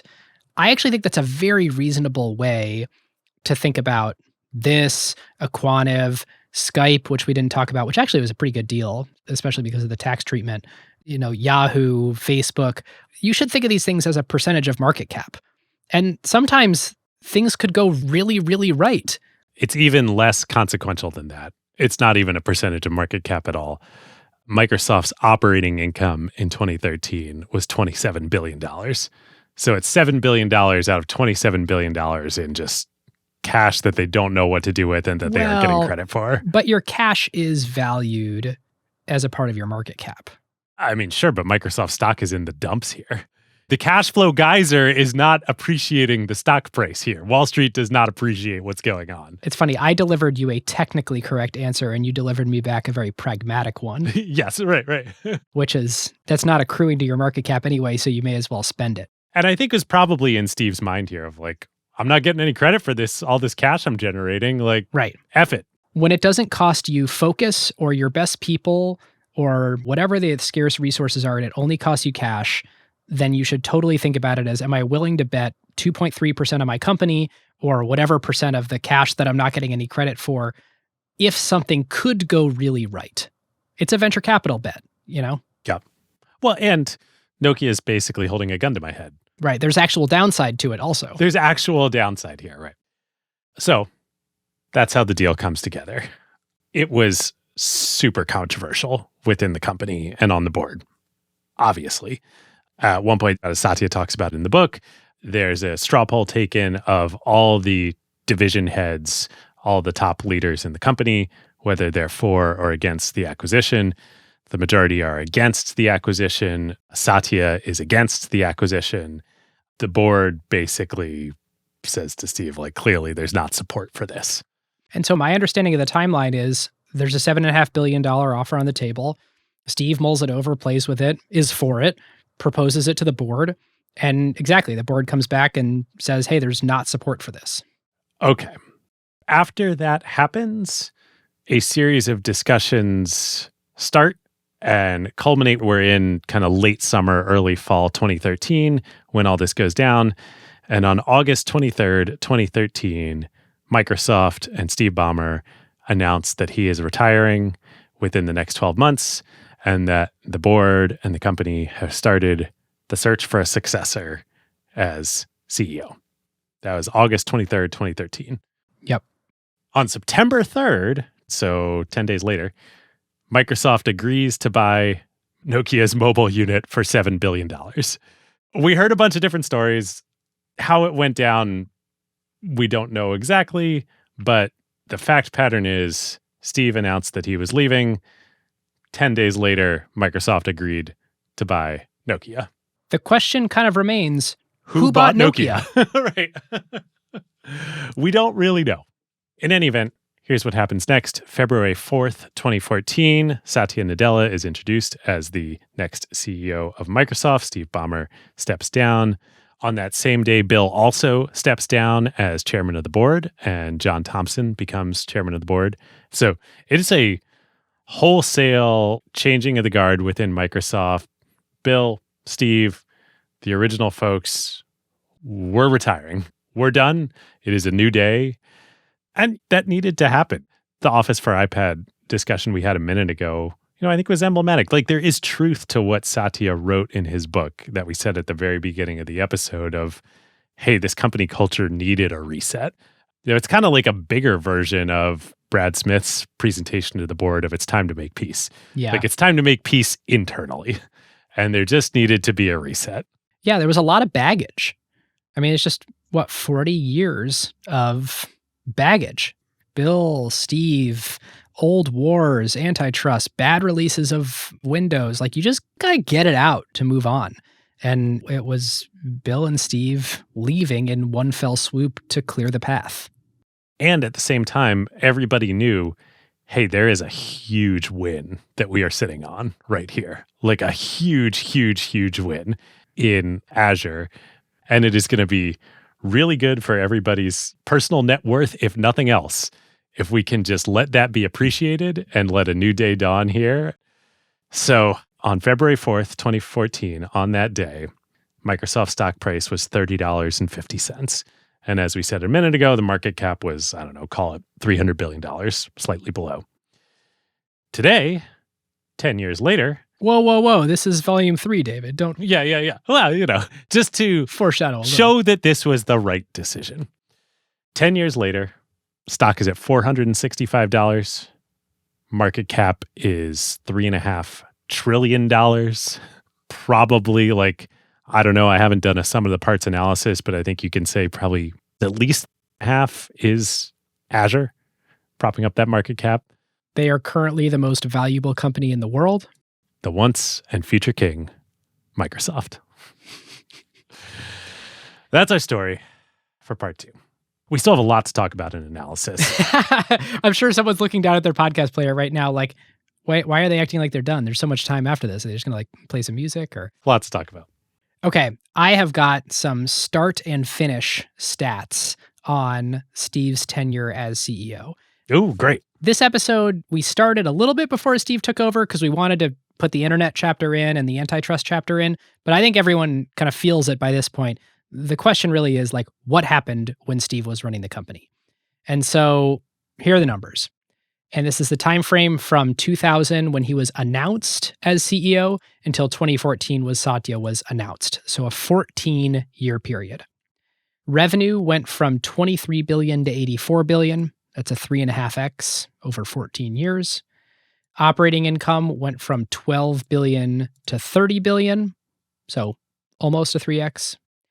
Important to pay attention to is the price to earnings ratio when Steve was announced as CEO was a 75x. That's high. It was real close to an all-time high, which was in the month prior at an 80x. So it is worth pointing out, it still has not been that high to this day. Even today, with all the excitement around Microsoft, AI, everything going on, 40x. Right. So Steve comes in at an all-time high multiple and right before the DOJ verdict and the breakup of the company. And the dot-com bubble is exploding. Yes. And you're taking over from Bill Gates. All the things. Essentially, if you're doing an analysis of what happened in Steve's tenure and you're trying to grade that, you are implicitly saying, did Steve make a good investment? To be honest, I think Steve took one for the team in taking over as CEO in that moment.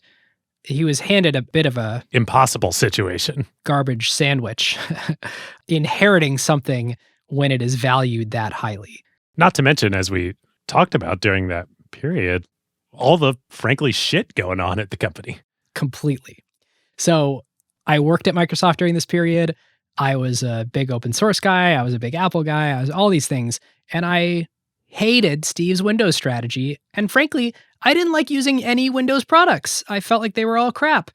And it is still true that it's totally insane to evaluate how did someone do with an asset that they were sort of forced into buying at 75x earnings. Yep. So at the end of his term, it was 14x. The PE multiple went from 75x to 14x. The market cap when he was announced went from 600 billion to when he left at 330 billion. A lot of that is basically the price to earnings multiple rationalizing in that first year. And then after it did that, the stock price was basically flat for his entire tenure, no matter how much the revenue or the profits grew. And so one crazy stat on this is you could have bought Microsoft in 2009 for 2.1x annual revenue. Oh my God. I mean, everything was on sale back then, but wow. Listeners are sleight of hand here. We switched from earnings to revenue. But David, I thought that too. I was like, 2009, come on. In 2013, you could have bought Microsoft stock for 3x revenue. Oof. Wow. And so the question is, why? Why did investors give Steve zero credit for any of this growth? Cut off that first year when the multiple was coming down. Why is it that effectively what happened from 2001 to 2014 is for any gains that they got in revenue or profits, it was offset by multiple compression coming down and saying the asset's still worth the same thing?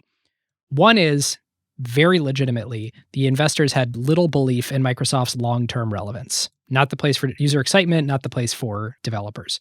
They doubted that there was real vision from leadership. I mean, you went from Gates, this guy who created it all, to someone that everyone was chalking up to be the sales and marketing guy, and there's the product strategies all over the place, and Windows isn't getting any more relevant. We're trying all these new things that are failing. Search passes you by, social passes you by, blah, blah, blah.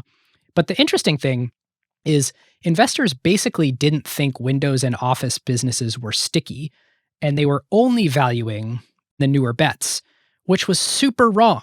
Windows and Office have proven to be these ridiculously durable franchises, generating more revenue today than ever.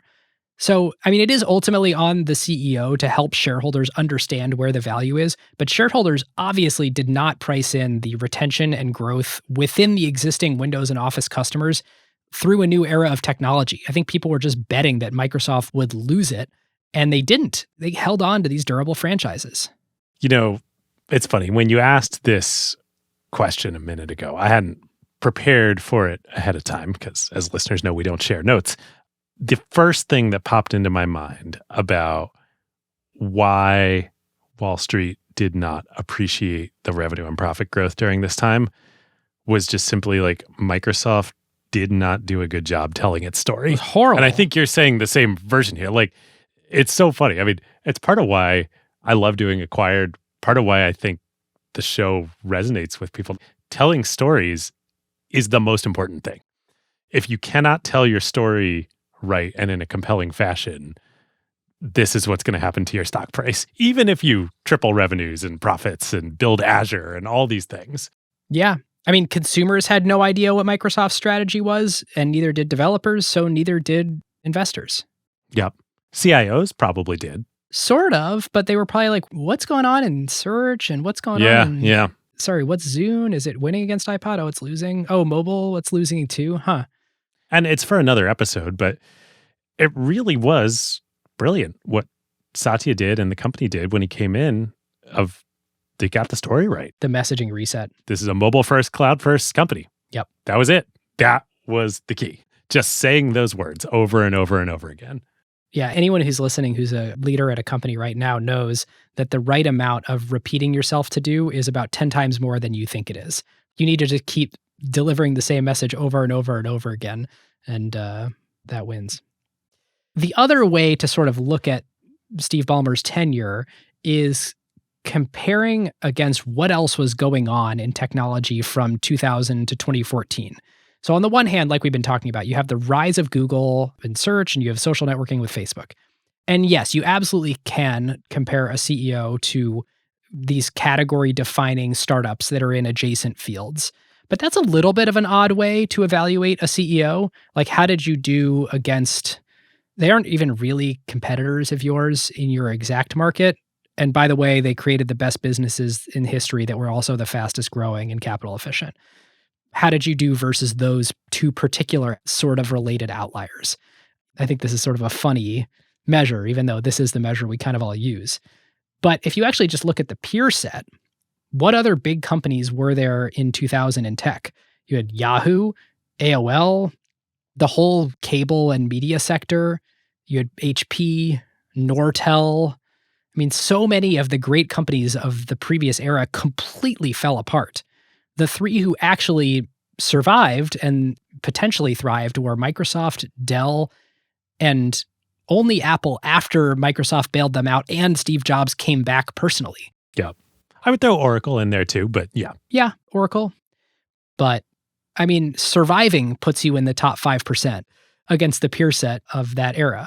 So even if you overlook all the revenue and profit growth and you just look at pure enterprise value and relevance, there is actually a success in that the core asset was preserved. This whole notion you have, David, that Satya came in and we were great and then we sucked for a while and then we were great again. Even just setting up, we preserved the talent asset and that we had continuity in our businesses for another 15 years on what is already a 30-year-old business. I don't know. That's way better than anybody else does. Yep, totally. So anyway, this is all kind of analyzing the tenure from a business perspective. I am very amenable to the idea that products completely languished. Like, I had no interest in using any Microsoft products during this period. Despite being an employee of the company. Yeah. I'm very amenable to arguments of like, yeah, but they didn't make anything good. Yep. And that is, I think, particularly resonant to me, at least in my history, because they used to. They totally used to. They used to be the consumer technology leader. Windows 95, Windows XP, everything we talked about at the beginning of the episode, Internet Explorer, the browser wars, they were the leaders. And they did make some good, Xbox is good. I actually thought Windows Phone, particularly Windows Phone 8, was a beautiful new crack at what does a phone look like. I thought it worked well. But I guess what I'm saying is the products that ended up being their big profit drivers were never their good products. Right. Well, they were their good products, just the enterprise products. They weren't the good consumer products. Right. They weren't good for me as a user. They met the needs of customers. Yes. All right, moving to analysis. Great. Let's do it. 7 powers. So, listeners, this is the part of the show, analysis broadly, where we analyze the business sort of after we've completed the story. And the first one is a section called 7 Powers, which is named after Hamilton Helmer's book. And the question that he sort of poses is, what is it that enables the business to achieve persistent differential returns? Or put it another way, to be more profitable than their closest competitor and do so sustainably. And there are 7 different powers, sort of categories that it can fall into. There's counter positioning, scale economies, switching costs, network economies, process power, branding, and cornered resource. And I think on part 1, we said Microsoft in that era had all of these, right? I feel like there are 1 or 2 that I was shaky on, but most, yeah. Well, in this era, they definitely don't have counter positioning. That's for sure. Right. That's the interesting thing. Once you're an incumbent, you can almost never have counter positioning. Yep. Actually, I would say they had some of it in the development of Azure because they could say to Fortune 500s, we will do hybrid cloud with you and we can be your trusted partner in a way that AWS couldn't. Counterposition against AWS. Yeah. Yep. But broadly, as a company, like, no way. Yeah, they were getting counterpositioned in mobile. I mean, Google was saying, we'll give it to you free. Yeah, less than free. Yep. Yeah. All right. Perhaps the single greatest asset they have is scale economies. With the number of users and customers they have, any investment that they make gets amortized over such a massive user base that it's worth it. If they can charge $1 more on EAs, they should do almost any amount of incremental R&D or acquisitions. Right. And that translates directly into the cloud era too. Yeah. The cloud era even more. I think there's crazy returns to scale on cloud economics. Yep. I think process power, I would argue they actually lost during this era. I mean, the Blackcomb Longhorn Vista thing illustrates that. Yeah, they went from knowing how to ship the most beloved operating system of all time with Windows 95, managing to pretty much do it again, even during the antitrust thing with Windows XP, with, I think, 0 blunders in between. I mean, they had ME, but that wasn't a blunder as much as like a, I don't know, fresh coat of paint that wasn't really real. And then, yeah, with Longhorn and Windows 8, separate problems, but completely forgot why those franchises have economic value. Yep. I think they also definitely lost branding power in the consumer world. Yeah, the question is, did they become more trusted by the enterprise, where if you're offered the exact same service from Microsoft and AWS, are you more willing to pay Microsoft for it? Definitely. So yes, they gained it in the enterprise world. Yeah. Microsoft has unbelievable switching costs. The EA, you just can't switch now. You have to switch sometime in the future. And when that time comes, you're probably not going to switch then either, because the next EA is going to offer even more value. It's funny, to the extent that the DOJ and governments were concerned about Microsoft being a monopoly when it came to product tying on the consumer side. They really should have been concerned about product tying on the enterprise side, where you pay us $1 amount per device on your network and you get all of our software. For sure, there would be way better point solution software for any one of the hundreds of things that Microsoft is providing for you, but there's no way you're going to switch. Yep, you're so right. It's so funny you reflected it back to the DOJ. It's been so long now since we covered that. Hours ago, I kind of forgot about it. In that era, there were literal switching costs to getting a different browser. The one that came with your computer was the one you were going to use because a different browser was going to take like 5 to 24 hours to download over your internet connection in the dial-up days. It was good for consumers to receive a browser with their computer because getting another one was almost prohibitively difficult. Yep. Network economies, it's actually a little thin. Yeah, I mean, they had the great network economies with Windows that we talked about last time, but that starts to erode here. As interoperability becomes a thing, as file formats standardized, and I can open the same documents on Macs and PCs, it's like, okay, file formats stop being a network economy that accrues only to the operating system. Yep. I'm trying to think, are there any other, like if you are an enterprise and become a Microsoft customer and I'm an enterprise and I become a Microsoft customer, do we really benefit from each other being? I don't think so. Yeah, I don't either. That just leaves cornered resource. Yep. No, I don't think they have that meaningfully. No, I don't think so. I guess this power, I mean, the fact that we came up with, they don't really counterposition, they have great scale economies, they have a lot of switching costs, and that's kind of it. That's pretty illustrative of why you kind of feel like this is the lost era of Microsoft. And I think it also illustrates that sounds like an enterprise company to me. Yep. Okay, playbook. Playbook. Well, the first one that talks to mind that I want to address a little bit more specifically is this idea of a cultural shift, because we've mentioned it many times on the episode. Oh, at the DOJ, there was a cultural shift. Oh, with the new leadership, there was a culture shift. But what does it actually mean, and how do you go about quantifying that? The thing that I kept hearing in all the research interviews we were doing was that when the stock price was flat, and flat for a long time, people became convinced it's just going to stay flat. Yeah. So basically, whatever the cause of that was, it created a zero-sum environment. Nothing I do is going to make the company more valuable.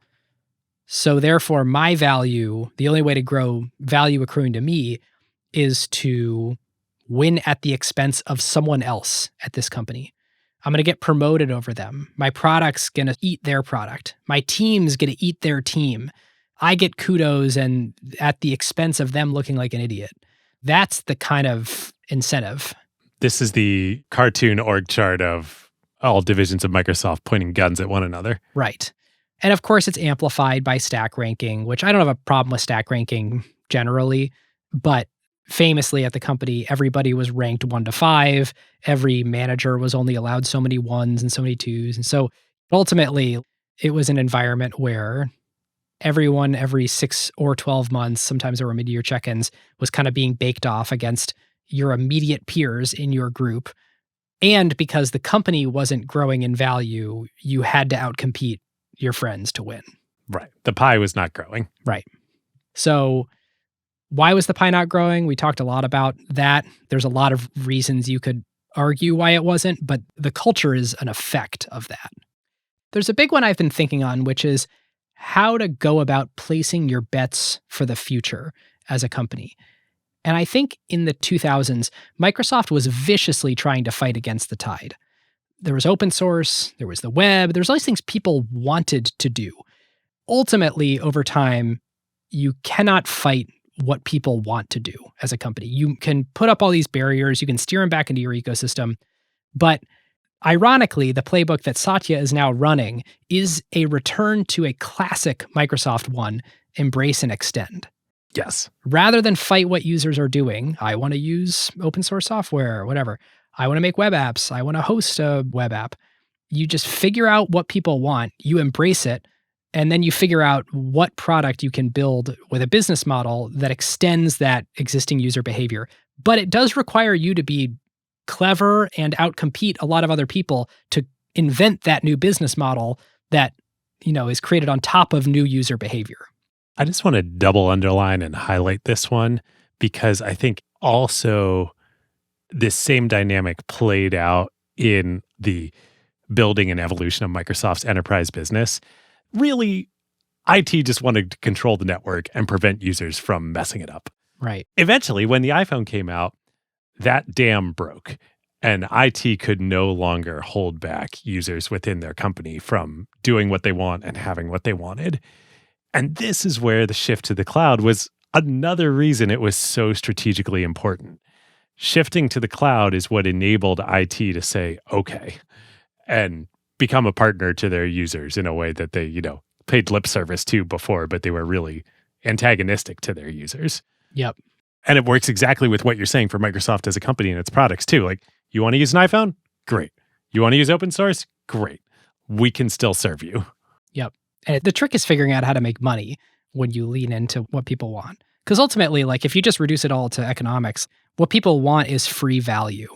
But you can't actually build a business on giving away free value. Yes. I can give you $1 for 90 cents, but ultimately I'm just going to go out of business. And so I need to figure out some way that you're happy from value creation and willing to pay me more than it cost me to. Anyway. The trick is getting the business model right. Yes. There's this other one of what was going on given that the ideas were good.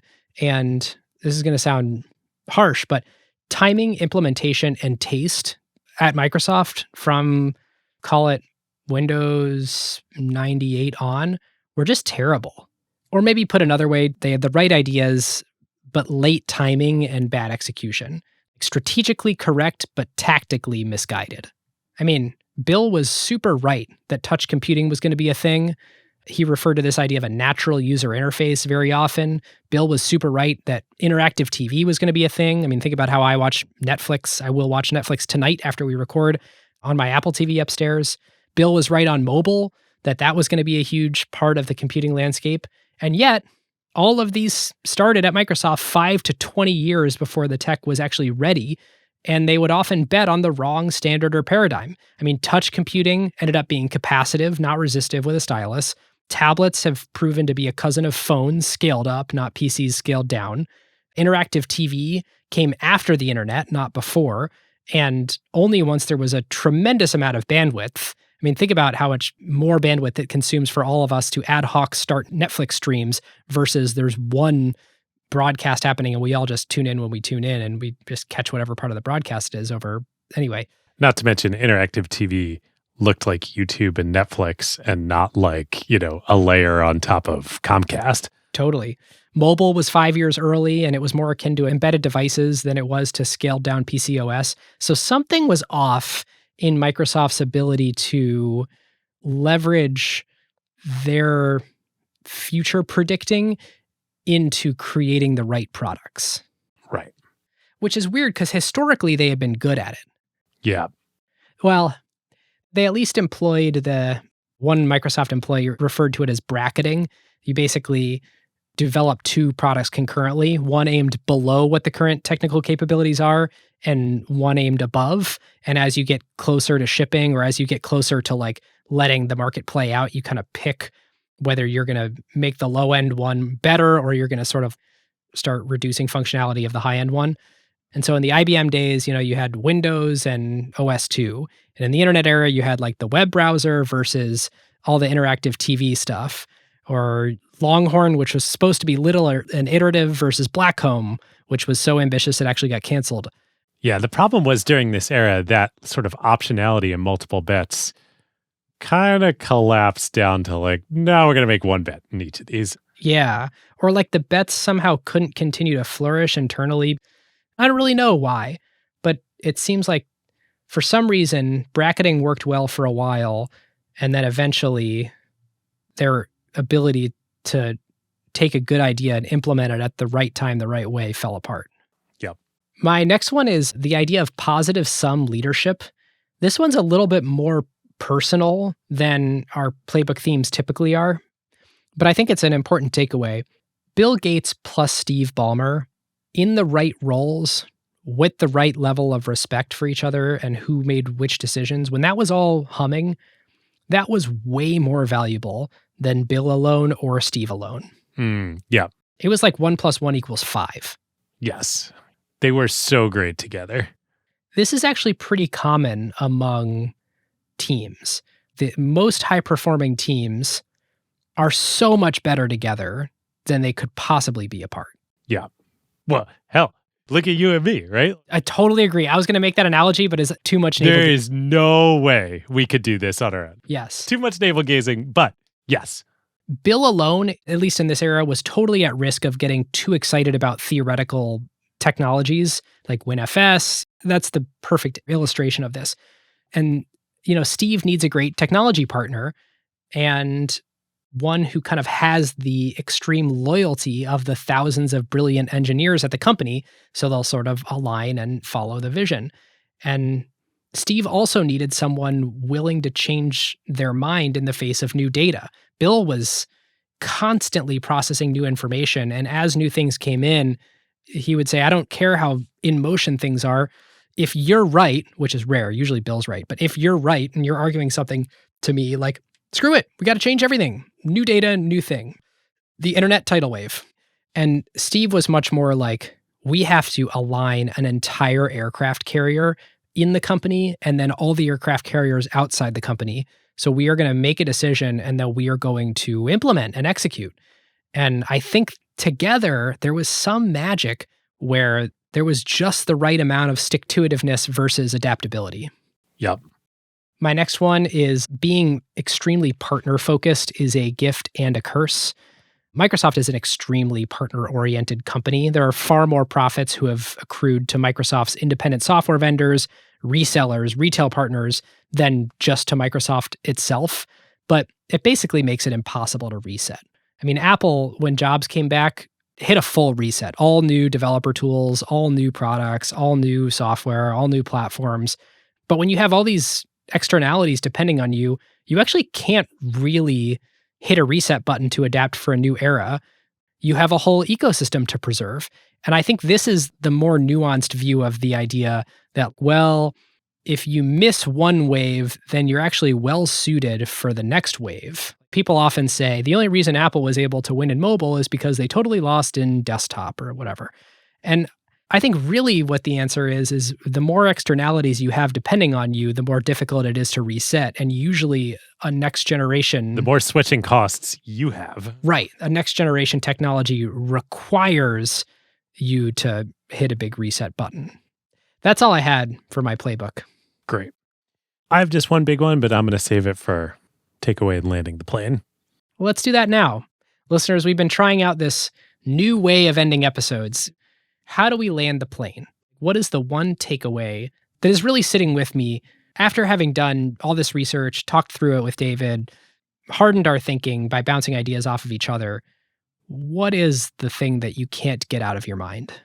So for me, this only came to me just a few minutes ago, but I think is the right and most complete version of what I've been feeling about this part of the Microsoft story for a long time since we've been doing the research. And the feeling started with, as we were talking to people and digging in, we were just like, this story is not understood right. And this narrative about these were the losing years of Microsoft. Yes, there were a lot of L's during this time, but that's not complete by any stretch of the imagination. And as we were preparing, I really felt a lot of weight on this one of like, man, we really have a responsibility to try and get this right here. And I think what I realized a few minutes ago as we were talking is this was the biggest failure of the company during this period. They did not tell their story right. And so much of what we think of as the losses from this time frame, and certainly everything baked into the stock price not moving, was because of that. Yes, Steve came to the CEO role at an all-time high multiple, and like it was the tech bubble and, you know, all that stuff. Sure, that's a big thing. But why did the stock price stay in the 30s for his whole tenure?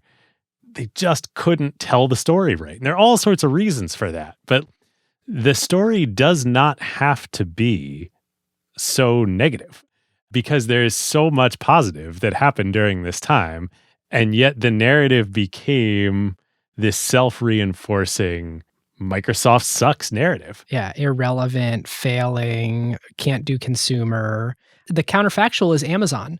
If they had a consistent message that they went forward with, such as, we're a company who invents and wanders.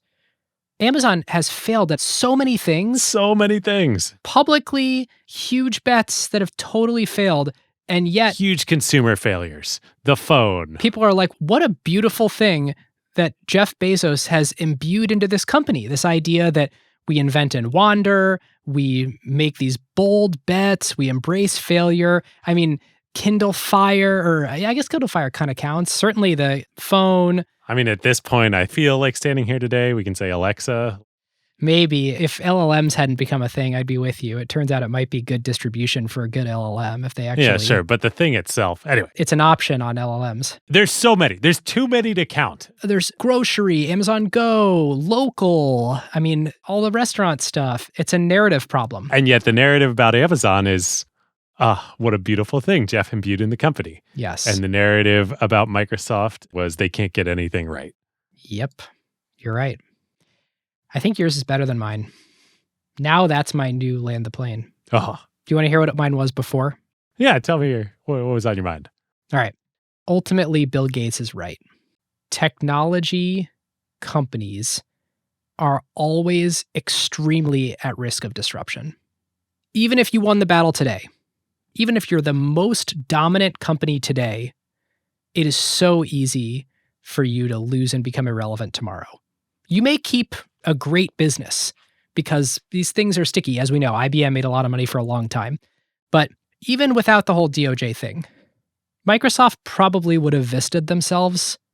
Microsoft almost certainly would have missed mobile because there's no chance they would have realized that the business model that Google had meant that they were going to win in mobile when they came in from the side and gave away the software for less than free. Microsoft was going to have these huge downstream misses because technology moves so fast and is such a dynamic landscape. Yep.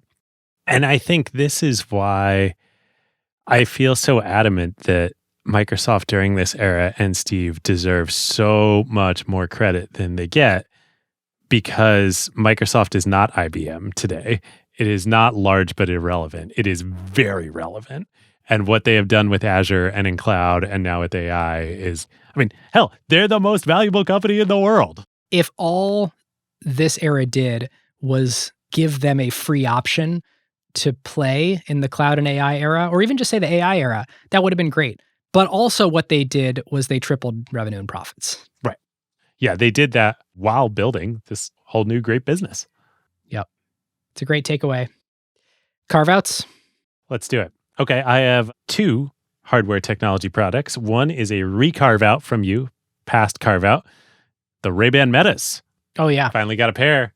They're great. They're awesome. The use case of the audio, ambient audio in my ears without earbuds is great, particularly for a baby monitor.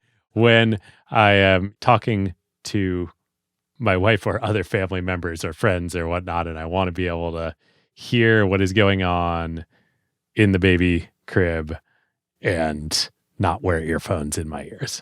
Great. That is great. They're also just a great product in general. Another related hardware carve out is a startup called Oslo and the Oslo Sleep Buds. In the last couple of years, I have slowly and then pretty much every night gotten into using some form of audio to help fall asleep, or if I wake up in the middle of the night, get back to sleep. And I used AirPods for years and years, and they're great, but if you sleep on your side or do anything, you got the AirPod jamming into your ears. These are little sleep buds that are made for sleeping.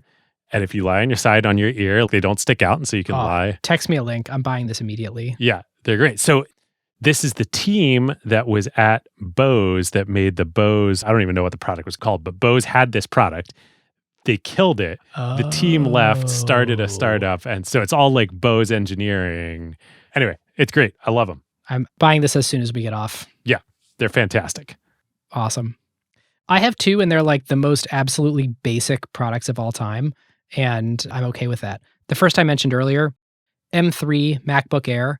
It's the finest computer I've ever owned, which I say every time I get a new Mac. If only you could turn it around and touch the screen. I know. I'm rocking the M1 MacBook Pro at home, and it's a 16-inch, and gosh, that thing is just a beast to fly with. And so for all the travel we've been doing recently, David, it has been awesome to have this incredibly lightweight, incredibly fast, just beautiful machine for flights and all sorts of travel stuff. Nice. So it's my on the go. And then Sticking with this theme of staying incredibly basic and predictable, the Tesla Model Y is an awesome car. Oh, yes, that's right. You are finally joining the club. Yeah. We just took a weekend and drove up to Orcas Island, and it was so sweet. I never once charged it, drove multiple hours, took a ferry. We're on an island that's sparsely populated, hung out for the weekend, drove all over the island, did the whole thing back, got back with 18% battery. And had you needed to charge it, there'd be a supercharger network. Yeah. And it's unbelievably fast and fun to drive. And I finally get it's an iPhone with wheels. Like, it just feels, whenever I drive my other car, it feels kind of icky. And this one feels clean. It's perfect. Yeah. It's amazing. I get it, Tesla people. All right, we got a lot of thank yous here. Yeah, we have a huge set of thank yous. First, of course, is our sponsors, JP Morgan Payments, ServiceNow, and Pilot. You can click the link in the show notes to learn more and tell them that Ben and David sent you when you get in touch. I was trying to count, David. It's definitely over 20 people that we talked with this time. So on my end, thanks so much to Brad Silverberg. Brad led Windows for a while, notably the development of the Windows 95 product and that team. Thomas Reardon, who was one of the original team members on Internet Explorer, and actually went on years later to start Control Labs, which sold to Meta and is a part of Meta's effort now to do the neural interface. You can sort of twitch your hands, and I don't know. We haven't actually seen a product yet, so we'll have to see what that looks like. But that was Thomas Reardon in his next act. Steven Sinofsky, who led Windows in Windows 7 and 8 and led Office before that. And David, you read quite a bit of Steven's words to prepare for this. Yeah. His blog, Hardcore Software, he published in book form. It's a 1,000-page book. It's like a textbook sitting on my desk. It's awesome. We talked to Steven for a few hours. He's great. He's a board partner in Andreessen Horowitz now. That was super fun.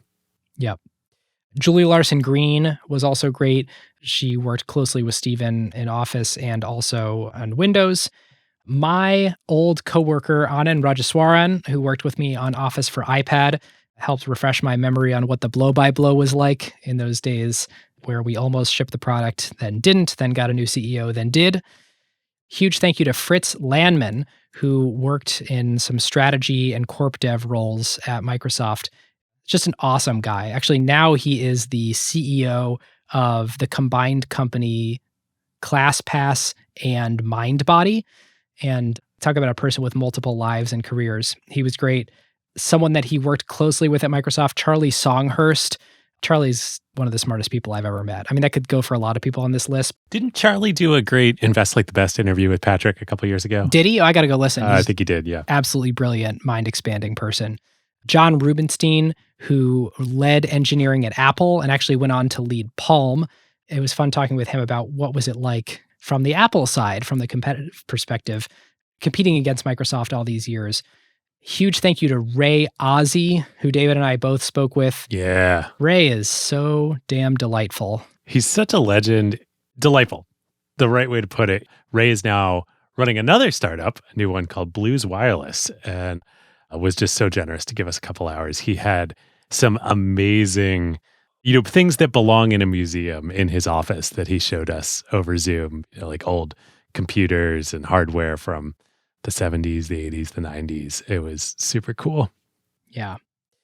More on my side to Rob Glazer, who worked at Microsoft in the 90s and founded and ran Real Networks, to Joe Belfiore, who played a large role in Windows and Windows Phone. And actually, he demoed Windows XP in the way back when, 2001, in the launch announcement to Regis Fieldman. That's like how the second half of the keynote works, is Joe is demoing features to Regis. It was Jay Leno for Windows 95 and Regis for Windows XP. Yes. So Joe's got this beautiful long history at Microsoft and was just really great. To Vivek Varma, who was at Microsoft deeply involved in sort of the comms and legal stuff during the antitrust era. Of course, to Steve Ballmer, being very generous with his time and helpful in helping us sharpen some of our thinking. And especially being generous with his time as we were entering free agency here. He's got a busy day job these days at the Clips. That's right. Our good friend who runs The Science of Hitting, it's a great Substack that does investment analysis and just was very generous, sharing a large spreadsheet of historical data from Microsoft. It's very easy to parse and look things up live while we're doing the episode. And finally, last one from me to Todd Bishop at GeekWire. Todd has these unreleased recordings from when he was covering Microsoft at the Seattle PI way back in the early 2000s. And he sent me the raw recordings, when he was standing there with Bill and Steve, just being a reporter. And it's very fun to hear their voices in ways that I don't think were ever released or publicly heard. Yeah. Super cool. Yeah, a few more on my end. Terry Myerson, the CEO of Truveta in Seattle. Terry ran Windows and Windows Phone at Microsoft for a long time. To Soma Sagar, who is a managing director at Madrona, but is a legend in the server and tools business at Microsoft. Soma, we talked about him on part 1, but he's wonderful. To Mary Jo Foley. It was so fun to talk to Mary Jo. Mary Jo dedicated her career, probably the last 20 plus years, to solely covering Microsoft, and she is the best in the business. Today, she's the editor-in-chief at Directions on Microsoft. It's a research firm like Gartner, except it only covers Microsoft.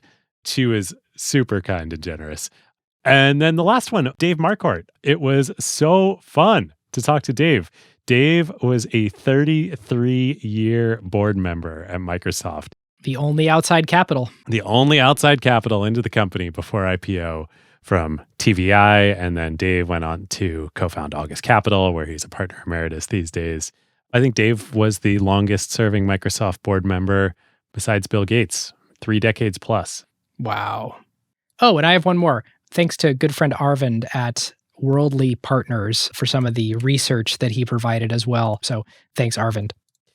Well, with that, you should check out our previous episode, Microsoft Volume 1. If you've already heard that, check out our AWS episode. We also recommend our NVIDIA series. Part 1 intersects nicely with this era of Microsoft, and we tell some of the PC gaming story from the NVIDIA angle. Lastly, of course, if you are sitting around right now and you're thinking, oh no, what should I do next? The answer is acquired.fm/SF. We cannot wait to see you at the Chase Center. Mark frickin' Zuckerberg is going to be there.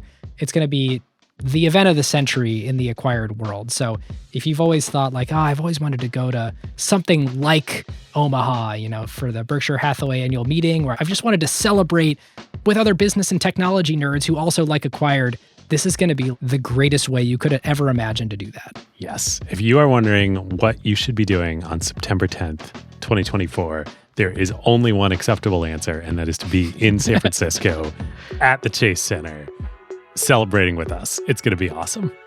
Yep. And with that, listeners, we'll see you next time. We'll see you next time. Who got the truth? Is it you? Is it you? Is it you?